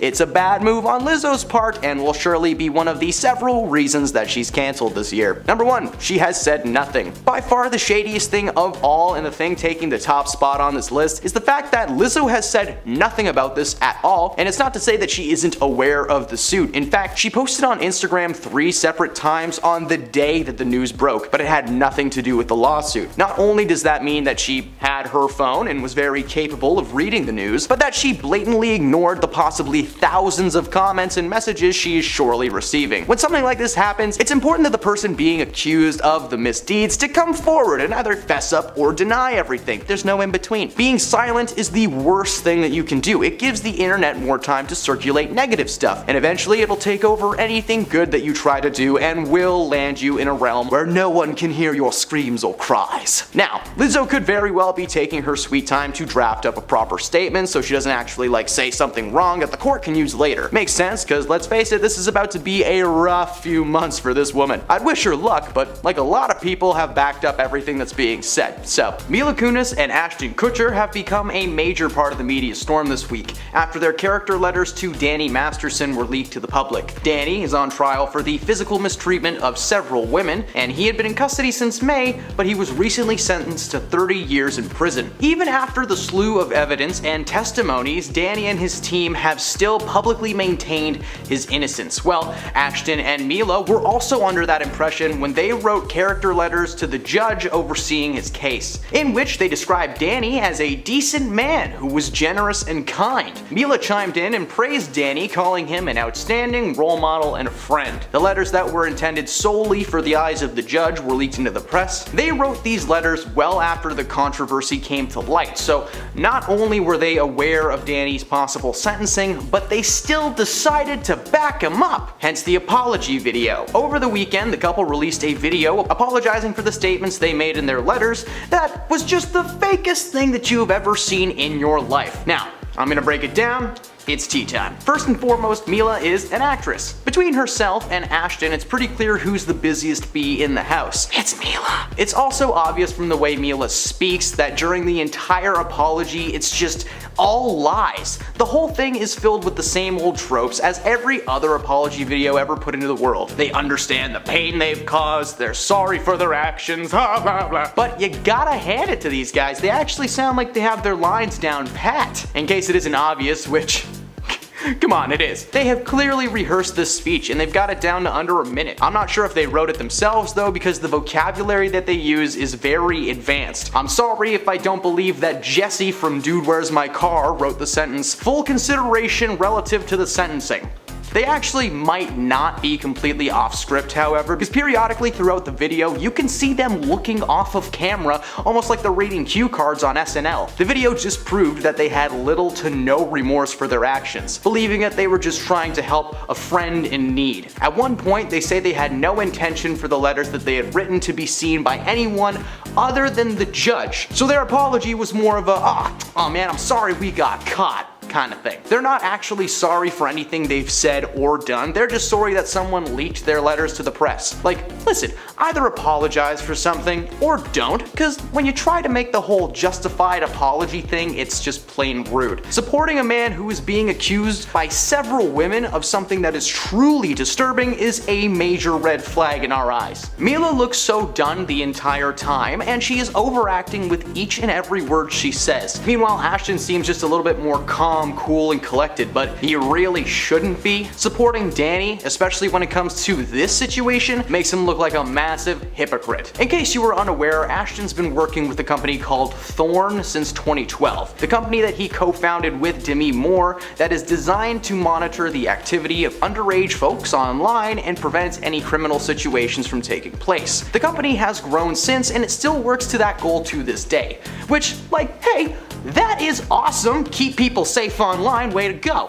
But how are you gonna create an entire company dedicated to preventing the exact thing that your buddy was arrested for? Ashton has been called out by many fans and victims of violence for his hypocritical actions. There is no word on how his company is handling the situation, but so far it's not looking like they have any reason to fire him just yet. Despite his buddy Danny being charged and sentenced to 30 years, he still seems to be holding back in his apology video. The video is, after all, just like 1 minute long, so we can only imagine how much stuff that this man actually had to say. His letter was very revealing. As I'll get into in a moment, Ashton and Mila have been well aware of Danny's controversy for quite some time, yet when asked to write character witness statements, they leaped at the opportunity to defend him. Both Ashton and Mila have always presented themselves as, calm, cool, and collected people. But between Ashton's humanitarian work and Mila's career in comedy, they seemed like a wholesome Hollywood couple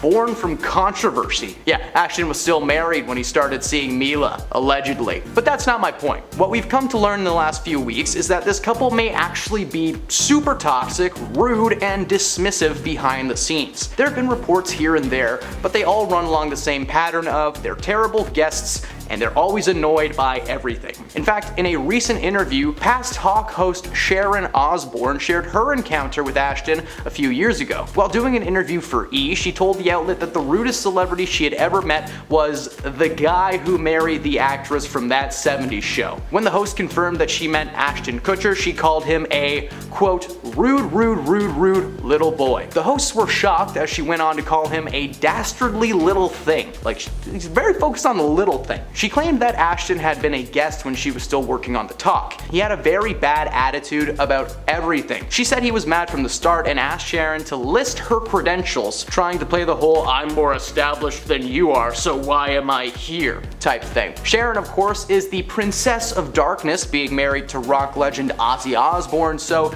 she put Ashton in his place, which he did not like. It would be no surprise to learn that Ashton is a mean man off camera. Think about some of the segments on his prank show Punk'd. We just towed your car away and now you have to take the bus. Yes, you just got punked. That's a real thing that happened to somebody on camera. Ashton is not the only bad apple in this relationship. Mila is also known for being a pretty rude individual, especially when it comes to interviews. As with many celebrities, she likes to stay busy, but busy for her is acting. It's not talking about real stuff. She is known for being easily annoyed by very simple questions. In fact, when asked how she was feeling in one interview, she responded with, I don't talk about that for publication. Okay, a simple I'm good would have been okay, but whatever. Several interviewers found her to be dismissive, and she very clearly did not want to be there. Same with this apology video, Mila just looks annoyed. She's visibly confused as to why she has to make this video in the first place. Who was it benefiting? Why was it important? Well, lots of people, and for several reasons. They apologize for a lot of things in this video, but as I previously touched on, they don't actually say Danny is a bad guy and we know that now. They apologize for the pain that the words that they've said have caused, claiming the goal was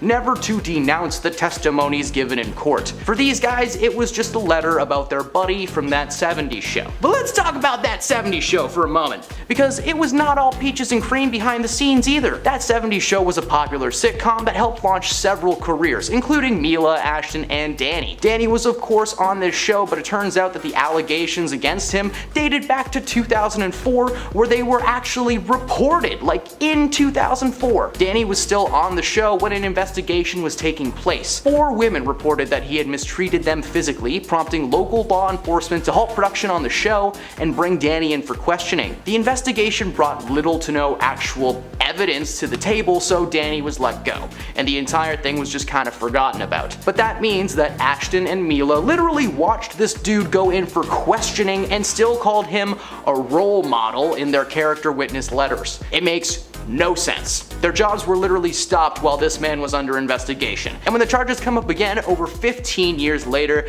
they still stick to his side. That 70s show was chock full of issues behind the scenes, because not only was Danny being investigated, but it turned out that Mila lied about her age just to get a role on the show. But she was already so deep into the run that they just didn't want to write her character out. Just imagine if things worked out differently. That 70s show would have just been two buddies in a basement hanging out. Just basically the premise of Dude, Where's My Car? Their letter may not have been intended to call the testimonies of the victims into question or whatever, but that's what happened. Plus, yeah, it's definitely what you were trying to do. The media has been covering this situation for a long time. Danny was brought into custody in May, but the allegations were actually brought up as far back as 2017. Between 2017 and now, Ashton and Mila have still decided that this man is a good dude and a role model. I still can't get past that statement. Role model for what, not doing the right thing maybe? Yeah. The apology only makes the entire situation that much worse. The overacting that takes place combined with the obviously fake apology makes them look even worse than they already are. It was just them telling us how sorry they were that things turned out this way. In an alternate universe, the letters made their way to the judge untouched, leaving Ashton and Mila to live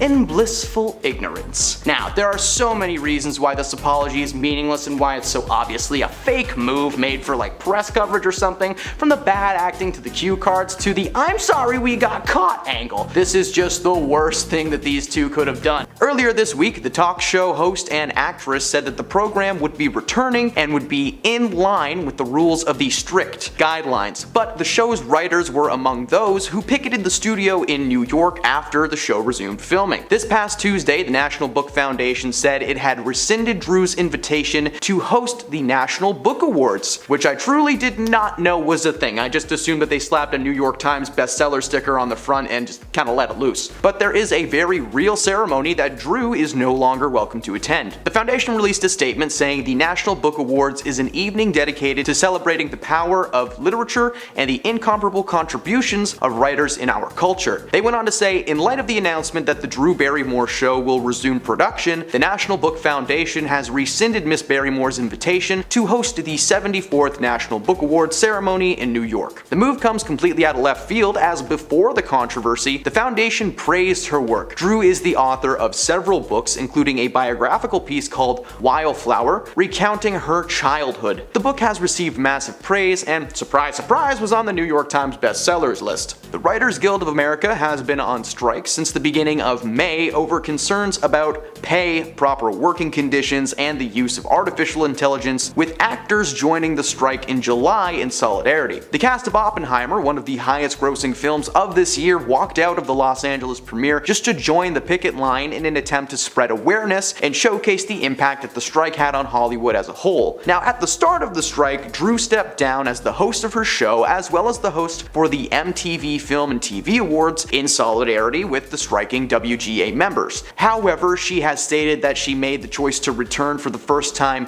during the strike for the sake of the show. She said that the show may have her name on it, but that the whole situation was much larger than herself. She owned the choice and confirmed that the show had no intentions of operating against the guidelines set in place by the strike, namely the rule of promoting affected TV shows or films. She went on to say that the return to the show was her way of trying to provide what writers do so well, which is a way of bringing us together or help make sense of the human experience. The bigwigs at CBS said that her show would not be performing any written work covered by the WGA strike, so Drew essentially signed herself up to write and star in the talk show. The show, which was set to return to air tonight, normally employs at least 3 writers who are members of the Writers Guild, members that picketed outside of the studio.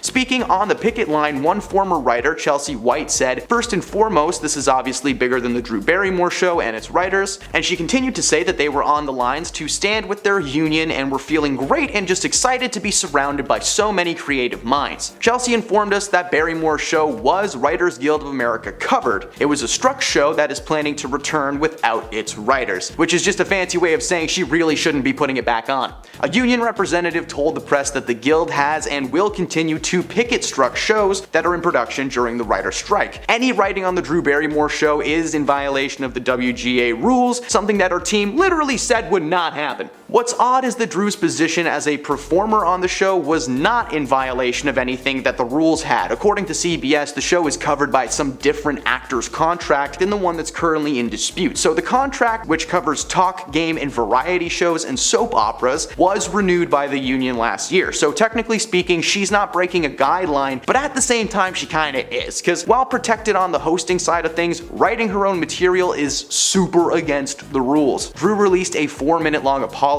taking full responsibility for her actions and giving her side as her decision onto restarting the show. She never meant to hurt anyone, as she herself has been through some truly rough situations. She of course acknowledged the pain that she had caused people online and knew that there was nothing that she could say to make this better. She reminded the audience that the show was literally created and premiered in 2020 when we were all supposed to stay away from each other, and it was literally built on sensitivity. But unfortunately, as she said, there is not much that can be said or done to make things right or solve this problem. The situation is unfortunate. Just to explain a little bit on what's happening with this strike, on March 7th of this year, 99% of members from the Writers Guild of America voted in favor of demands that included calls for increased compensation, better residuals, staffing requirements, and protection from artificial intelligence interfering with their jobs. Negotiations between the union and the Alliance of Motion Picture and Television Production. Who would have guessed that the guys at the top making all the money wouldn't want to share the money with the people who made them rich? That's so shocking.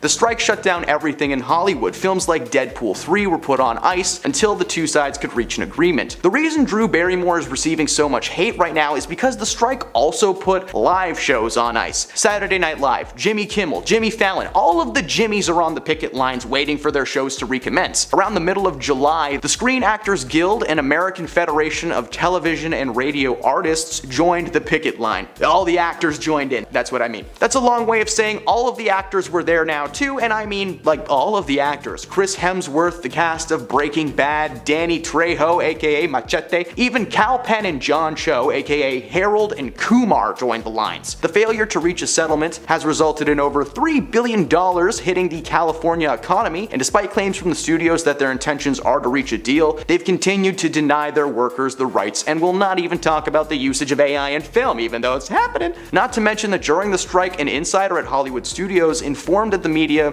that they actually had no plans on signing anything. In fact, one executive claimed that the end game was to allow things to drag on until the union members started losing their apartments and houses. The AMP publicly refuted the report, but come on, why would anyone admit to doing that? Drew's part in all of this is honestly pretty minimal, but her move to restart the show while negotiations have yet to take place has left a very sour taste in Hollywood's mouth. However, the hate may not be warranted, and if it is, it might not last long. The recent news from the picket lines is that the studios and the union have agreed to return to the table, and they're starting to maybe reach a settlement. I'm just gonna say this now, if you made it this far into the video, thanks a lot. It means the world when you actually pay attention and follow me through these topics, but hopefully if you made it past all this strike talk, then you might have a heart and care about what's happening. So again, thank you, you're a great person. And so is Drew Barrymore. I'm not gonna hate on this lady because her decision to resume the show was just a little off, but she's not that off. There is nothing wrong with wanting to work. I do it every day for this channel, but when your colleagues and close friends and business partners are all saying, hey, don't do that, that's not okay, you should probably listen to those people.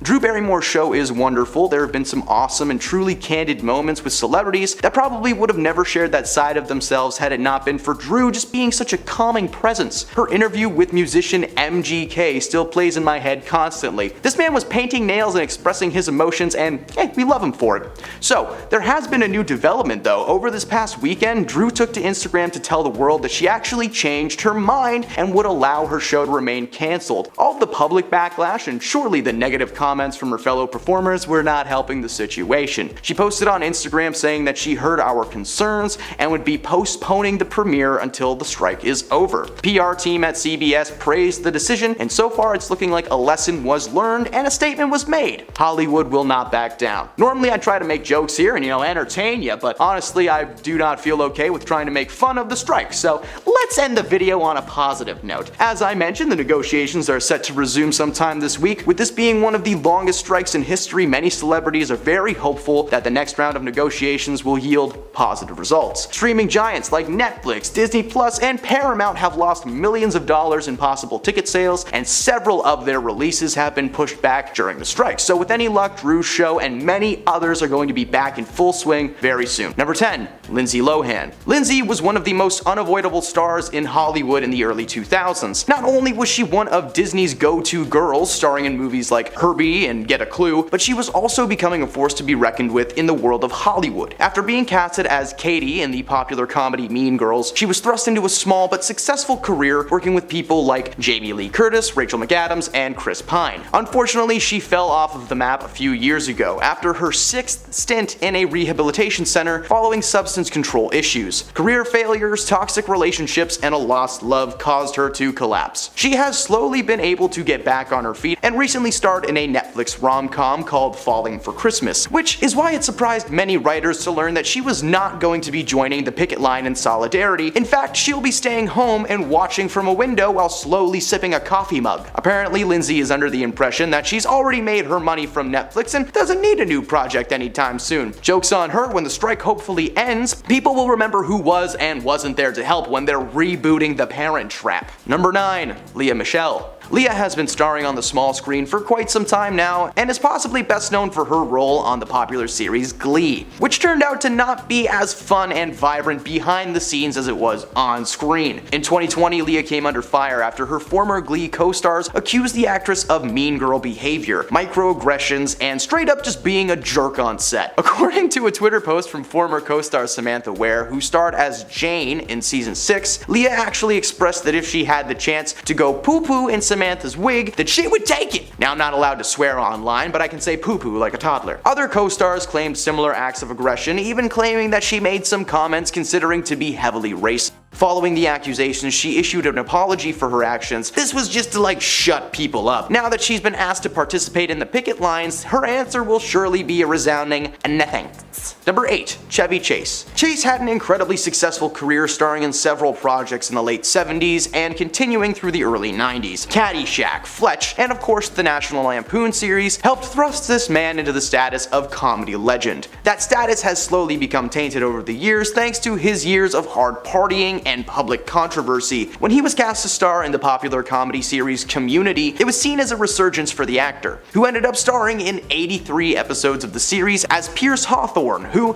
it turns out, had a lot in common with Chevy's real-life personality. Pierce is racist, has old school beliefs on women's place in the world, and he's just overall mean to his friends. One person in particular that he was mean to was the writer and director and creator of the show, Dan Harmon. According to Dan, Chase was impossible to work with, even walking off set during a scene because he didn't like the direction. Dan eventually called him out during a rap party for season 3, but it was so rage-fueled that he was fired for his behavior. Why? Which is probably why season 4 is just so god-awful. He was asked to return for season 5 after the studio realized their mistake and wrote Pierce out of the show. It turns out Chevy was being super racist towards his colleagues, being so jealous of Donald Glover's ability as a performer to the point where he would blow up on him regularly for basically no reason. It should come as no shock that Chevy doesn't give a single care in the world about the writer's strike. He only hopes that Dan is out there melting in the heat. Number 7. Shia LaBeouf. Shia LaBeouf cemented himself as a quality actor following his role as Stanley Yelnats in the 2003 Disney movie Holes. After that, it was nothing but contracts and cocktails for LaBeouf, being casted in movies left and right, from Robot to Constantine to Transformers. But something happened to him around 2013 when he decided to get introspective and start directing his own short films that were just odd and very poorly received. He slowly started going nuts in the eye of the public too. In 2014, he was arrested outside of a Broadway theater after being disruptive during a show, apparently standing up to yell at the audience and the people on stage, and repeatedly lighting a cancer stick despite that being super illegal. It wasn't until 2017 that he officially cemented himself as the most controversial controversial man in Hollywood following several public outbursts, with one resulting in him being arrested. He took a brief break from acting after, being forced to because he got put behind bars, until 2019 when he had 2 movies premiere with massive success, Peanut Butter Falcon and Honey Boy. But this dude just can't stop kicking himself out of things. He was supposed to be in Olivia Wilde's Don't Worry Darling as Florence Pugh's husband, but he was kicked out last minute after a screaming match with one of the film's producers during pre-production, a role that ultimately went to Harry Styles, who is an actor now, I guess. Shia wants no part in the SAG strike, and in fact, he has decided to stay quiet and in his little hobbit hole that's hidden somewhere deep in the Hollywood hills. Hope you're comfy, buddy. Number 6, Katherine Heigl. Kathy was once the busiest woman in Hollywood. Between 2003 and 2012, she had starred in several critically acclaimed comedies and rom-coms, as well as working steady on popular TV dramedy Grey's Anatomy. Unfortunately, Katherine doesn't know how to keep her comments to herself. After starring alongside Seth Rogen in the comedy Knocked Up, she became very vocal on the fact that she hated the project and felt that it was a terrible representation of herself and her ability as a female performer. This, combined with her comments about Grey's Anatomy writers being terrible at their jobs and giving her very little to work with, pegged her as a difficult woman to work with. Since then, she not only had a terrible time trying to get new roles, she was also written out of Grey's Anatomy the very next season. When she first got wind of an actor's strike, she had just finished doing an expose on Grey's Anatomy's behind the scenes for Vanity Fair. Her mind was somewhere else entirely, and it appears to have stayed there, as she has no plans to join the picket lines nor support her colleagues in any way, shape, or form. Oh, shocker. Number 5, Casey Affleck. Casey Affleck was pretty busy in the late 2010s. In fact, his dramatic role in Manchester by the Sea gained him the Oscar for Best Actor in 2016. He portrayed the character Lee Chandler, a brooding, irritable loner who works as a handyman for a Boston apartment block. That description is also what many people use when speaking about Casey as a person in general. Apparently, the brother to Batman, Ben Affleck, grew up so deep in the shadow of his brother that all of the personality he had was sucked out of him and left in a jar somewhere in their basement. Since winning his Oscar, he's actually laid pretty low from the world of Hollywood, only starring in a handful of films that varied from being super interesting to just freaking confusing. What was the snowman? The SAG strike actually comes at an interesting time in his career. Casey is currently set to star alongside several Hollywood heavyweights in Christopher Nolan's latest movie, Oppenheimer, a movie which I literally can't watch for over a week because it's already sold out everywhere. With the massive amounts of cash that this flick is about to make, Casey has decided to just sit back, relax, have a cup of tea, and wait for this all to just blow over. Number 4, Alec Baldwin. Alec Baldwin has been a controversial man for a long time. Well before he accidentally ended someone's life on set of his newest film, Rust, he was spending his time as a tyrant behind the scenes. Several stories have surfaced in recent years of Alec's toxic behavior towards both his colleagues and his family. He infamously yelled at his daughter in a voicemail and called her things not worth repeating. He's also been known to be snippy with people on set, especially towards production assistants. You know, the people who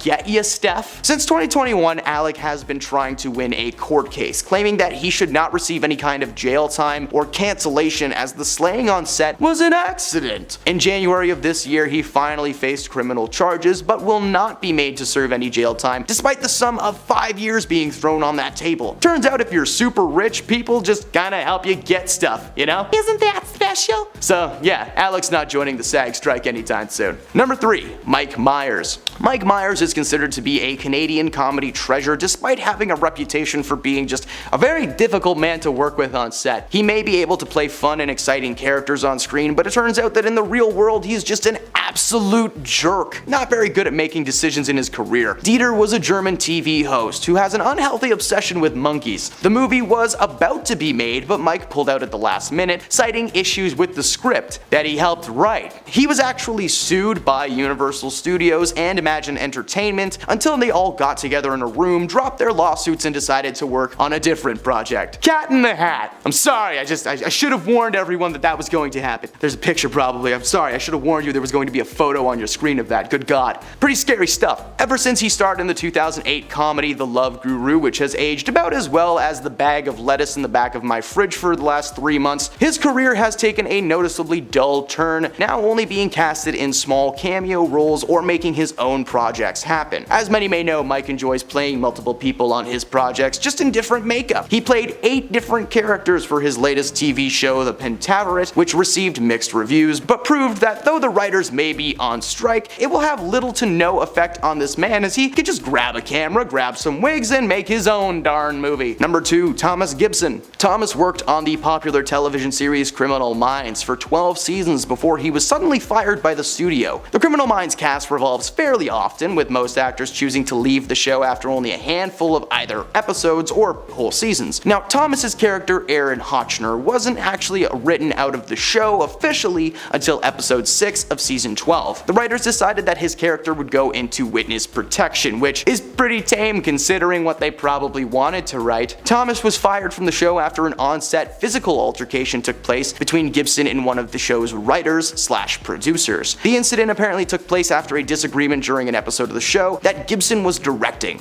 So, if you think about it, jamming him in the witness protection program is better than jamming him in like a trunk or something.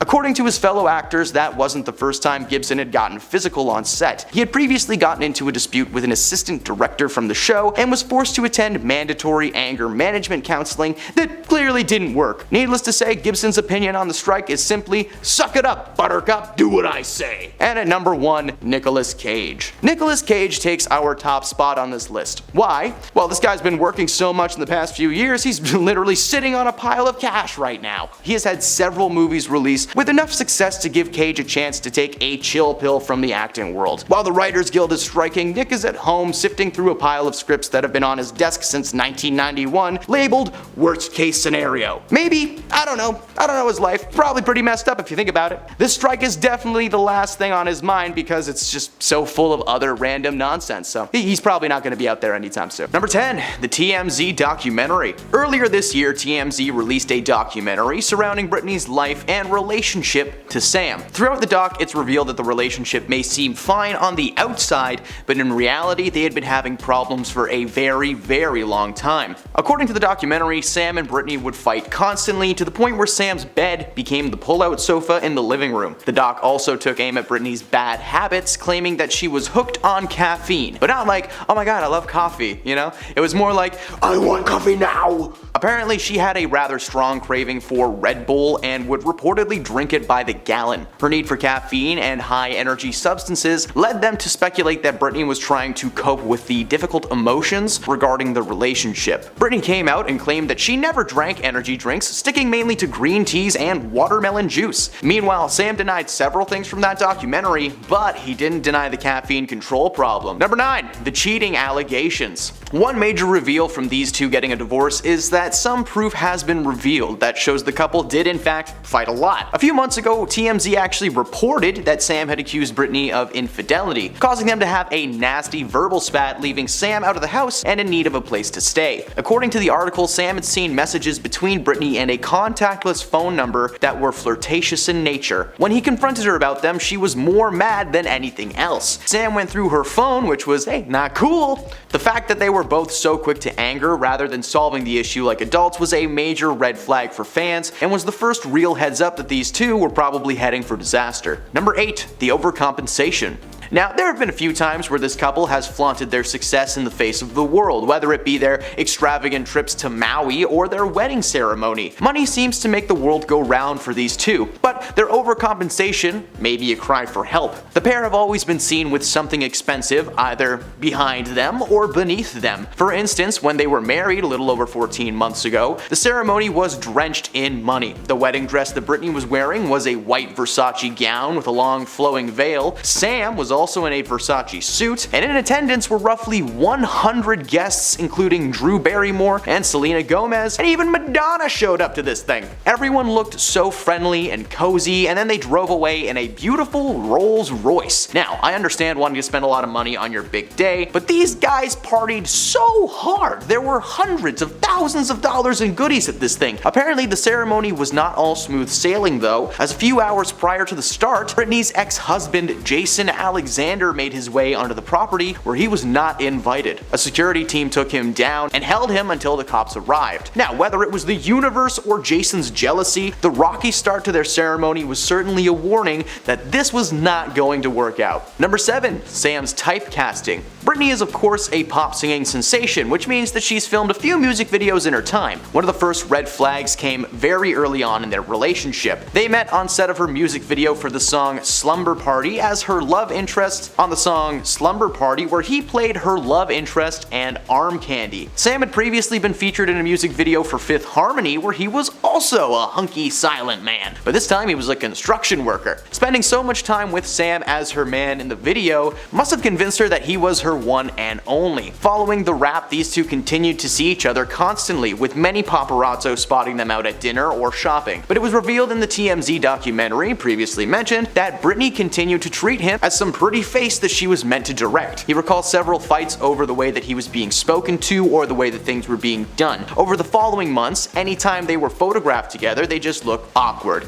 Like they're posing for a picture that they just really don't want to take. Number 6. The New York Times defense. Asghari. Asghari spoke out to defend Britney after a New York Times documentary took a closer look at her life and career amid her legal battles against her father. Her father, Jamie Spears, removed as her conservator. He told people it was important to understand that Sam had zero respect for someone trying to control their relationship and constantly throwing obstacles in their way. He wrote to his Instagram story in February of 2021 that in his opinion, Jamie is a total Dick Van Dyke. Not really, he just said.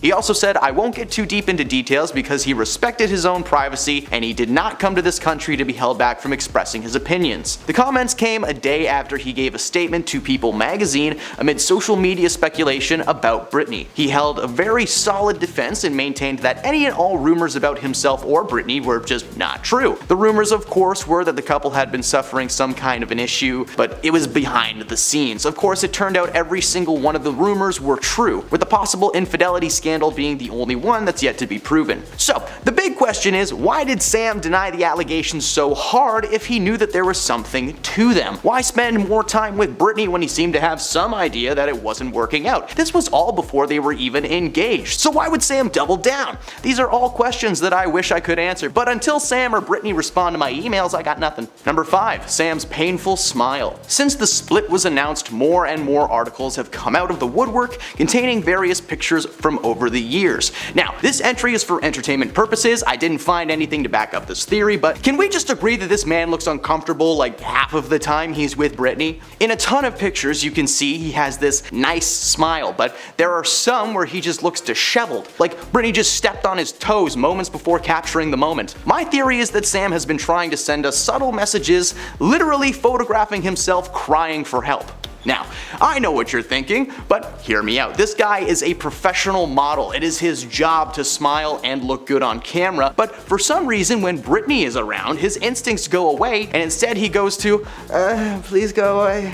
There are several photos of them in the most beautiful places in the world where one should not be able to wipe the smile off of their face. But Sam looks like he just smelled something terrible and it might be Britney. I don't know if there is much to that one, but hey, you never know. And yes, I'm aware I just spent a couple minutes roasting a model. No need to remind me I'm not one in the comments. Number 4. The workout takes. Britney's husband Sam is of course involved in the fitness world. Just look at this guy. His body is fueled by protein powder and Joe Rogan's podcast. But Sam actually used to be a bit of a heavyset man, going through a massive weight loss transformation before ever meeting Britney. His story seemed to inspire her, as throughout the majority of 2019 and 2020, Britney and Sam were chronicling their fitness journey as a couple online, sharing workout clips and publicly tracking their goals. While doing a small interview for the Associated Press, the couple told the outlet that they took over 40 takes of their intense workout, with Britney claiming to have been in an enormous amount of pain. However, the fact that they cared about getting the right take so much is a massive red flag. Instead of just working out together and bonding, they decided to get as much clout as they could. The more uploads for these two, the better. Sam was barely bothered by the workout. In fact, the entire time you can see him silently judging Britney. If they were truly in love, Sam would have seen her pain and made her comfortable, but instead, she was made to suffer. Number 3. They couldn't even share a bike together. Taking one of the top spots on our list is the most concerning and disturbing red flag of all. These guys had a chance to share a tandem bike together, and they didn't. What? In June 2019, Britney posted a picture of herself and Sam on bikes riding through a park with the caption, "I'm so blessed to have this in my neighborhood." To which Sam cheekily commented, "Do you mean the lake or that handsome gentleman?"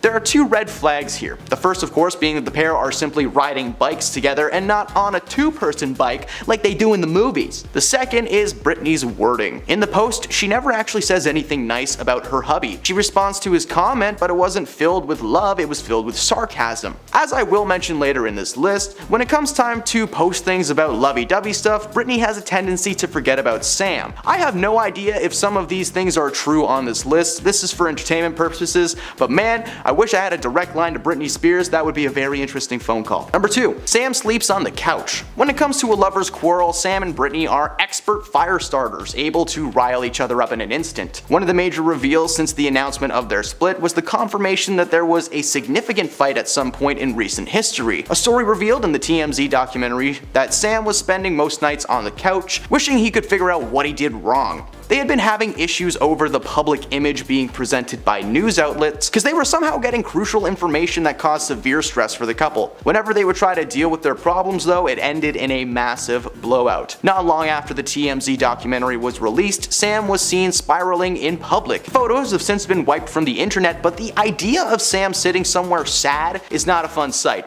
Britney was probably in the exact same state, which may explain some of her more questionable behavior this past year. Don't believe me? Just check out her TikTok. And at number 1, he loves her, but she doesn't love him. One major sign that this relationship was not working out were the several posts made about each other and the huge differences between them. Whenever Sam posts something about Britney, it's like he's trying to write her a poem every single time. It's so eloquent and well thought out. Whereas when Britney posts the photo, it's just like, luckiest girl around, #part date. This poor dude is laying awake at night trying to come up with a sweet way to wish his girl a happy birthday online, but Britney's the type to just send a cake emoji and a little winky face. Through the majority of their relationship, there are dozens of examples of Sam trying to be a sweet man and express himself when Britney is just giving him very little back. Sure, if it's a special occasion or something, she'll make a nice big post or snap a pic, but it's nothing major. Throughout their entire relationship, it's very clear who is putting in the most effort, which is why the news of her possibly cheating on him is devastating to fans. So far, there is no proof that this has actually taken place, but something tells me that more info will be revealed over the next few weeks. Number 10. Jeremy Allen White and Addison Timlin. Jeremy made a big move in the acting world after his FX comedy series The Bear premiered on Disney Plus this past year, but he's actually been making people laugh, cry, and scream since starring as Lip Gallagher in the hit TV series Shameless, a show that I definitely haven't watched 10 times start to finish back to back. Definitely wouldn't do that. No sir. He met his future wife Addison on set of a film called After School in 2008. They were close friends for almost 12 years before becoming an official item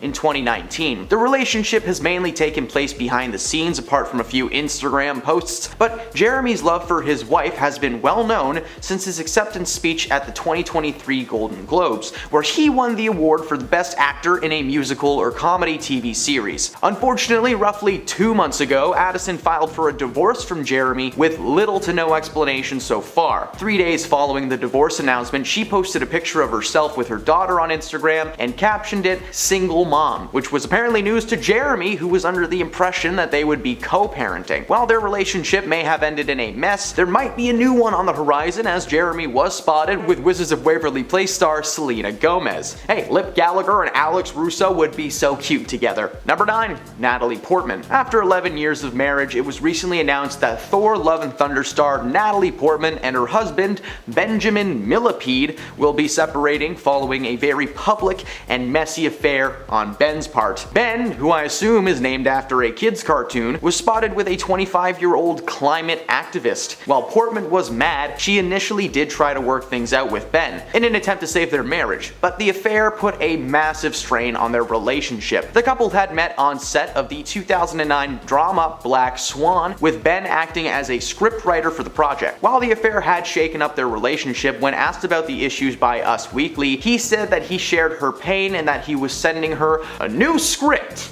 I don't know, while they may still be working together professionally, emotionally speaking, they have definitely checked out. Number 8. Drake Drake Bell and Janet von Schmeling. Drake was a small screen sweetheart in the early 2000s, starring in several Nickelodeon shows and movies like Drake and Josh, The Amanda Bynes Show, and of course the live-action Fairly Odd Parents. He was on track to be a megastar in the world of Hollywood, but unfortunately is one of the many Nickelodeon stars who took a turn for the worse. He starred in a number of low-budget flicks over the years, but his status as a celebrity was gone at that point. The nail was finally driven into the coffin in 2021 when Drake was sentenced to 2 years of probation and 200 hours of community service after it was revealed that he had been grooming a younger fan for years. So if you see him in an orange jumpsuit cleaning graffiti off of a wall, you might know why. Recently, it was announced that his wife Janet had filed for divorce from Drake following that situation and another one where he was missing for 5 days on a bender doing God knows what with the strange women and friends that she had never met. On the actual paperwork, Vaughn has cited irreconcilable differences and has requested legal and physical custody of their younglings. In April of this year, Drake was reported missing only to turn up completely unharmed 5 days later, and according to Janet, Drake's mental health had slowly been declining in the last few years. His toxicity towards his partners is nothing new, as his ex Melissa Lingefelt accused him of being verbally manipulative and physically violent. Between his rocky history and declining mental health, we're happy to see that Janet got out of there before anything too crazy took place. Who knows how bad of a dad this guy could actually be? I mean, we all know he can't build a treehouse. Number 7, Joe Jonas and Sophie Turner. Joe and Sophie got together back in 2016 after they had been set up by mutual friends, something that they had been trying to do for quite some time. They got together and instantly fell in love, getting married just over a year after getting together. Sophie admitted to Rolling Stones in 2019 that she was hesitant at first. Joe was this big musician and she was a big TV and film star, meaning that most of the time they would be on opposite ends of the world. Eventually she warmed up and got together with Joe officially, but the split came out of nowhere. For the most part, their relationship has seemed to be stable on the outside. They were never a part of a cheating scandal, which is surprising considering Joe's lack of discretion in the past. There were never any strange rumors or photos, they were just this happy couple. But as of September 1st, Joe Jonas has filed for a divorce from Sophie, with the only current information being that Joe has claimed the relationship to be irretrievably broken. Something pretty serious must have gone on in a very short amount of time. Only hours before the announcement, Joe posted a photo of himself to Instagram with his ring on full display. Despite the minimal amount of tea spilt so far, we are in for a very messy divorce. Number 6, Britney Spears and Sam Asghari. Britney and Sam's marriage is in shambles. The couple that got together back in 2016 seemed to be great on the outside. As Britney was getting better overall, her relationship with Sam became more and more serious. Sam was right there by her side through thick and thin. Eventually they tied the knot in 2022, which is why it was so devastating for her fans to learn that the couple had called it quits just a little over a month ago. The words used on the actual divorce paperwork say irreconcilable differences, which for Hollywood people just tends to mean nothing good. Sam was the one to officially file for the divorce, demanding that Britney pay spousal support and attorney fees. Since this news is so recent, there is no current update on how the couple are doing or how deep into the process they are. Britney once again made headlines in the media, something that she hadn't really done since the early 2010s. Her divorce was covered constantly, and the internet has been weighing in their decisions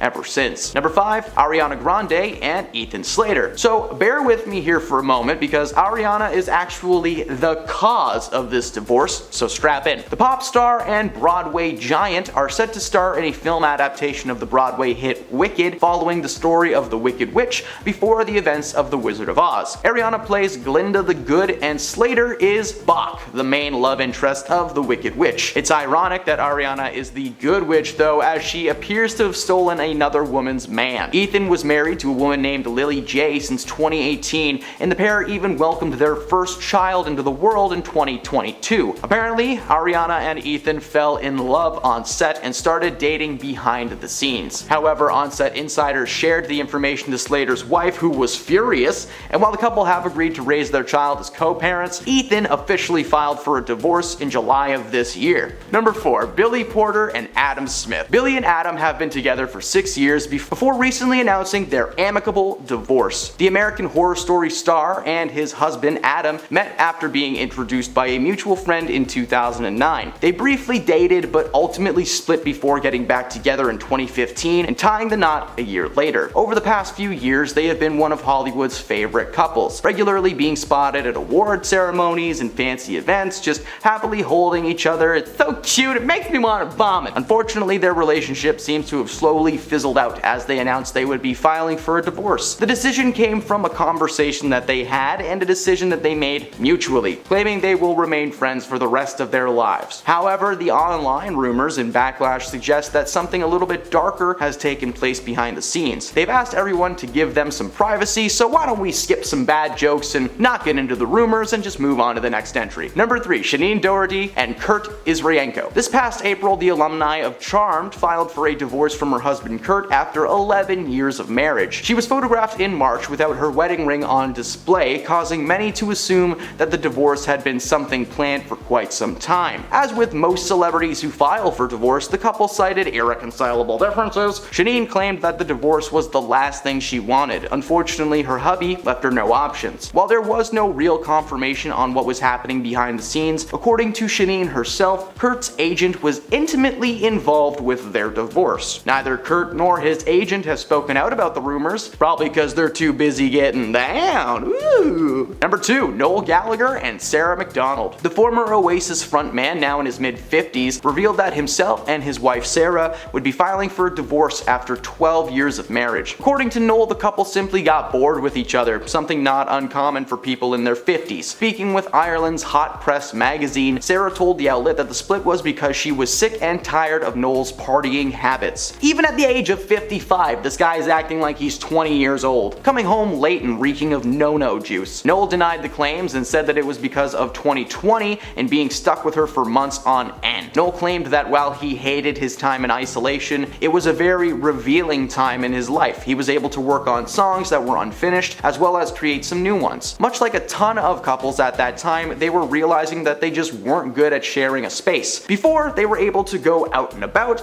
and be alone, but for a solid 6 months, it was just them in a house every single day. So we get it. Number 1, Reese Witherspoon and Jim Toth. Over the years, Reese made quite the name for herself, starring in films like Legally Blonde, Walk the Line, and Hot Pursuit. She was well known for being a comedic actor able to tap into her serious side when the time came for it. Along for the ride right up until 2023 was Jim Toth. Jim has starred in a handful of projects, but mainly acts as a producer, creating sitcoms like According to Jim. The couple first got together in 2011 and quickly tied the knot. Over the last 12 years, there was never a sign that this couple was headed for disaster, but that may be due in part to them not getting out much. Reese has continued to act fairly steadily over the years, but for some reason, she has been appearing less and less in the public. Perhaps there was something going on behind the scenes, as the announcement came only 2 days before they were supposed to celebrate their 12-year anniversary. According to a statement released by both of them, the decision was a mutual one, saying that they enjoyed their time with each other, but things just don't work out sometimes. That literally could have been the summarization for all of these splits. Number 10, Ariana Grande. The pop star and Broadway giant is set to star in a film adaptation of the Broadway hit Wicked, following the story of the Wicked Witch before the events of The Wizard of Oz. Ariana Grande plays Glinda the Good Witch, and Ethan Slater is Boq, the main love interest of the Wicked Witch. It's ironic that Ariana is the Good Witch though, as she appears to have stolen another woman's man. Ethan Slater was married to a woman named Lily J since 2018, and the pair even welcomed their first child in 2022. Apparently, Ariana and Ethan fell in love on set and they started dating behind the scenes. However, on set, an insider shared info into Ethan Slater's wife, who was apparently furious. While the couple have agreed to raise their child as co-parents, Ethan officially filed for divorce in July of this year. Number 9, Tom Sandoval. Vanderpump Rules star Tom Sandoval made headlines when accusations that he cheated on his longtime girlfriend Ariana Madix with their co-star Raquel Leviss. While news of the Tom Tom restaurant's co-owner's affair with Leviss broke on March 3rd, sources told People magazine that the affair had been going on for 6 months, leaving Madix blindsided and devastated by the revelation. In a clip from the season 10 finale of Vanderpump Rules, Madix explained to friends Katie Maloney and Shiana Shea about how she found out her boyfriend of 9 years, Tom Sandoval, was cheating on her with their co-star, while also revealing that the affair had been going on for 7 months, rather than 6. Sandoval and Leviss have respectively issued statements acknowledging the allegations within the week that the cheating news broke. Both have now opened up on the months-long affair and have apologized since. Number 8, Lily Reinhart. Cole Sprouse and Lily met on the set of Riverdale in 2016 while filming the pilot episode for the series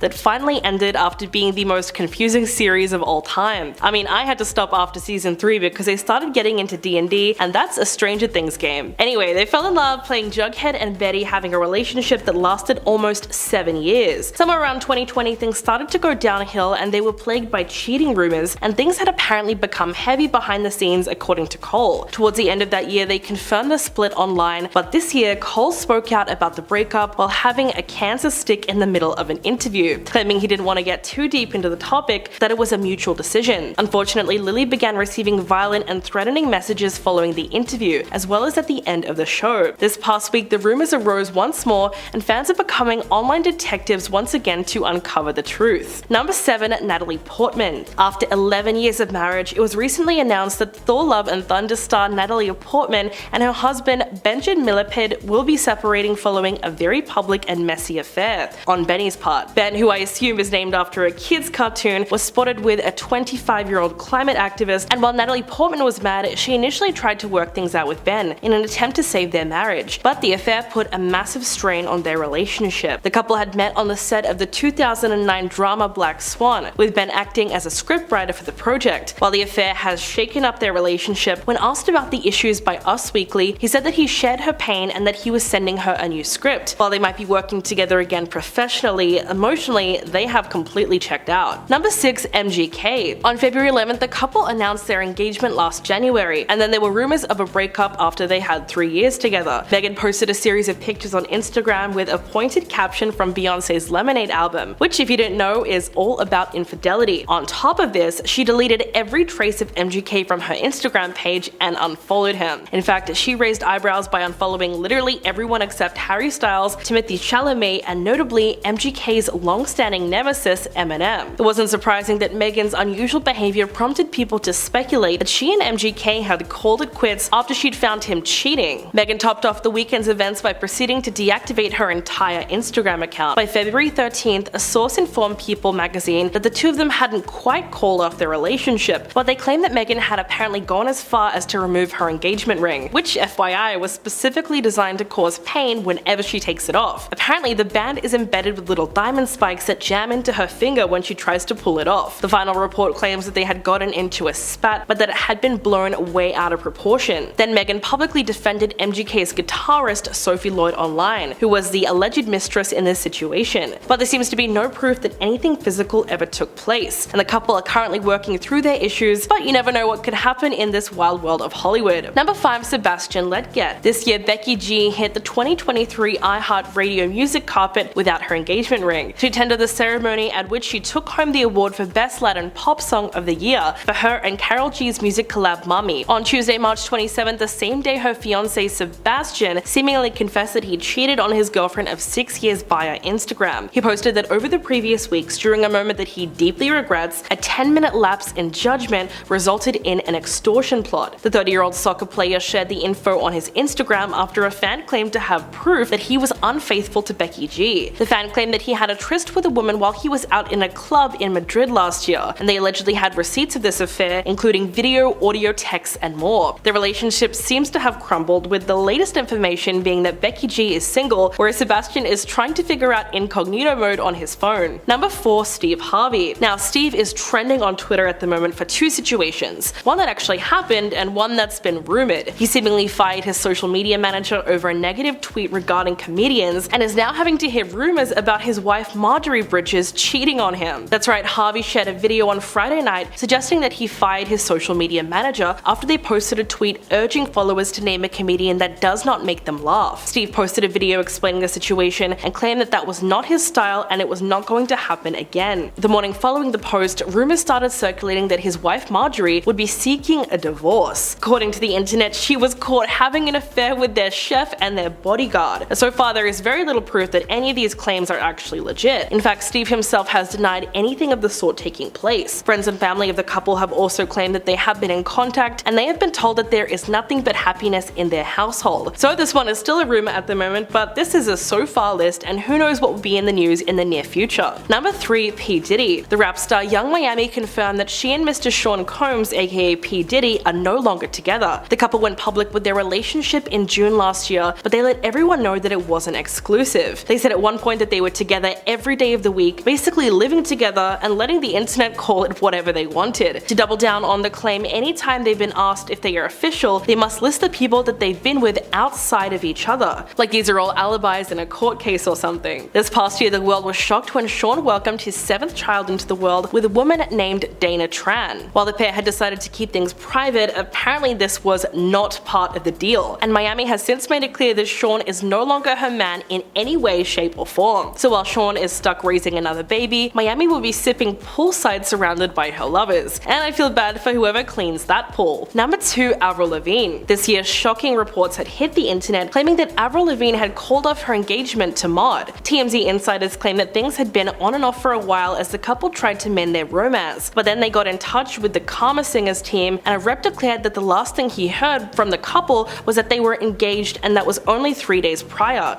so anything else would be news to him. Avril had been spotted out and about with a man named Tiger, who she claims is just a friend. But the internet loves to gossip, so the headlines were that Avril was cheating on Mod's son. 1 week after his tour started and the news broke, he posted a series of photos on his Instagram, making references to a broken heart and knowing that there is a plan for everyone. He thanked his fans and went dark. Since then, the two of them have been drenched in rumors, and the only thing that has been confirmed is that these two now reside in Splitsville. And coming in at number 1, Jesse Rutherford. When the news first broke of Billie Eilish and Jesse Rutherford getting together, the internet drowned them in negative comments calling to question why she was dating someone 10 years older. They also poked fun at this couple who dressed up as a baby and an elderly man on their first ever Halloween together. This is the type of thing that would become the norm in their lives. The couple were always spotted wearing matching clothes or outlandish outfits, even making their red carpet debut while wearing matchy Gucci pajamas at the Art and Film Gala. The couple were also known for their very public displays of affection,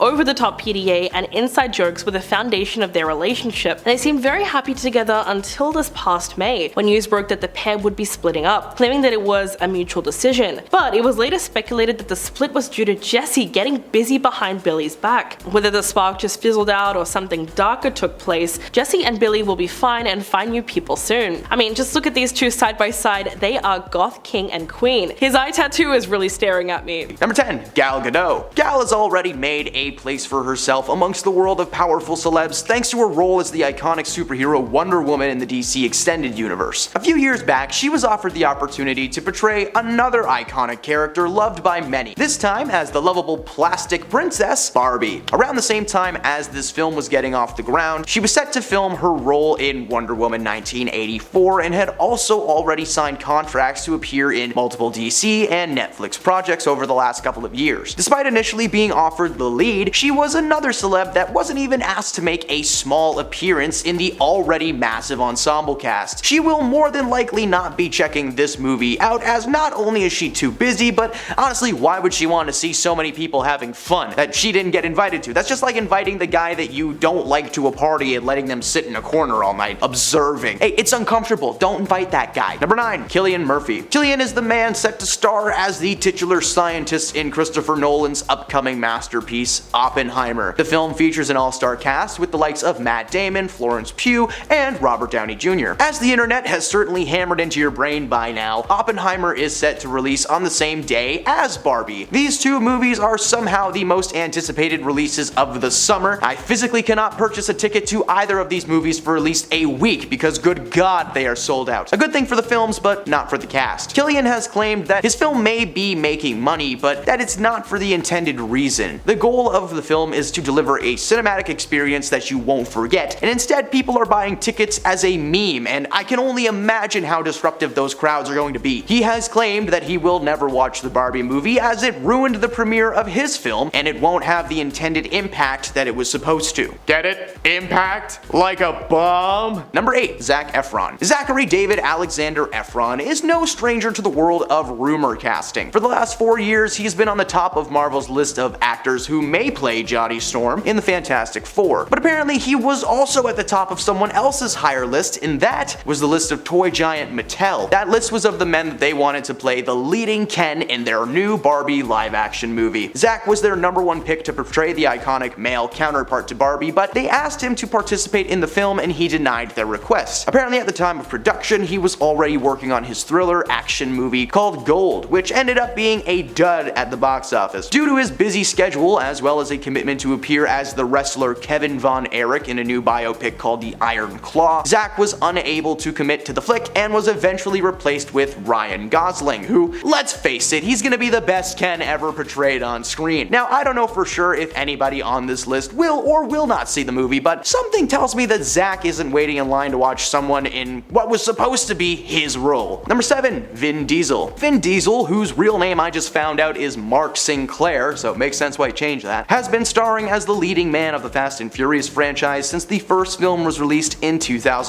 As many may expect, being the face of a franchise like that means Vin is almost always filming. The Fast and Furious movies have been known to take forever to finish thanks to the complicated stunts, the CGI, and just the overall insanity of the project. Seriously, they went to space in the last movie. Fast 10 premiered this past May to massive success, and somehow after 10 movies, fans are still eating up these action-packed fuel rides, despite them getting cheesier and cheesier over the years. Thanks to its initial success, the planned 10th Fast and Furious movie has begun production. Lord knows who they wrapped into that one. They've got Jason Momoa and John Cena mixed into this now. The next movie should reveal that Nicolas Cage has been their dad the whole time. Since Vin will be working hard on his next Fast movie, he will have no time to see the Barbie movie and refuses to make any time to see it. Number 6, Martin Short. Martin Short is a man who needs no introduction because he usually does it himself. Martin is one of the original comedy greats, being a key member in making the Canadian sketch comedy series Second City Television alongside fellow Canadian legends like Eugene Levy, Catherine O'Hara, and the late great John Candy. Martin has lent his magnificent voice to many projects over the years, both on screen and in a recording booth. And in case you didn't know, Mattel has actually been pumping out Barbie movies since computers were capable of rendering something that resembled a person. The early animated movies of Barbie are just hard to watch, but there is one particular movie that featured Martin as the main antagonist. The Princess and the Pauper is a 2004 horror film, kids movie, in which Martin played the character Preminger. I'm not entirely sure why he said yes to this project, but as you'll come to learn, the Barbie title brings a lot of cheddar with it, so thanks to this movie being made on a shoestring budget, he got a lot of money. When it was announced that there would be a live-action version of Barbie, Martin was initially excited, hoping that he may get a chance to star in the film and sing his little heart out. Instead, the movie started production without him, and he didn't know that he wasn't going to be involved until after the trailer came out. Whether it be pride or a form of revenge, Martin will not be attending the Barbie premiere. Instead, he'll be next door getting his eardrums caved in at Oppenheimer. Number 5, Amy Schumer. And the film Trainwreck, which is the most accurate film title of all time, has been a busy bee for a while now. Amy's career has been rocky on screen, however behind the scenes she's been very active as a writer, a producer, and a stand-up comedian, with her latest special Emergency Contact now streaming on Netflix. Recently, Amy was asked to participate in a small project alongside Margot and Ryan called Barbie. Amy was one of the many talents offered a spot in the live-action film adaptation of one of the most popular dolls in human history, but she denied that request to appear as one of the many variants. Her reasoning isn't anything scandalous, it's just simply because Amy was on tour during the time of filming and couldn't actually physically be on set. But she actually shared a story about herself being asked to audition for the role 6 years ago, but claimed that due to the film taking so long to produce on top of just her busy schedule that it would have been impossible for her to do. The idea of Amy in the film isn't horrible, she could have been like a fun little addition to the ensemble cast, but because of the drama that surrounded the original movie and probably what surrounded it now, because hey, she didn't get asked to return, she's not gonna be going to the theater to watch something that they just forgot about her in. Like, why not bring Amy in? You asked her a few years ago. Number 4, Tim Curry. I see you shiver with anticipation. Tim Curry, better known as the most wonderful and treasured man to ever grace our screens, has a little bit of a bias towards the live-action Barbie movie, and it's for a good reason. In 2001, Tim participated in a straight-to-video DVD called Barbie and the Nutcracker, playing the main antagonist of the piece, the Mouse King. For some reason, the producers over at Mattel just love spending all of their money on getting a good villain. How about throwing some more money into the graphics, guys? These people are horrifying to look at. The Nutcracker was actually the company's very first attempt at animation and motion capture, so we have to forgive them a little bit. Maybe if they had as much money as Disney, things would have been different. Because Tim technically broke ground by starring in this flick, he holds a grudge towards the creators of the live action film, having a personal belief that they canceled the franchise that had been doing fine, considering that there were like 40 Barbie movies by now. Literally, I counted, there are exactly 42 Barbie movies that have been released since 2001. I don't know how I feel about that. Tim is just one of the the many animated stars that won't be stopping by the theater to watch this mess anytime soon. Number 3. Anne Hathaway. Anne Hathaway doesn't just share the same name as William Shakespeare's wife, yes, that is a real fact. She's also been up for a few roles over the years, with one particular one leaving a sour note in her career. Anne was actually on the short list of people who were going to be casted as the live-action Barbie lead. She had made it through several rounds of auditions and performed multiple read-throughs with cast members, but the role was ultimately offered to Margot Robbie. There was no real reasoning for this other than the studio believing that Margot was just better suited for the role. Yep, nothing wrong, just the studio saying, hey, we picked someone better, my darling. When asked about the ordeal in interviews, she so far claimed that the split was simply due to an inability to agree on things. Creative differences once again cost someone their job. However, Anne was up for the role a long time ago. Perhaps there is still hope that she'll make an appearance in the movie alongside many other A-list actors, shortly making their cameo mark in the Barbie world. But she'll probably not go out and see it because, hey, it costs too much to go to the movies these days. Number 2. Seth Rogen. As mentioned earlier in this list, the Barbie movie we are about to receive was not the very first planned live-action movie. During a brief period in 2018, the Barbie movie was being written by a production company that really had nothing to do with kids' toys. Seth Rogen's production house, Point Grey, were one of the many companies who had a toe dipped into the Barbie pond. Their part in the project was to pitch and punch up the existing script to add a little bit more adult humor for the parents in the crowd. Ultimately, the end product was nothing like what Mattel was expecting, and honestly, I'm not sure what they wanted. They asked the guy who blew up the leader of North Korea to punch up a movie about a doll. At the end of the day, Seth's version of the film was shelved along with any other versions of the project as Warner Brothers purchased the rights. When the first trailer got released for the Barbie movie, Seth actually had no cares to give, reason being,